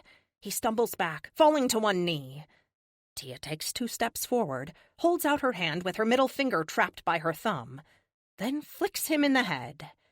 Thresh flies back like he's shot out of a cannon, digging a furrow in the island 100 feet long. He doesn't move when he comes to a rest. Multiplex kneels down and absorbs some of the material the island is made of. His skin goes dark gray as he turns into the metal. He cracks his neck and 10 of him appear, all made of the metal. They charge Tia with a howl of rage. I don't have time to watch her take him as Colossal picks that moment to regain his footing. He brings a hand down on me. I roll over, shoulder my rifle, and fire. The grenades only distracted him. Apparently, he's upgraded his powers. But then again, so have I. The BFG spits out a 10mm slug of nickel-iron encased tungsten at 5,000 feet per second. The whine of the discharge splits the air, and fire leaps from the barrel to Colossal's hand. The bullet hits with a deafening crack as it explodes through his palm and out the other side. His scream of pain is as big as he is. If it weren't for my helmet, it would be ear-splitting.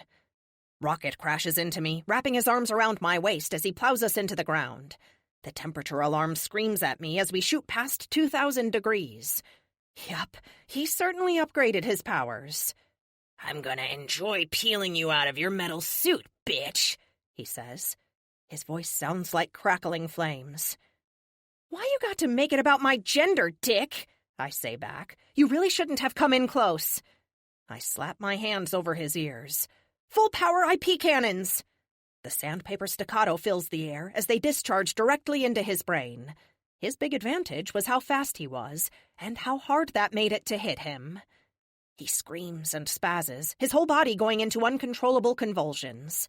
His powers shut off immediately, followed by him letting go. I don't. I keep pumping the energy into his brain until his eyes roll up in his head. Amelia, we haven't found Strungle, but the controls are all locked out, Kate says. We can't stop the launch from here. Carlos is trying to rip his way into the launch room and disable it manually. I toss Rocket away from me. He lands on the ground in a twitching, crumpled mass. Strungle has to be here. Colossal isn't out of the fight yet. He slaps me with his good hand, clearing 100 feet of jungle and sending me flying, skipping over the water like a stone. The ocean splashes around me, covering my visor the second I lose forward momentum. It takes me a heart-stopping second to clear my head from the idea I'm drowning. The fear that shoots up my spine freezes my breath and forces my eyes shut. It's okay. I'm not drowning. Amelia, your heart rate is all over the place. Deep breaths. That's kind of the problem, Epic. Get us out of the water, please, I say, almost pleading with him. I know I'm not going to drown, but tell my heart that. Epic takes control, shunting power to the M drive and blasting us out of the water.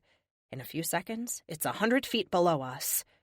Oh my God, I hear Kate say. Amelia, this satellite isn't an Artemis clone. Epic, can you look at this? On it. I'm halfway back to the island when a brilliant light shines over the island and a wave of energy bursts from Colossal's chest. He goes down with a massive hole burned through his chest. Lux. Oh, I hate that she had to do that. Team, I'm having trouble here. Help! Tia asks. Hand cannon is down, frozen solid like a statue, with his finger pointing at the ground. Ha! Jerk. However, there are hundreds of multiplexes. They've dogpiled Tia and are slamming their metallic fists into her. Glacier can't stop to help without being hit by at least one of them, and as hard as they are at the moment, they could really hurt her. She's freezing them solid as fast as she can, but Multiplex is making more than she can stop. I have an idea. Lux, can you flare up like a star? I mean, bright? I trigger the polarization on my faceplate. Yes, but it will take a lot out of me. Glacier, you should run. On it, she replies. I see her throw out the ice beams in front of her, right down to the ocean, and then she's moving as fast as an Olympic speed skater. 5 multiplexes jump down after her, only to crash through the ice and immediately sink into the ocean. Lux, Glacier's clear. Do it! Lux zooms past me, blazing a trail brighter than I've ever seen her do. She hovers over the island just above Multiplex's mob. Tia, close your eyes, Lux yells. I want to look away. I really should, but I can't. Lux lights up. Energy builds up within her, and then it's shining like a star. My polarization goes full black to protect me. Epic puts a lumens meter on my HUD, and I gasp from the power display. The meter hits 40,000! That's twice as bright as magnesium and 4 times as bright as the sun. After a few seconds, the light goes out, and Lux falls to the ground. I punch it, coming to a landing next to her. A quick scan shows her vitals are healthy for her. The multiplexes are gone, all but one. I imagine he's the original, unconscious and made of flesh. Epic, pod him! The puff-puff of the grenade launcher goes off, sending him floating up into the air. Once he's high enough, if he tries to spawn any duplicates, they'll just fall to their death.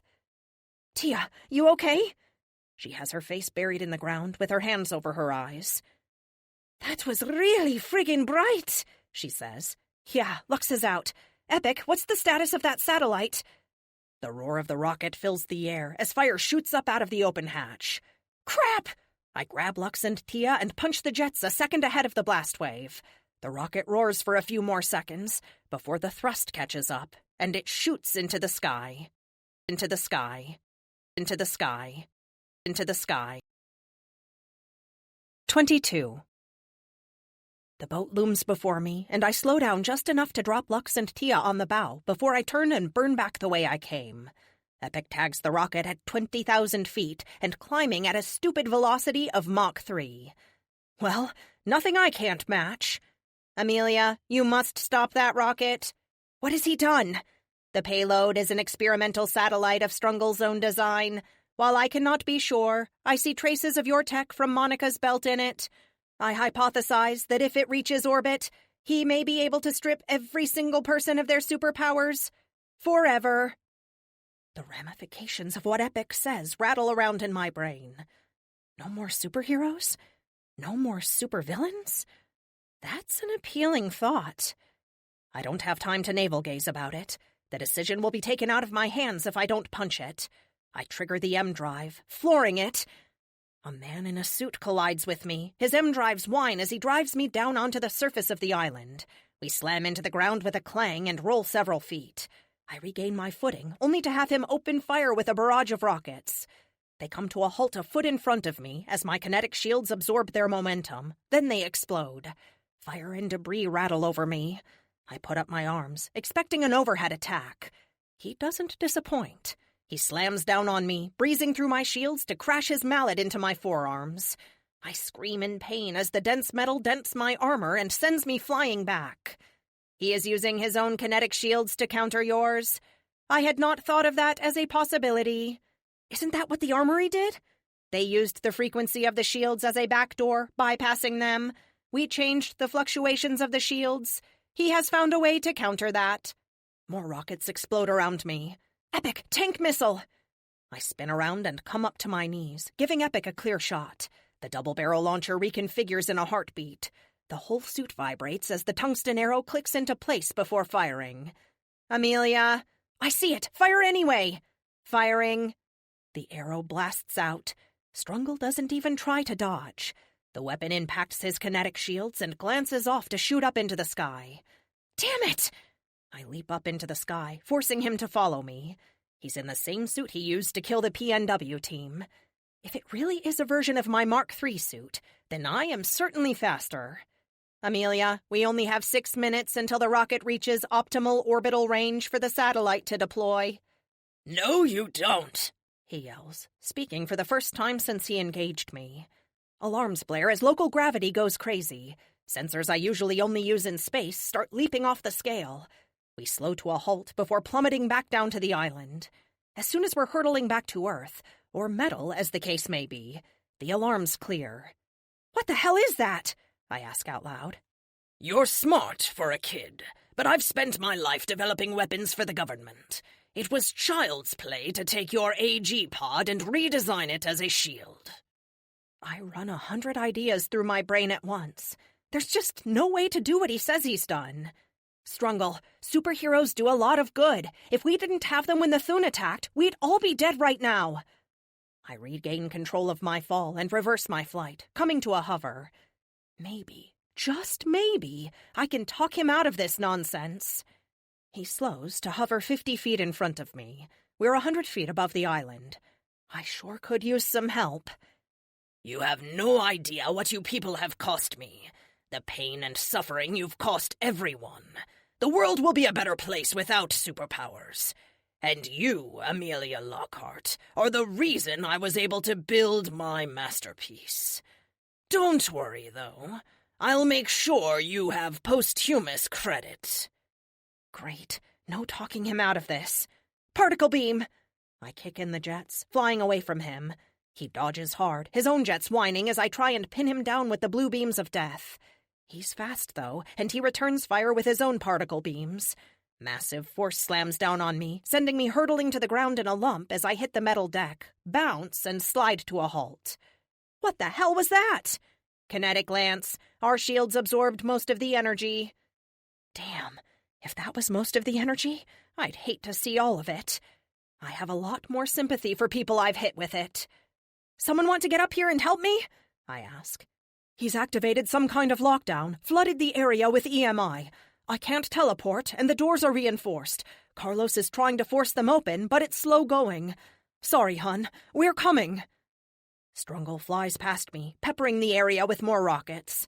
The explosions roll me over, and I grunt from the sudden pressure. Waiting for your friends?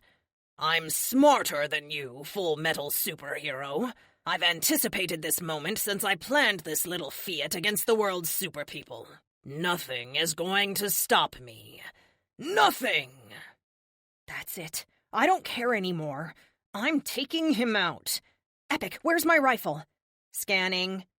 While Epic searches, I lift off, firing a barrage of IP cannons at him, filling the air with the sandpaper staccato. They hit him, but as I expected, they just slide right off. I have a counter to every weapon you possess. I've been in your computers, your tech. I know it all. How do you think I called down an Artemis strike on your own base?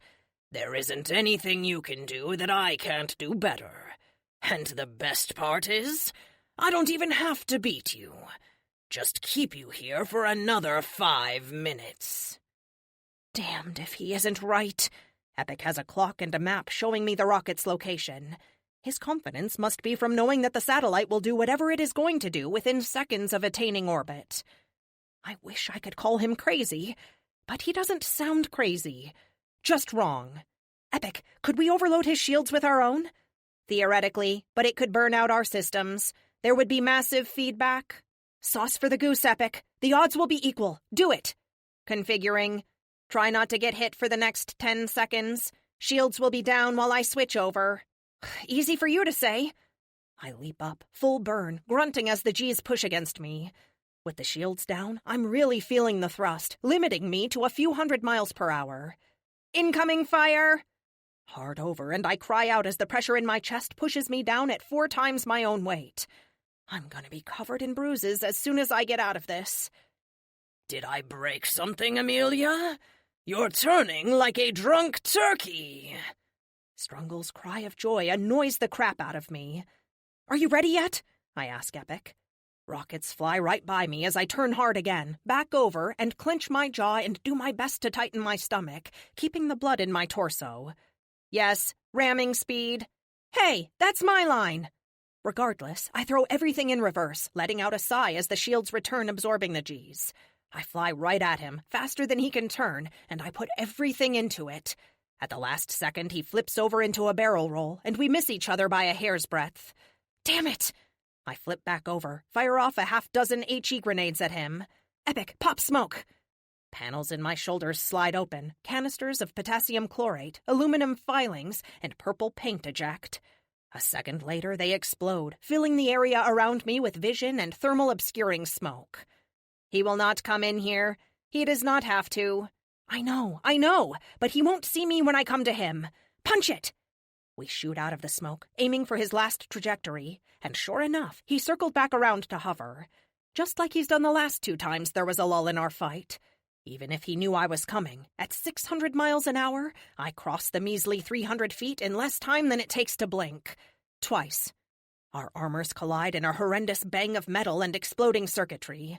All the alarms in my suit go crazy, and the HUD blinks out as we crash into the ground 100 feet from where we collided. There's no way for my suit to catch on fire from the inside, but the smell of burning plastic is bad enough that I have to trigger the faceplate not to gag. "You bitch! What did you do?" he shouts as he rolls up to his hands and knees. He's sluggish, not moving nearly as fast. Necessity is the mother of invention, Strungle. I put a hand on my knee and lift myself to a standing position, taking a deep breath. Epic should reboot any second. Any second. Strungle manages to stand. Reaching behind his shoulder, he wraps his metal fist around the mallet magnetically attached to his back. "I've improved your design in every way. Even without my shields, I can still keep you here long enough to win." He runs at me. The mallet crackles with electricity as he swings it at me. I leap back, stumbling over debris and barely escaping being squashed. I reach behind my own shoulder and unlatch the Sword of Doom, bringing it up in front of me in a two-handed grip to defend myself. I still have power, and the suit's autonomous functions still work, like strength. "Ha! You don't even know how to use that thing properly!" He charges forward, screaming as he brings the hammer up to swing it down on me. I dive sideways and bring my sword up. I aim for his arm, but miss, hitting the haft instead. The sword does exactly what it's supposed to do. Its monomolecular blade cuts right through the haft, sending Strungle falling forward as his momentum is untethered by the mallet head flying through the air. I spin around and pounce on him, slamming my foot into his chest and holding the blade to his throat. "Don't think for a second this won't slice through your armor, because it will," I growl at him. I hear a beep, notifying me Epic is in the process of rebooting. Just a few more seconds and I can close the faceplate. "Ha!" His suit whines. A plate slides up over his chest and light explodes in front of me, sending me rocking back in a desperate attempt to cover my eyes and clear my head. "Epic, I can't see!" No response. "Epic?" "He can't help you now, Amelia. Say goodbye." My vision clears and he's holding my BFG. Oh no. Strungle, no! Too late. He pulls the trigger. My self-destruct on the weapon doesn't account for Epic being offline. We're screwed. The weapon whines as the ZPFM powers up. I can't see his face through the helmet, but I can imagine he's confused. I turn and throw myself to the ground. My faceplate slams shut. White-hot fire covers me as the ZPFM ignites like a small nova. I'm moving as Epic blasts us forward, trying to escape the shockwave. Oh God. Kate? Carlos? I clear my head. Epic, how much damage did that do? Considerable. However, we have more pressing concerns. Kate could be hurt. Turn us around and... Amelia, you have 2 minutes to intercept a rocket with a 250-mile head start. If we stay to save them, then all superpowers on Earth will be gone. Would that be so bad? No more supervillains? Kate could live a normal life. Or it could kill all of them. We do not know the ramifications of stripping them of their powers. It would also be a net sum of 0.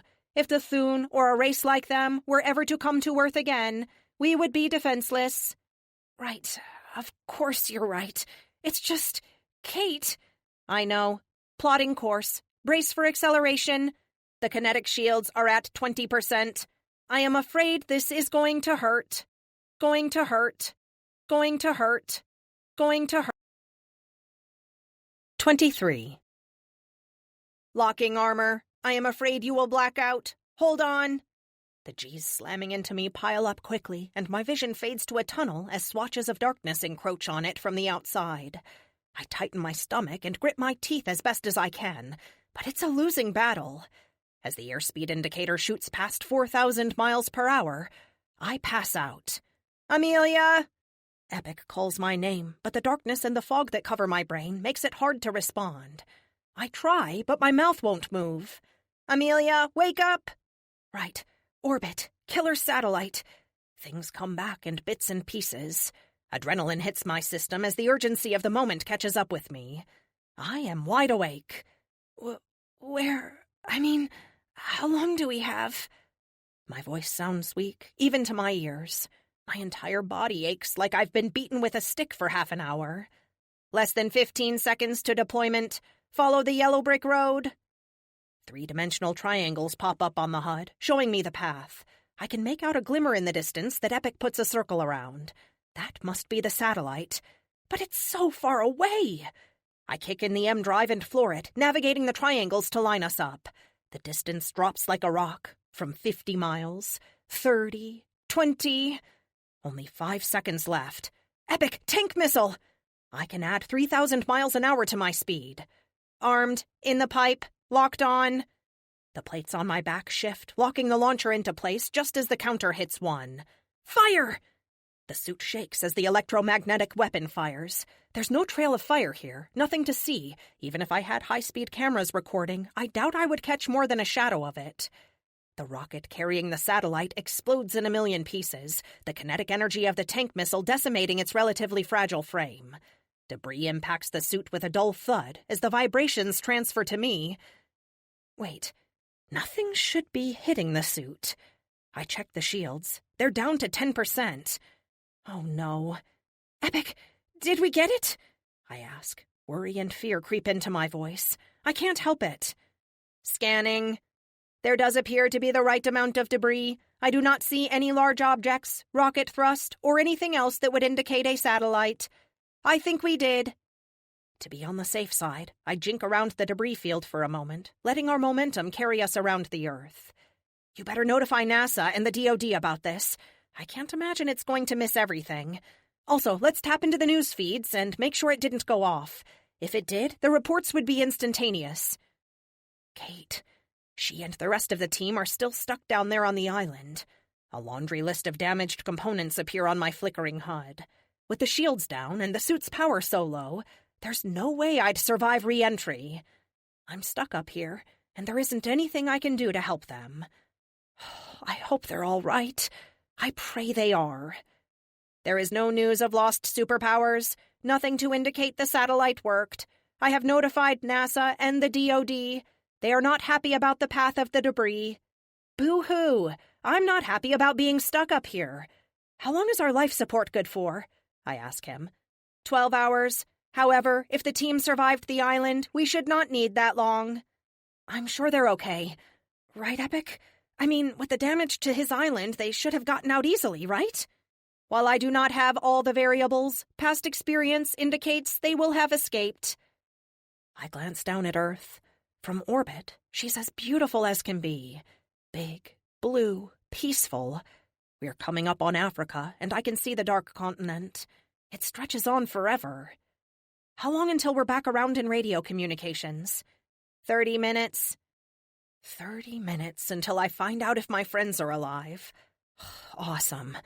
I can't sit here and do nothing for that long, but I can't go home, and I certainly don't want to go farther out. That leaves only one thing to do. Awesome.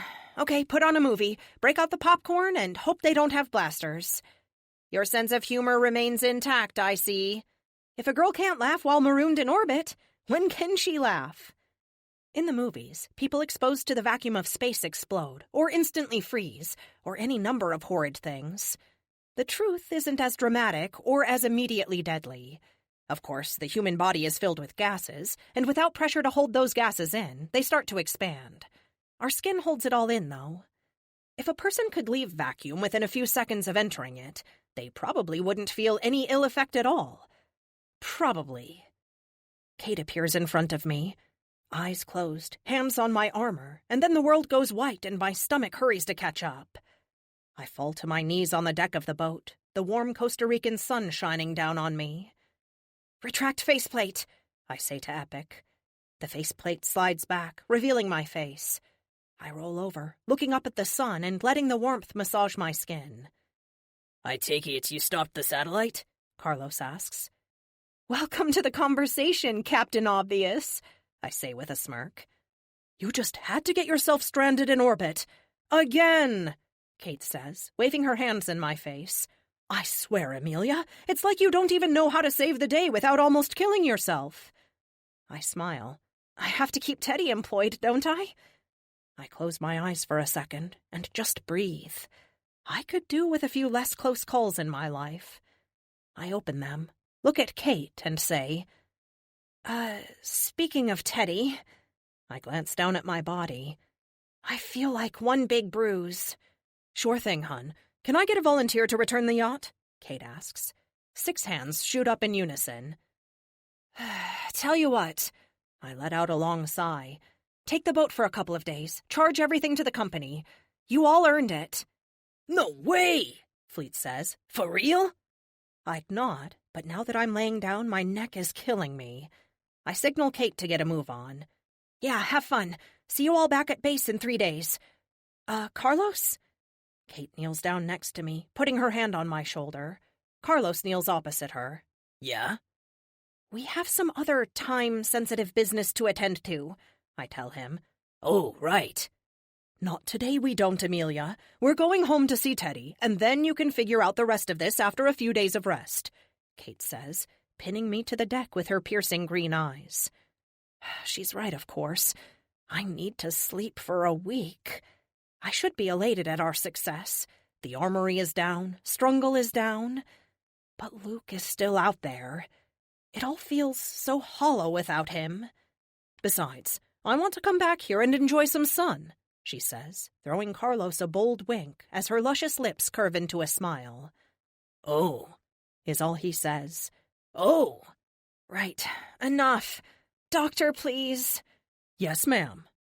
Yes, ma'am. Yes, ma'am. 24. Teddy has, once again, left me with stern instructions to stay off my butt for a few days. And, as usual, I'm ignoring him. 48 hours is more than enough rest. Besides, if we don't move to help Frank soon, he might decide I didn't mean what I told him and keep trying to do this on his own. No, I need to do this. Need to help him. With the rest of the team down in Costa Rica for another day, this is the perfect opportunity for us to do this without involving everyone. And I couldn't be more giddy. Time travel. We're going to travel in time. I wheel out of the lab into my apartment, swing by the couch, and grab my coat before heading for the elevator. I drum my fingers on the arm of my chair while I'm waiting. Carlos and Kate should be back by now, and if Frank keeps his word, he'll be showing up on the landing pad of the Spire in 20 minutes. The elevator doors open on a swirl of air as a vortex of energy forms in front of me. He's supposed to meet us up top. If he's coming in now, it's because there is a problem.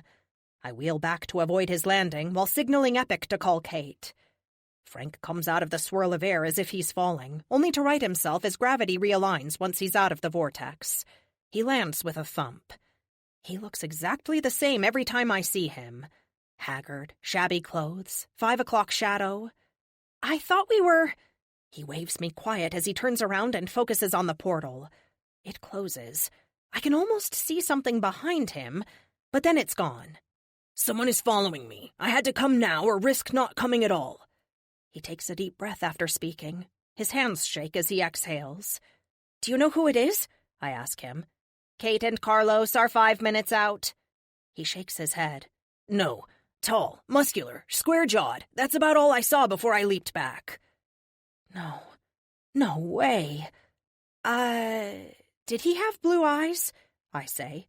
I'm trying to keep calm, but I can't help but shake a little. Frank looks at me for a second as if I grew a second head. How did you know? Is this him? I reach into my bag I keep attached to the chair and pull out the photo of Luke and me. We took it right before I went off to fight the Thune. It was the last time we had a proper date. Frank takes the photo from my hand and examines it for a second. Oh, please let him say no. Please say no. Yeah, that's him. He's different, but not that much different. You know him? We're interrupted by Kate and Carlos popping into existence behind me. Fear flickers through Frank's eyes, and I can see his instincts kick in. He holds it together, though, and stays. Good man. I glance back at them. Carlos is in his protector garb, which is just as impressive as it was the first time I saw it. Kate is in her black form-fitting catsuit, with all her gear ready to go. How did you run into him? I ask. I show the picture to Kate and nod to Frank. She picks up on what is happening immediately. I thought maybe I could see if we succeed or not, so I jumped a few months forward.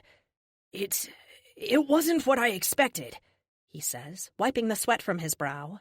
The future isn't set. I've seen 100 different timelines. Each time I go forward, it's different. But this... But what? I prompt him. Armageddon is all I can think. The city was burning. People were staked on pikes like some kind of house of horrors. The sky was full of black smoke. I wasn't there 5 minutes when he showed up, landing in front of me like a boulder. The whole ground shook. The way he looked at me, it was like he knew I was going to be there. I jumped back as fast as I could. Then he jumped through the portal after me. You mean he's here? Kate asks. No, I closed it, but I have no idea what will happen to him. He might keep coming back, or be deposited in whatever time I left. I just don't know. I nod. Whatever that thing is that controls Luke, it has to go.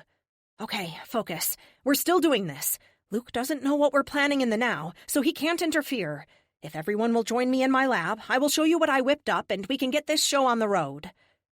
I wheel around and throw a smile at Kate to let her know I'm okay. Her green eyes flash worry at me, and I shrug. There isn't anything I can do about that future. However, I do have a plan for Luke. I think. I'm terrified of how it will work, and what he will think of me if it does work. It's just the only thing I can think of to save him. The lab slides open, revealing my gadget. Frank, if I understand you correctly, as long as you're touching someone, you can go back in time with them, correct? In theory. That stops me cold. What do you mean, in theory? Carlos asks as the lab door slides shut behind us. I took an entire car back in time. It should work, but I just can't be sure, he says, eyes nervously leaping about the room as if he's trying to look every way at once. We'll deal with that bridge when it's on fire, I say, to stop any argument.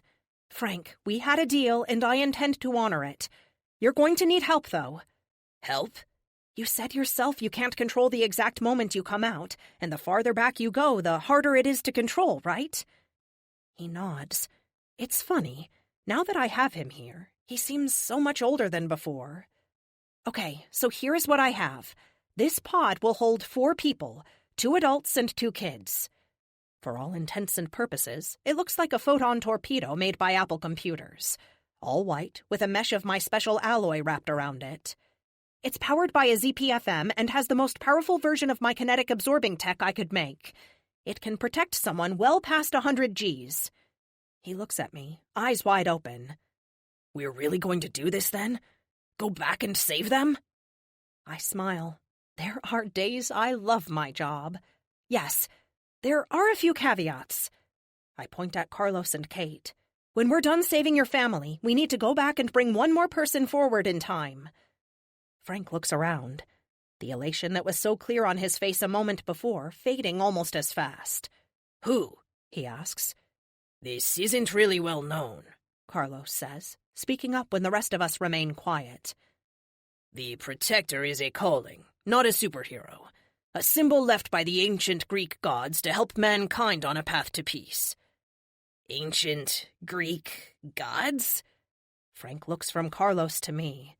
And you believe this? He asks me. Carlos's veins bulge, and I almost chuckle. Kate puts a reassuring hand on him, and he relaxes. Yes, I do. The Protector has a guide, a mentor. Her name was Pythia, the Oracle of Delphi. She could see versions of the future, kind of like how you go to versions of the future. How come she hasn't seen any of this? Warn you about your boyfriend, or Strungle. It doesn't sound like she's much of a fortune teller, he says with a smirk. Now I'm feeling my blood start to boil. I may not have been the biggest fan of Pythia, but she did save my life. Frank, first of all, she didn't warn us because she died saving my life. And second of all, I can't believe I'm about to say this. A man who travels through time shouldn't throw stones. I guess I was a little more forceful than I intended, because Frank takes a step back and looks appropriately chastised. Sorry, it's a lot to take in. What do you want me to do? Carlos glances at Kate, and she squeezes his shoulder. Then he says, We want you to take us. He nods at Kate. Back in time to 400 AD, and bring the Oracle of that time forward with us. I need her guidance. The whole reason we started looking for you was to ask for help, he says with a shrug. Frank takes his ever-present rain hat off and runs a hand through his thinning hair. I've never gone back that far. I did 20 years once, and it took a lot out of me. We could try, though. Why so far back? She told me once that people stopped seeking her guidance after 400, that she spent the next 1,600 years in solitude. I know it left her in pain. I'd spare her that, if I could. Frank rubs his chin, clearly thinking about it. You know I can't alter the past, right? Once I take her, I will have created a new timeline where her world goes on without her.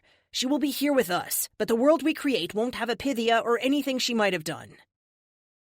I hadn't thought about that. Which means, when we also take Frank's wife and daughters, there will be a timeline where they are missing, and a Frank Parker in their reality looking for them. What if he goes and takes them from his past, and then so on and so forth? This isn't quite a causality loop, but it's similar. Carlos arrives at the same conclusion I do, about 3 seconds after me. I hadn't thought about that, but it doesn't change what I need to do. Can you do it? He asks. I suppose there's no harm in trying, but I want to save Jasmine and the girls first, he says, then looks at Carlos and Kate. I'm sorry, I do want to help you, but if your trip kills me, I want to know my girls are safe. Kate smiles at him with her trademark look designed to relax people. It's okay, Frank. We understand. We'll get your girls and then we'll see about the rest. What do we do next? I look over at the pod. It's 100% ready. We just need to go. If I understand you correctly, you can travel in space and time? He nods and says, If I've been there before, it's easier. I can take us right back to DC from here. But for our trip to Greece, I'll need to be in Greece. That's easy enough, Carlos says with a smile. I happen to have a timeshare there. A snort escapes my nose, and I quickly cover it with a cough. I hate it when I snort. Right, okay, let's suit up. The inside of the pod is molded, designed to fit 2 adults on the outside and 2 smaller people in between. The layout is head to foot, not shoulder to shoulder. It saves on room. Are you sure this thing is safe? Kate asks as she crawls in. I buckle her in using the built-in harness, then proceed to use the Velcro manacles to secure her legs. There's a built-in air supply for 24 hours, an emergency kit, a radioactive decay beacon. You name it. I put everything I could think of into it. Yes, but is it safe? She asks again, looking me square in the eyes. I'm tempted to joke, but she's scared, which in itself is odd because I've never known my Kate to be scared of anything. I put my hand on hers. You're safe, Kate. I won't let anything go wrong. She smiles. I believe you. I give her one last squeeze before reaching up and closing the lid. It hisses as the seal activates. The monitor on the outside shows all systems green. Amelia, may I recommend the Mark 6 flight suit? This way you will have maximum speed. Spin up the Mark 7, Epic, I say, wheeling over to the loading chair. The Mark 7? It isn't nearly as maneuverable as... The Mark 7, I say again. I don't want to have this conversation in front of Carlos. Frank is in his own place, focusing on where we need to be. Carlos, however, hasn't had anything to do but stand around and wait. He glances at me when I have my pseudo-argument with Epic. I just want to cover all my bases, I say by way of explanation. Once the chair is locked in place, I move from it to the specially designed chair attached to the wall. Epic, initiate. Initiate. Initiate. 25. Amelia, I feel like you are not telling me something important. I'm sorry, Epic. I didn't want to talk about it where Carlos could hear. The suit finishes coming on around me, and I'm deposited back in the lab. The wall splits open, and I pick up my new BFG. As soon as I touch it, everything comes alive on the weapon. Fully loaded, fully charged, all safeguards intact. I modified it slightly. I couldn't have foreseen someone trying to use it in my proximity with Epic offline. That was a mistake I won't make again. This one will self-destruct, but the damage will be limited to the rifle and very little else. May I ask what you are planning, then? I clip the rifle onto my back, run the diagnostics on the rest of the suit, then turn to Frank. The suit comes back 100% green. She's good to go. Yes, I'm going to save Sydney, I tell Epic as I go take my place next to the pod. It has 2 handles, one on either side. Frank sits on top, his feet braced against the edges, a hand on Carlos and me. You two ready? He asks. Amelia, it will not change our time. I know, but it will make me feel better. I flip on the comms with a blink. I'm ready, Frank. Let's rock and roll. I supplied him with an earpiece and glasses so he could communicate with Epic and us. This is going to feel a little weird. He closes his eyes for a moment. Sensors in the suit go crazy. Alarms ring as gravity fluctuates up and down. Fear, real fear, clenches my gut. I don't know if this was such a good idea after all. Then the portal opens. Energy swirls clockwise around the vortex.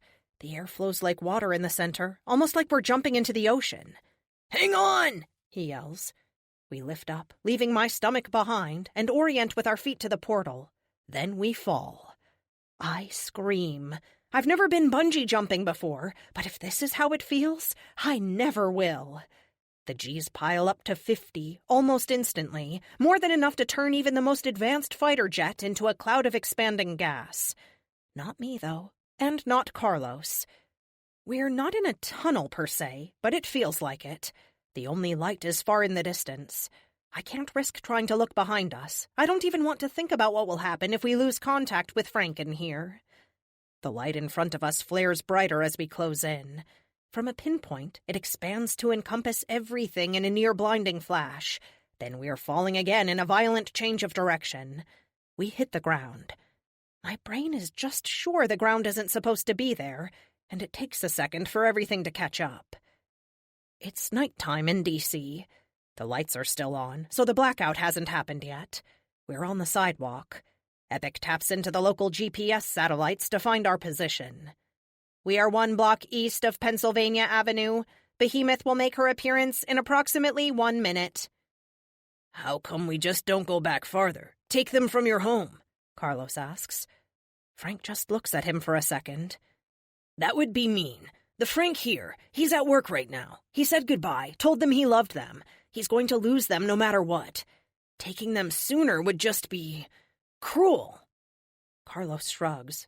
Whatever you say. Where are they? Frank looks back behind us and slides off the pod. They're coming from that direction, he says, pointing. The pod hisses as it opens. Get me out of this thing, Kate demands. Carlos runs over and starts unbuckling her. Not fun? He asks. More like going on a roller coaster with your eyes closed. I thought I was going to hurl, she says while he finishes unfastening her. Kate leaps out with her usual grace, but with a hand on her stomach as if she's holding its contents back. I'm going to scout the area, make sure we're safe from Behemoth's initial attack. Radio me when you have her, I say. I don't wait for the response. Kicking in the M drive, I blast off into the night sky. EMP in 10 seconds. This will go down exactly like it did in our timeline, right? If Mr. Parker is to be believed, yes. We are in the past until the moment he returns us to his present. Therefore, events should play out exactly the same. The ECM master alarm screams at me as my number 3 ZPFM flips into high gear, protecting the suit from the ECM. The team's comms were set to power down right before and come back on a few seconds later. They should be fine. Behemoth is beginning her attack on the White House. At 300 feet up, gunfire and explosions light up the White House lawn plain as day. The semi-truck she used to get close to the grounds without being seen is torn to pieces as she and hundreds of warbots storm out of the remains. 50 Secret Service agents fire their weapons ineffectively at the machines. Green plasma fires back, vaporizing flesh and blowing huge holes in the White House. Amelia, you will be arriving soon. Contact this timeline's version of Epic. Explain it to him, I say. It's a risk. Will he believe us? That's when I see them. Bricklayer and Samantha Conti. I can save 2 lives that matter to me today, not to mention countless more. Go full auto on the grenade launcher, get her attention, and unlock the rifle.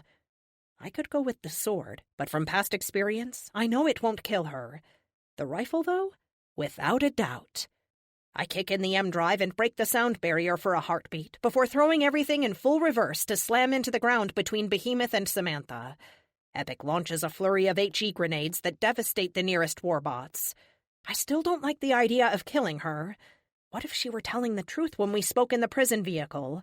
Or what if she were saying what she believed was the truth? Epic, I'm gonna try something crazy. Arsenal? New armor, huh? Well, that was fast. Don't worry, though, she says, slamming her fist into her palm, creating a small seismic shockwave. I'm gonna tear you apart. Karen, I say over the PA, loud enough to be heard, even over the explosions. Listen, you're wrong. Erickson isn't going to win, and even if he did, the Thune have infiltrated Cat-7. The moment they show up in our star system, all his tech is going to go dark, and we all die anyway. I speak as fast as I can without tripping over my words. Behemoth is incredibly quick, quicker than someone of her size ought to be. What? She pulls up short, just a foot in front of me. I have the rifle pointed down and my kinetic shields to full power. How do you know his name? She asks. Harold Erickson. He was born in 1903. He switches bodies telepathically each time his current body dies. And tomorrow, Karen, is the last time he will do it. How do you know this? She screams at me.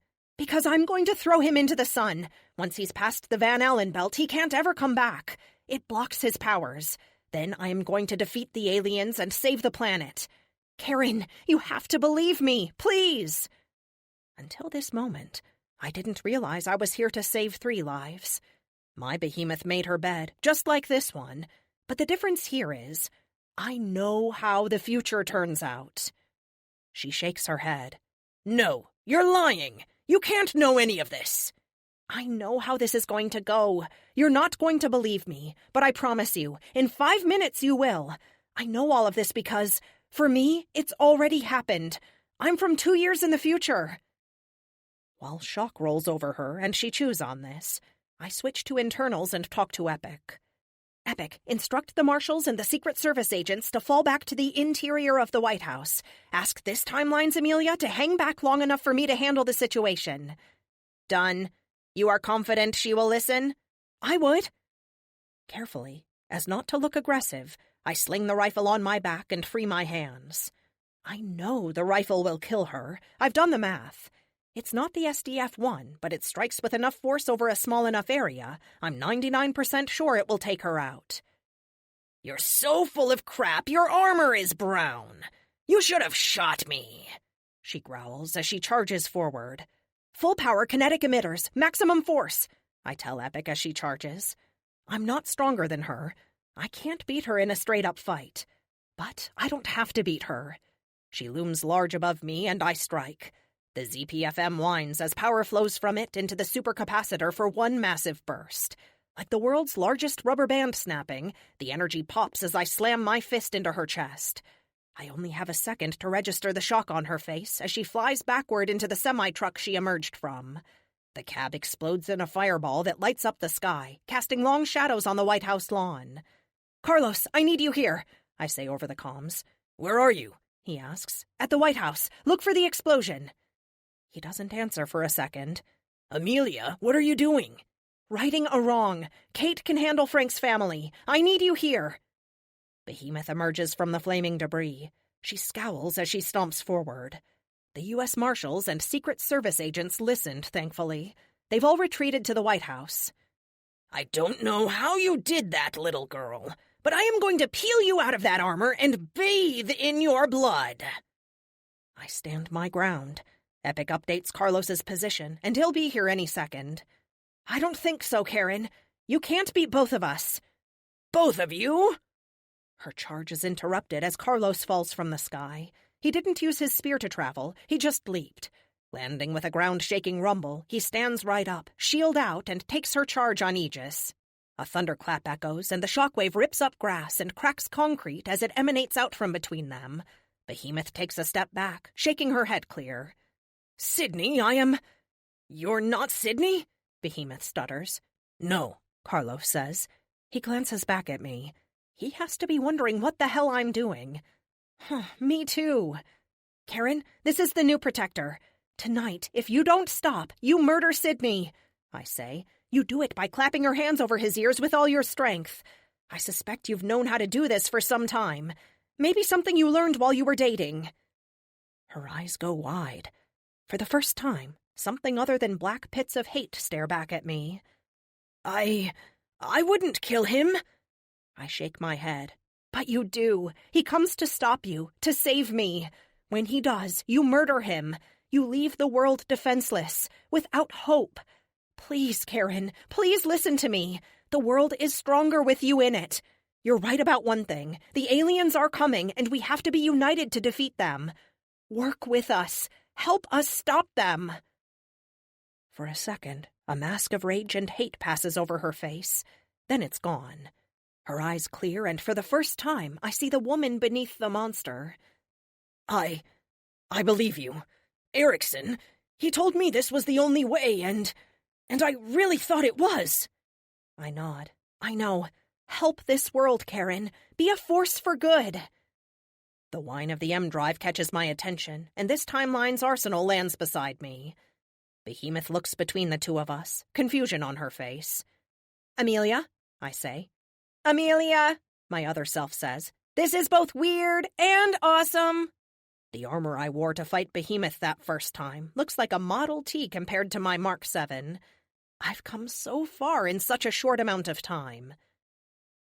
It really is true? Behemoth asks. Epic, retract faceplate, I tell him. He does. Behemoth, you may not believe this, but I am trying to save your life. With it, a lot of lives. You can do such good if you try. I know you can. The Thune are already here. Help us fight them. Who are the Thune? Amelia asks. Her faceplate retracts as she speaks.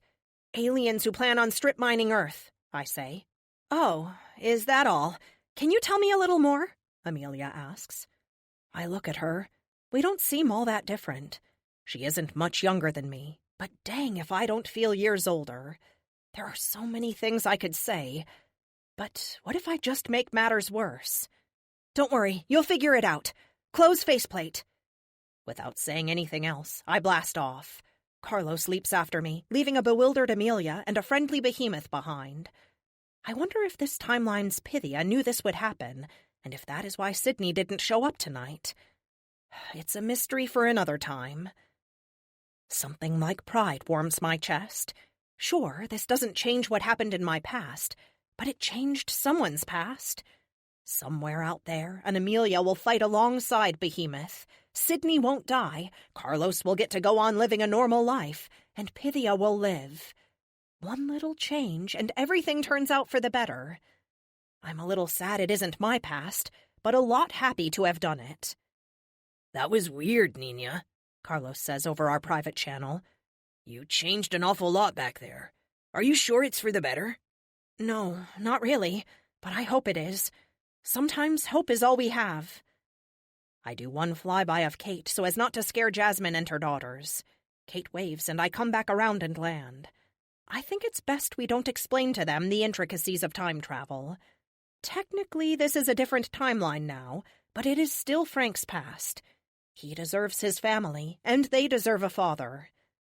Thank you, Jasmine says as the whine of my M drive dies down. For all of us. I shake my head and retract my faceplate. Your husband is the one who deserves thanks. He sacrificed a lot for this. She nods, holding his hand while he holds his girls. We don't have much time, Kate reminds us. Into the pod you go. It only takes a couple of minutes to secure the four of them. It's a tight fit, but with Kate there to keep everyone calm, it goes smoothly.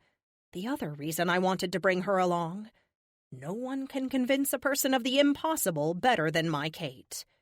You ready, Frank? I ask. Yes. God, yes. Okay, let's light this firecracker. I say with a grin.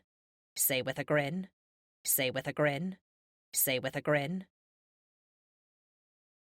26. In my time as Arsenal, I've had a lot of crap happen to me. Not just the broken bones and bruised ribs, of which there have been plenty. I found my parents, only to not really find them. I lost Kate, only to find her and lose myself. I lost Luke, and I'm still looking for him. I've been through a lot. There are nights I don't even know how I sleep. Then there are moments like this. All the crap I've been through. These moments make it all worthwhile. I watch Frank break down in sobs holding his wife and daughters, and my heart is close to bursting. They're all so happy it hurts. Epic, text Mom and Dad for me, please. What do you want it to say? I love you. Message sent. I am very proud of you, Amelia. You have grown into a wonderful woman. I am honored to be your friend. Thanks, buddy. That means more to me than you can know. You would be surprised. My apartment is entirely too small for this gathering. I don't have a ton of space for the 5 adults and 2 kids who are crowded into it. I glance at Kate and Carlos and give them a nod of my head. We're going to clear out. The place is yours for the night. Tomorrow we'll get you back to where you belong. Frank, I know he doesn't want to talk about this to them, has a few things he needs to talk to you about. It's hard to believe it's 2 years later, Jasmine says. Our friends are all 2 years older? The twins ask in unison. I'll let your dad answer all of it. I need to get out of my armor and upstairs. Enjoy. I turn and walk to the bookcase, making sure to cover my secret entrance as I pull back on the book titled Armor. Okay, I guess it's kind of obvious if I think about it, but it's also fitting. I don't envy Frank having to explain his version of time travel to them. They died in our timeline. That's final. They're from an alternate timeline, but it wasn't alternate until we changed things. My head hurts. A couple of minutes later, the automated armor removal system deposits me back in the lab, right into my oh-so-comfortable chair. To my surprise, Kate is waiting for me. Somehow, in the time it took me to change my armor, she's changed her outfit and put on some dark red lipstick that makes her look like $1,000,000. Amelia, you thought I'd forgotten, didn't you? I glance around the lab, looking for a clue as to what she's talking about. Did I forget a date or something? No. But I have no idea what you're talking about. She smiles her 1,000,000-watt smile. You need to change your clothes, put on some makeup, and get ready to party, because the girls and I are taking you out on the town regardless of if you want to or not. Kate, we literally just traveled through time, fought Behemoth, and changed someone's past. I'm beat. Can we do this tomorrow? The unyielding look in her eyes tells me we can't. I sigh, loud and dramatic, projecting my displeasure at her. She presses her lips together in what I am sure is the sexiest pout that ever was. You're going to hurt my feelings if you keep that up. I told you, we're going to celebrate your birthday. Normally, I am all for you getting some rest. You can drink an extra Coke tomorrow to keep you together. Tonight, we're going out. Come on, I'll help you get ready. An hour later, Kate, Tia, Lux, Tessa, and I are exiting the luxury SUV provided by the company. The restaurant Kate picked is a Mexican-American fusion upscale place owned by one of Arizona's more famous chefs, Casa de Comida, which, if the little Spanish I've picked up over my life is right, roughly translates to home of the food. I certainly like the name. Kate shot me a little pick-me-up in the car, and I slammed a white monster. No substitute for sleep, but I'm 21. I can sleep later. The place is slamming. A live band plays popular music. The staff is dressed in brightly colored, vaguely authentic uniforms, and the food smells divine. My mouth waters the second the smell of fried green peppers and tortillas fills my nose. Oh, this was such a good idea, I say as Kate pushes me to the elevator. We make quite the entrance. My wheelchair catches everyone's attention, but the 5 women behind me keep it. Somehow, Kate manages to look amazing even after the long day we've had. Black, knee-high boots, distressed jeans, a white top with a scooped neckline, and her patented black leather jacket, along with her red lipstick, lend her the look of a rock star.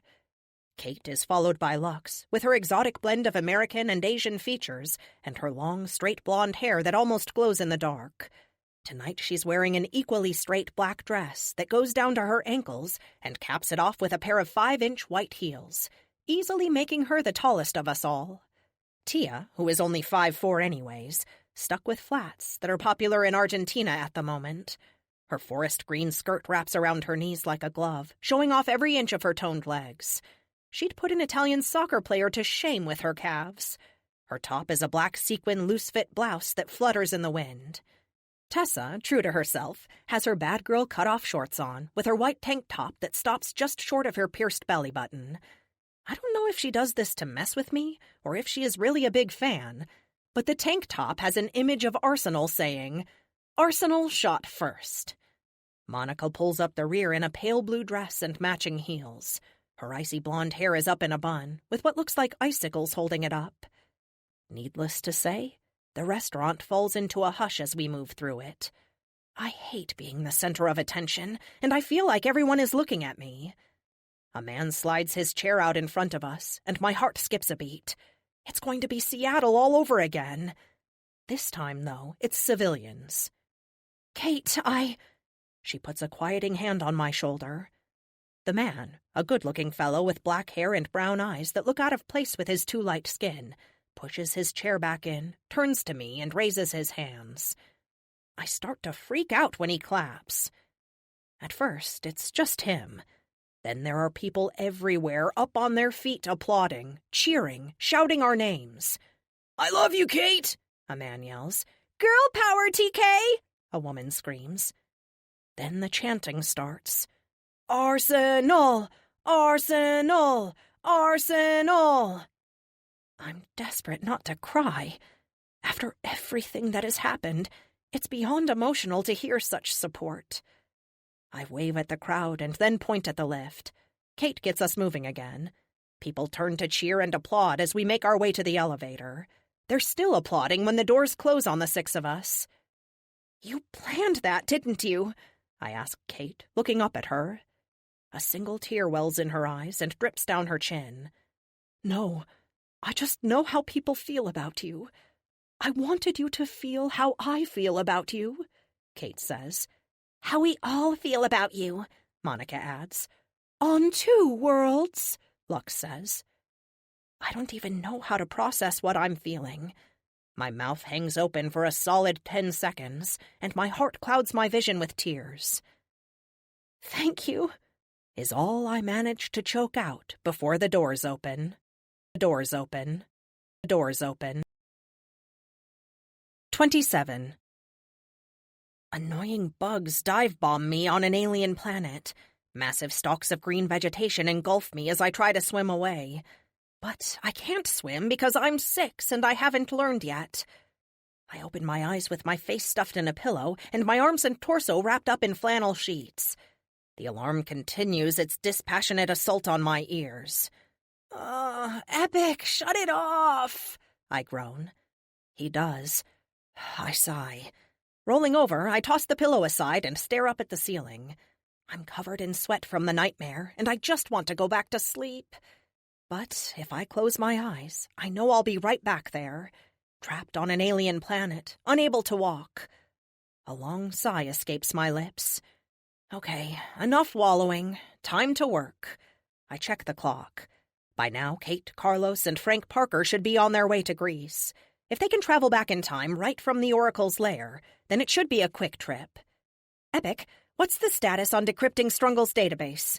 I have successfully decrypted the entire thing. I have all his notes, work, and prototypes on file. If it helps, he did indeed have a superpower that allowed him to copy your work. I don't think he knew the formula for your metal, or he would have put it out for the world to use. The satellite was the most interesting thing I recovered. It was wholly original, not based on any of your tech. Oh? Weariness flees my muscles as curiosity floods my system. How so? I will fill you in once you are dressed and showered. Everyone's a critic. I smell myself and realize how right he is. Epic, make a note. Never let Tessa hand me a drink again. Note made. She knows I don't really drink, yet I let her goad me into a tequila. I should have dumped it out when she wasn't looking. I'm in the spare apartment I keep on the 3rd floor. This is where Lux would have stayed, but she elected to move in with Tony while she's on Earth.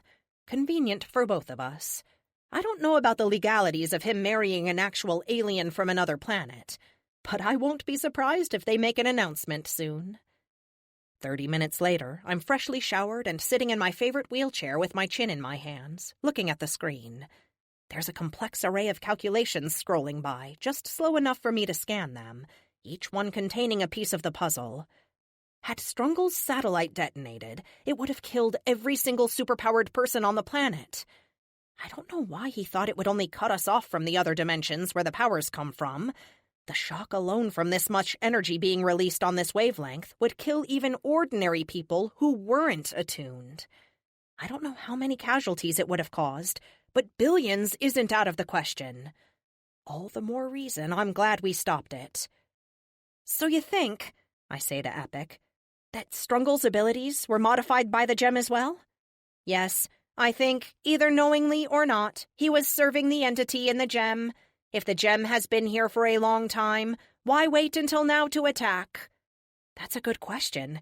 Raphael had it for at least 30 years. Who knows who had it before? Do you have a theory? Yes, it really is no different than Erickson. That name still sends a shiver up my spine and has me looking over my shoulder. Sorry, Amelia. All I mean is this. Erickson spent decades maneuvering the world to the place he needed it to be. Why not just run the coup 20 years earlier? He didn't have the tech. True, but he could have anyway. He needed people to be in a certain mental place. He needed enough superhero-related disasters that when he took over, it would be seen as a blessing. It is not like he would be immune to a normal rebellion. No, he needed people to want him in charge. Okay, that makes sense. Are you saying that Gem has done the same thing? I run it through my head a few times. No, not the same thing. Just that the strategy is similar. The Gem is trying to... Oh my God! I think you see it. Erickson wanted to control all the supers, but...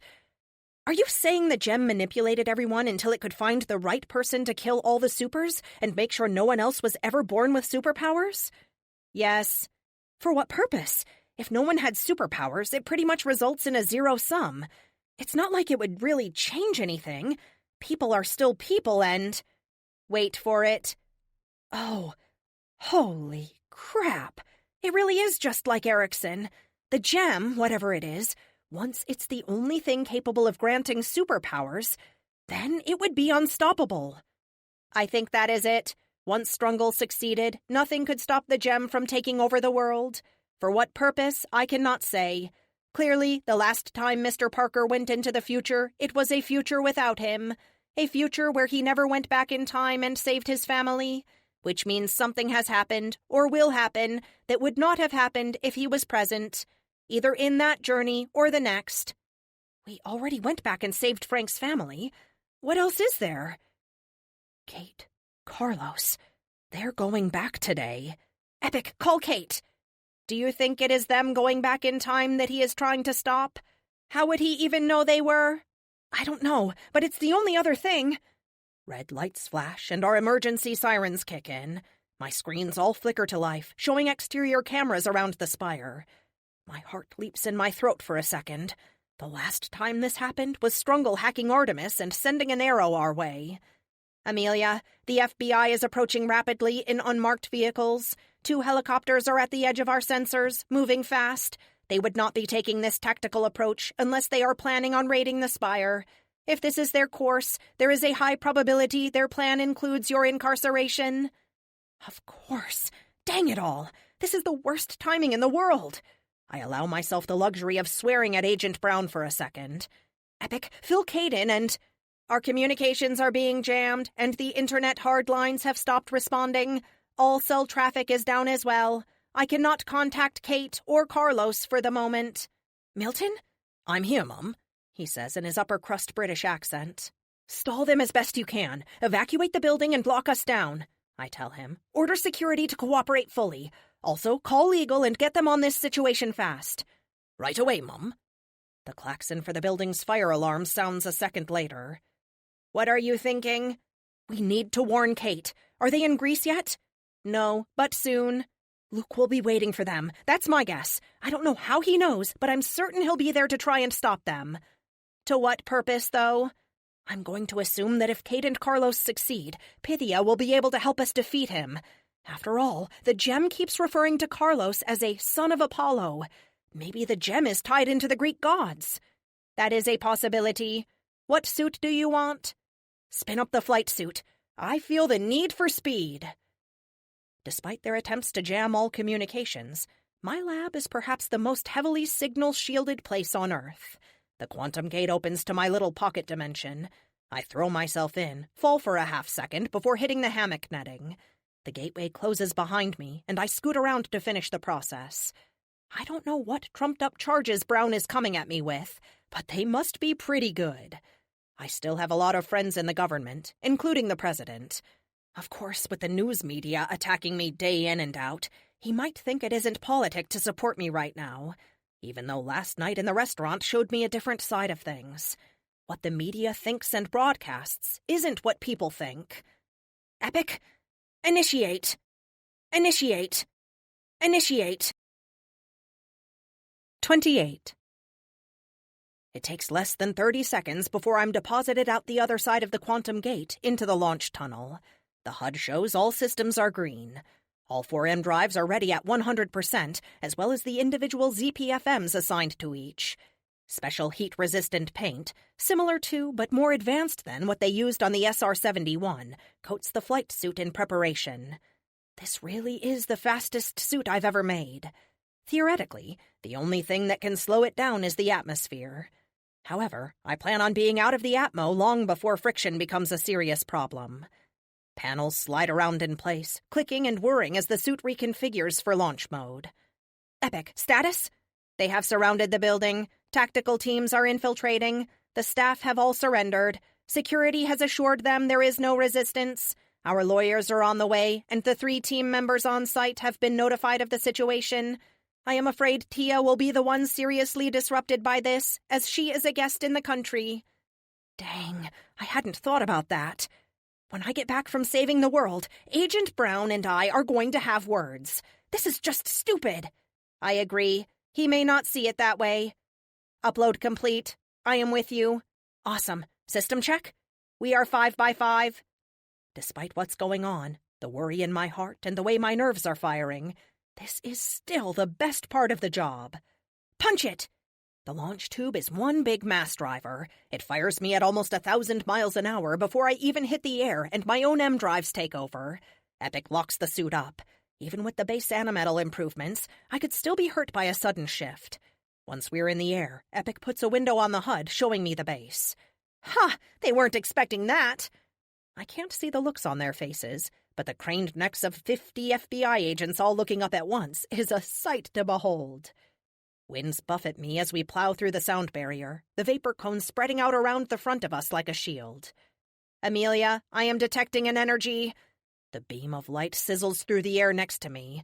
Alarms scream as the heat from the near miss flashes over the suit. I jerk hard to the side instinctively, even though there's no way I could dodge something moving that fast. What the hell is that? I ask as I glance at our speed. We just hit 4,000 miles per hour, and we're accelerating at a rate of 100 miles per hour every second. Unknown. It may be another super. There are 2 people I know of who can fly that fast and look like a beam of light. And I'm pretty sure this isn't Lux. Ian. Epic, can you broadcast yet? Negative. They are using a high-energy pulse to disrupt communications. We will have comms in 5 seconds. Fine. You want to play it hard? We'll play it hard. Full burn. Let's see how fast she really is. Kinetic shields reconfigure for maximum G protection, and the ZPFMs whine as they spin up to full power, dumping everything they have in the M drive. The airspeed indicator lags as we blast past 6,000 miles per hour. We pass the Kármán line into space, and the blue of the atmosphere vanishes. She is pursuing. Communications restored. Calling Kate. Awesome. I use my mental connections to the flight controls to edge us over into a curve heading east for Greece. At this speed and altitude, we can be there in minutes. Kate is not answering, nor is Carlos. There is not any jamming. They are not responding. Dang, if they're already in Pythia's cave, then we can't communicate with them. Ian flashes past me again. Her ghostly figure within the energy envelope is a perfect picture of a woman. She points back the way we came and holds out her hand with all 5 digits extended. Then 4. Then 3. Oh, she wants to play that game, eh? Fine. I don't exactly have a countermeasure for her, but I do have ECM. I grin. I have fantastic ECM. Epic, full power on the ECM. The HUD flickers as the ECM master alarm flips on, and the suit starts pumping out incredible amounts of electronic noise. Ian visibly flickers and jukes away as if she were punched in the face. IR chaff! Similar to my smoke grenades, chaff is aluminum-coated fiberglass particles.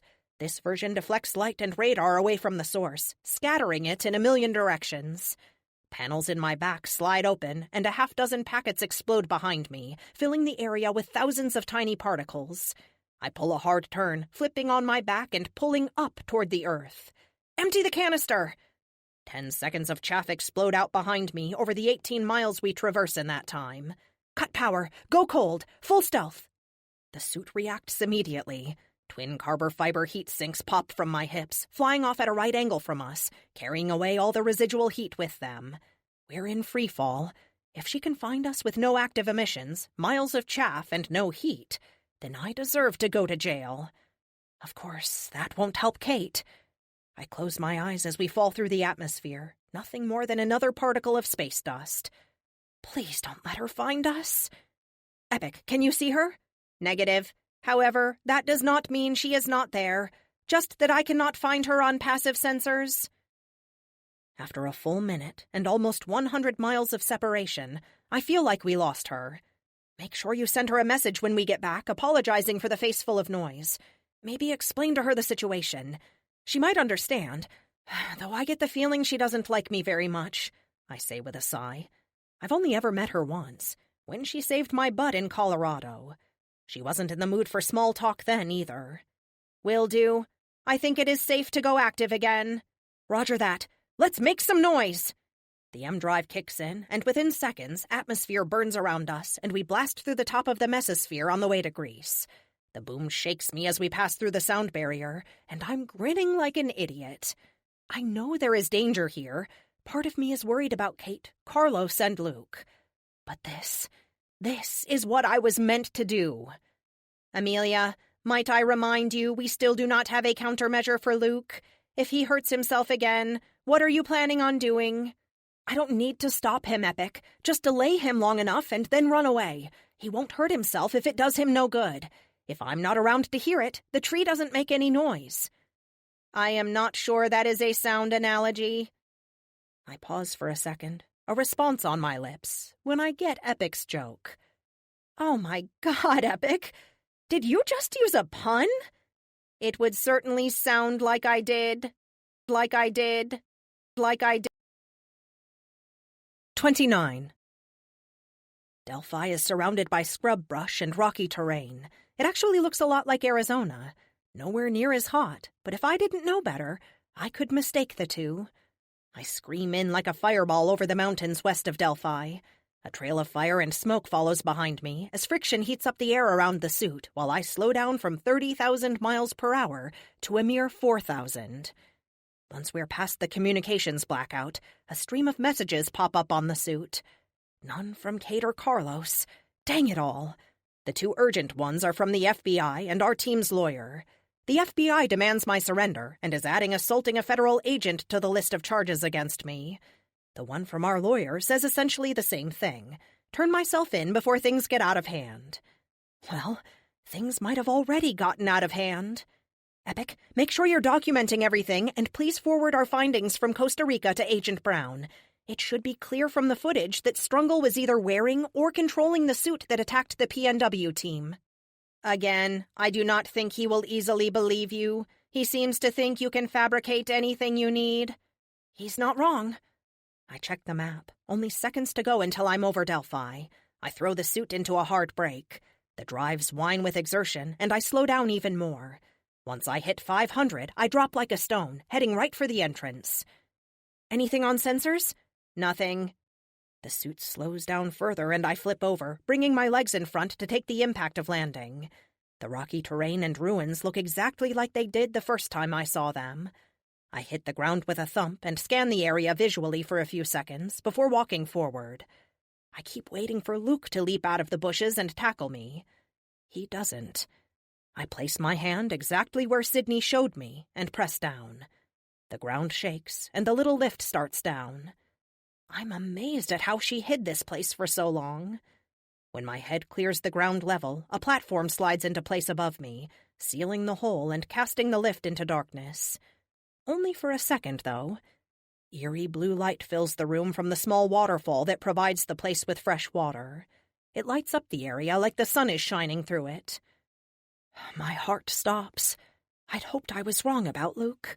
He wouldn't be here. When I arrived, Kate, Carlos, and Frank would already be back from their trip to the past. Nope. "Amelia!" Kate screams. Luke holds Carlos up by his chest piece. Carlos is limp like a rag doll. Luke casts him aside. Carlos slams into the wall and slides down unconscious. Luke springs at me. I cross my arms up in front of me as his massive fist slams into my impromptu shield. I slide back into the wall of the lift, alarms screaming in my ear. The trade-off for the speed the suit provides is power. The wall shakes as we hit, and Luke's distorted face fills my faceplate. He looks worse than he did last time. Veins bulge around his eyes and neck. The crystal blue that used to be so appealing has been replaced with a glowing red, the same color as the gem. I bring my knee up with an M-drive-assisted motion, hitting his ribs with enough force to drop an elephant. He grunts, staggering to the side, and I take the opening. Leaping past him, I shoot a face full of IP cannons at him. The sandpaper staccato of the weapons echoes in the room. I take a quick look around before landing next to Kate. Carlos is crumpled in the corner. He doesn't have his helmet on, and blood trickles from his nose. Oh, God. Carlos!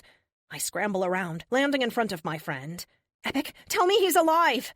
I yell. "He is alive, but his vitals are sporadic. He has sustained massive damage to his head and neck. He should be dead." "Luke, how could you?" I fire up the single particle beam the suit carries. I wish I'd had time to repair my combat suit. I still have the problem of stopping Luke without killing him. "Luke's gone, little girl. He was too weak, so I cast him out as Apollo did to me," the not Luke says.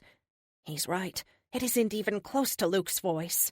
More like a hollow, haunted sound, as if pure hatred and a bulldozer had a baby. I don't believe for a second that Luke is really gone, though. He just wants to get in my head, and I won't let him. "Who the hell are you?" I ask, pointing the particle beam at him. Kate is smart enough to port away from me, moving to where Frank is hiding behind Carlos's poster bed. The cave has changed from its original construction. When Carlos became the protector, Pythia made it more like a home. A bed, TV, kitchen. Not Luke takes a step forward, cracking his neck as he moves, and growing even more massive. "The child of Apollo figured it out too late to help him. I was here before your inferior race, before the gods. When they came, they defeated me, throwing me into Hades. Their remnant," he nods to Carlos, "was the only one who could stop me. But now he's dead. You will be soon, either here or the next time we meet. Regardless of what you do, the Earth will be mine once again." I need to buy some time to come up with a plan that isn't run away. How did you know what they were planning? Not Luke grins mercilessly, sending a chill down my spine. His face was never meant for hate. "I've spent the last 100 years waiting for Pythia to die. Do you think I sat idle? Since I awoke, I have placed eyes and ears everywhere.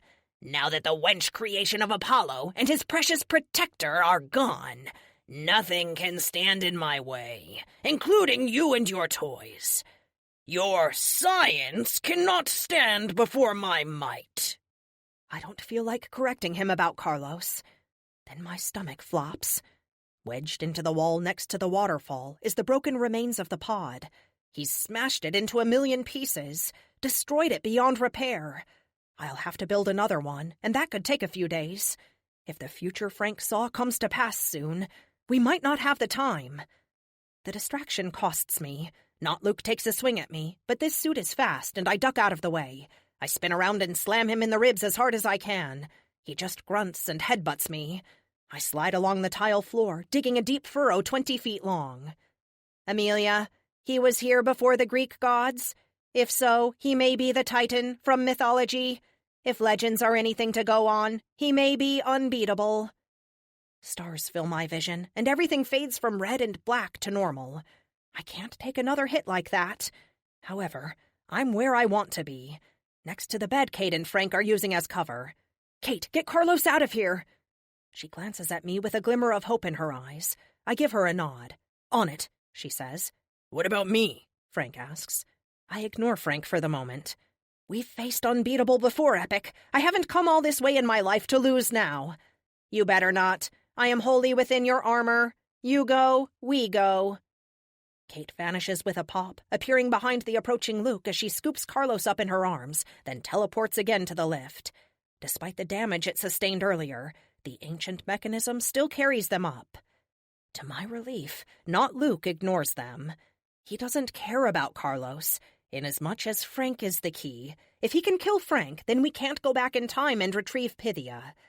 I glance at the time traveler, then back to Luke. Frank could send Luke back and leave him there, like his car, but then I wouldn't have Luke. I might as well kill him, and I don't want that. He's had 100 years to plan this moment. 100 years? Oh! Epic, I have an idea. I know what you are thinking. It is a bad idea. I advise that you grab Frank and flee. Do you have a better one? Luke leaps forward, arms out wide like a linebacker, a snarl on his lips. I trigger the particle beam and flash it across his eyes for a heartbeat before sidestepping out of the way. He screams, hands flying to his face as if he could ward off the burns before running right into the wall. Cracks splinter from the impact, and the whole cave shakes. I stumble backward, my knees catch on the bed, and I fall, landing on my butt next to Frank. We need to go, he shouts, pointing at the lift. You're right. Take us back, I say, pointing at the ground. I grab and pull him onto me. Back now, I shout. A roar builds up in the room, deafening to the point of pain if I didn't have sound dampeners kicking in. Frank holds his hands on my head and closes his eyes. The weird shimmer happens behind him as a hole opens up, tears open in the air, parting like water. Then we're falling toward it, as if gravity changed direction. Then Luke hits us. The three of us tumble through the hole, the G's instantly piling up. Alarms scream at me as the suit shunts all emergency power to the kinetic shields to absorb the G-forces. Not Luke's hands clasp my armor, and he desperately tries to hold on to me. I kick at his face, trying to keep him distracted and away from Frank. All he'd have to do is lay a single finger on that man, and we'd be trapped in time. How far back? Frank says over the rush of wind and the roar of Luke. My glimmer of an idea blossoms into a full-fledged plan. It will either be awesome or horrible, but either way, the future will be safe from Not Luke. 1900, I say to him. I kick at Not Luke again. He dodges and slaps a hand on my shin. His fingers crush the metal around my ankle. Alarms scream as the suit's integrity fails.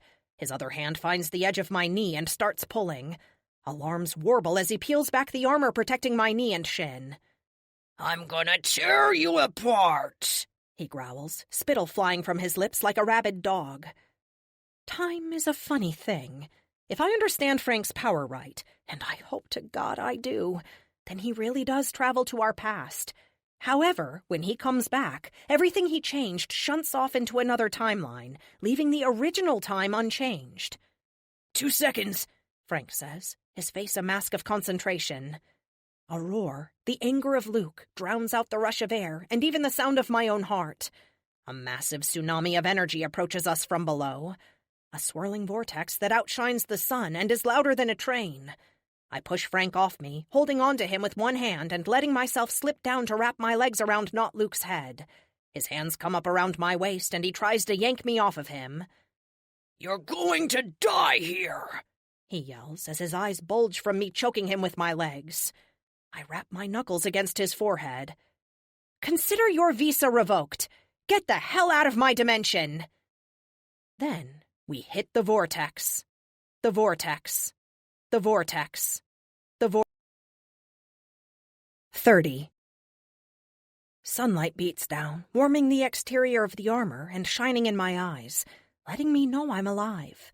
The HUD is off, which worries me, but if that energy vortex was what I think it was, then I'm just glad we're alive.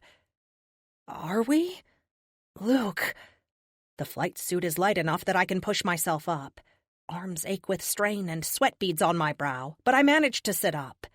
Epic? Nothing. Epic, retract faceplate? Nothing.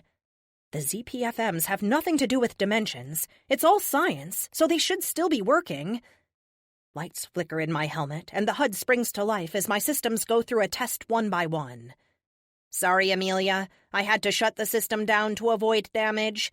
I am attempting to tap into the local networks and see where we came out. Oh, buddy, I don't think you're going to find any wireless networks around here. With the power working, I managed to stand. My right knee actuator doesn't respond. That's where Luke tore the suit. Oh, please let this have worked. Retract faceplate, I say. The silver reflective faceplate slides up into the helmet. Then the helmet folds and retracts into the shoulders of the suit. Luke? I call out. Frank? I'm on a hill. It's hot and sunny, and I can make out the ruins around us, but I don't see anyone else. With a sigh, I limp to the top of the hill, dragging my useless leg up with me. I'm out of breath and aching by the time I get to the top. One of the old stones is newly shattered, and I see a booted foot sticking out of the rubble. Luke! I run over, dropping to one knee and digging at the stones. They're heavy, but I'm strong enough to chuck them over my shoulder like pebbles. I clear his legs, working my way up to his stomach. He's normal-sized, but he isn't breathing. Come on, Luke, hang on! Finally, I make it to his face. His beautiful, non-angry face.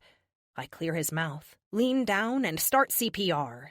I'll do chest compression, Frank says, dropping to the ground next to me. He looks even more haggard than I've ever seen him. Trails of blood dribble down his face like tears. He puts his hands on Luke's chest and starts compressing while counting. Come on, baby, don't die on me now, I whisper between breaths. A red gleam catches my eye when I look up from breathing for Luke. The gem. It isn't attached to him anymore. It sits like a normal ruby. No sparkling, no fire inside it. For now. It worked.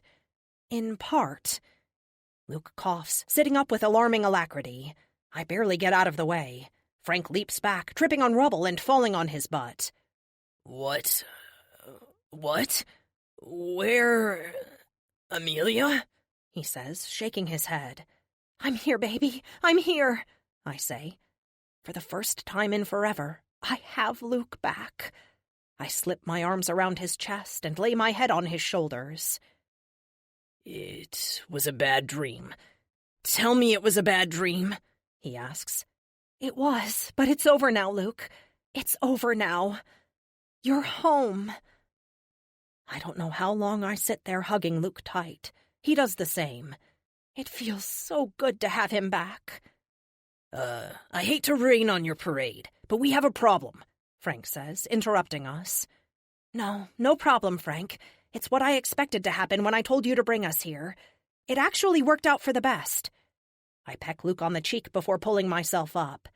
You can't time travel. If you had gone back to 400 AD like Carlos wanted, you, he, and Kate would have died. Luke shakes his head, taking his feet unsteadily. Something's wrong, he says, his voice thick with pain. I sigh. Not wrong, you two. Perfect. This is the year 1900. Frank shrugs. Luke looks at me for a second, the way he always does when he's waiting patiently for me to explain it to him. Oh, how I missed that look. I pull him up to stand next to me. His muscles ripple with strain behind his torn shirt. I can't help but smile. He's beat up, bruised, and worn, but he's all mine again. Oh, come on. This is too easy. 1900? 3 years before Tesla turns on Wardenclyffe? It's 3 years before superpowers exist, I say with a duh look. You mean we're trapped in 1900 with no superpowers? Luke asks. Yep, I say with a smile. And since this is before any dimensional rifts, that is just a hunk of ruby, not a murderous creature from another dimension. It's why you're free. I'm free? He looks around as if seeing the world anew for the first time. Then he sweeps me up, bringing his lips to mine in a kiss so warm I melt. I don't care what the next 3 years brings. Right now, this is perfect. This concludes Explosive Arsenal by Jeffery H. Haskell, narrated by Emily Beresford. Copyright 2018 by Jeffery H. Haskell. This unabridged audiobook is published by arrangement with Jeffrey H. Haskell and was produced in the year 2019 by Tantor Media, Incorporated, a division of Recorded Books, which holds the copyright thereto. Please visit Tantor.com for more information on our growing library of unabridged audiobooks.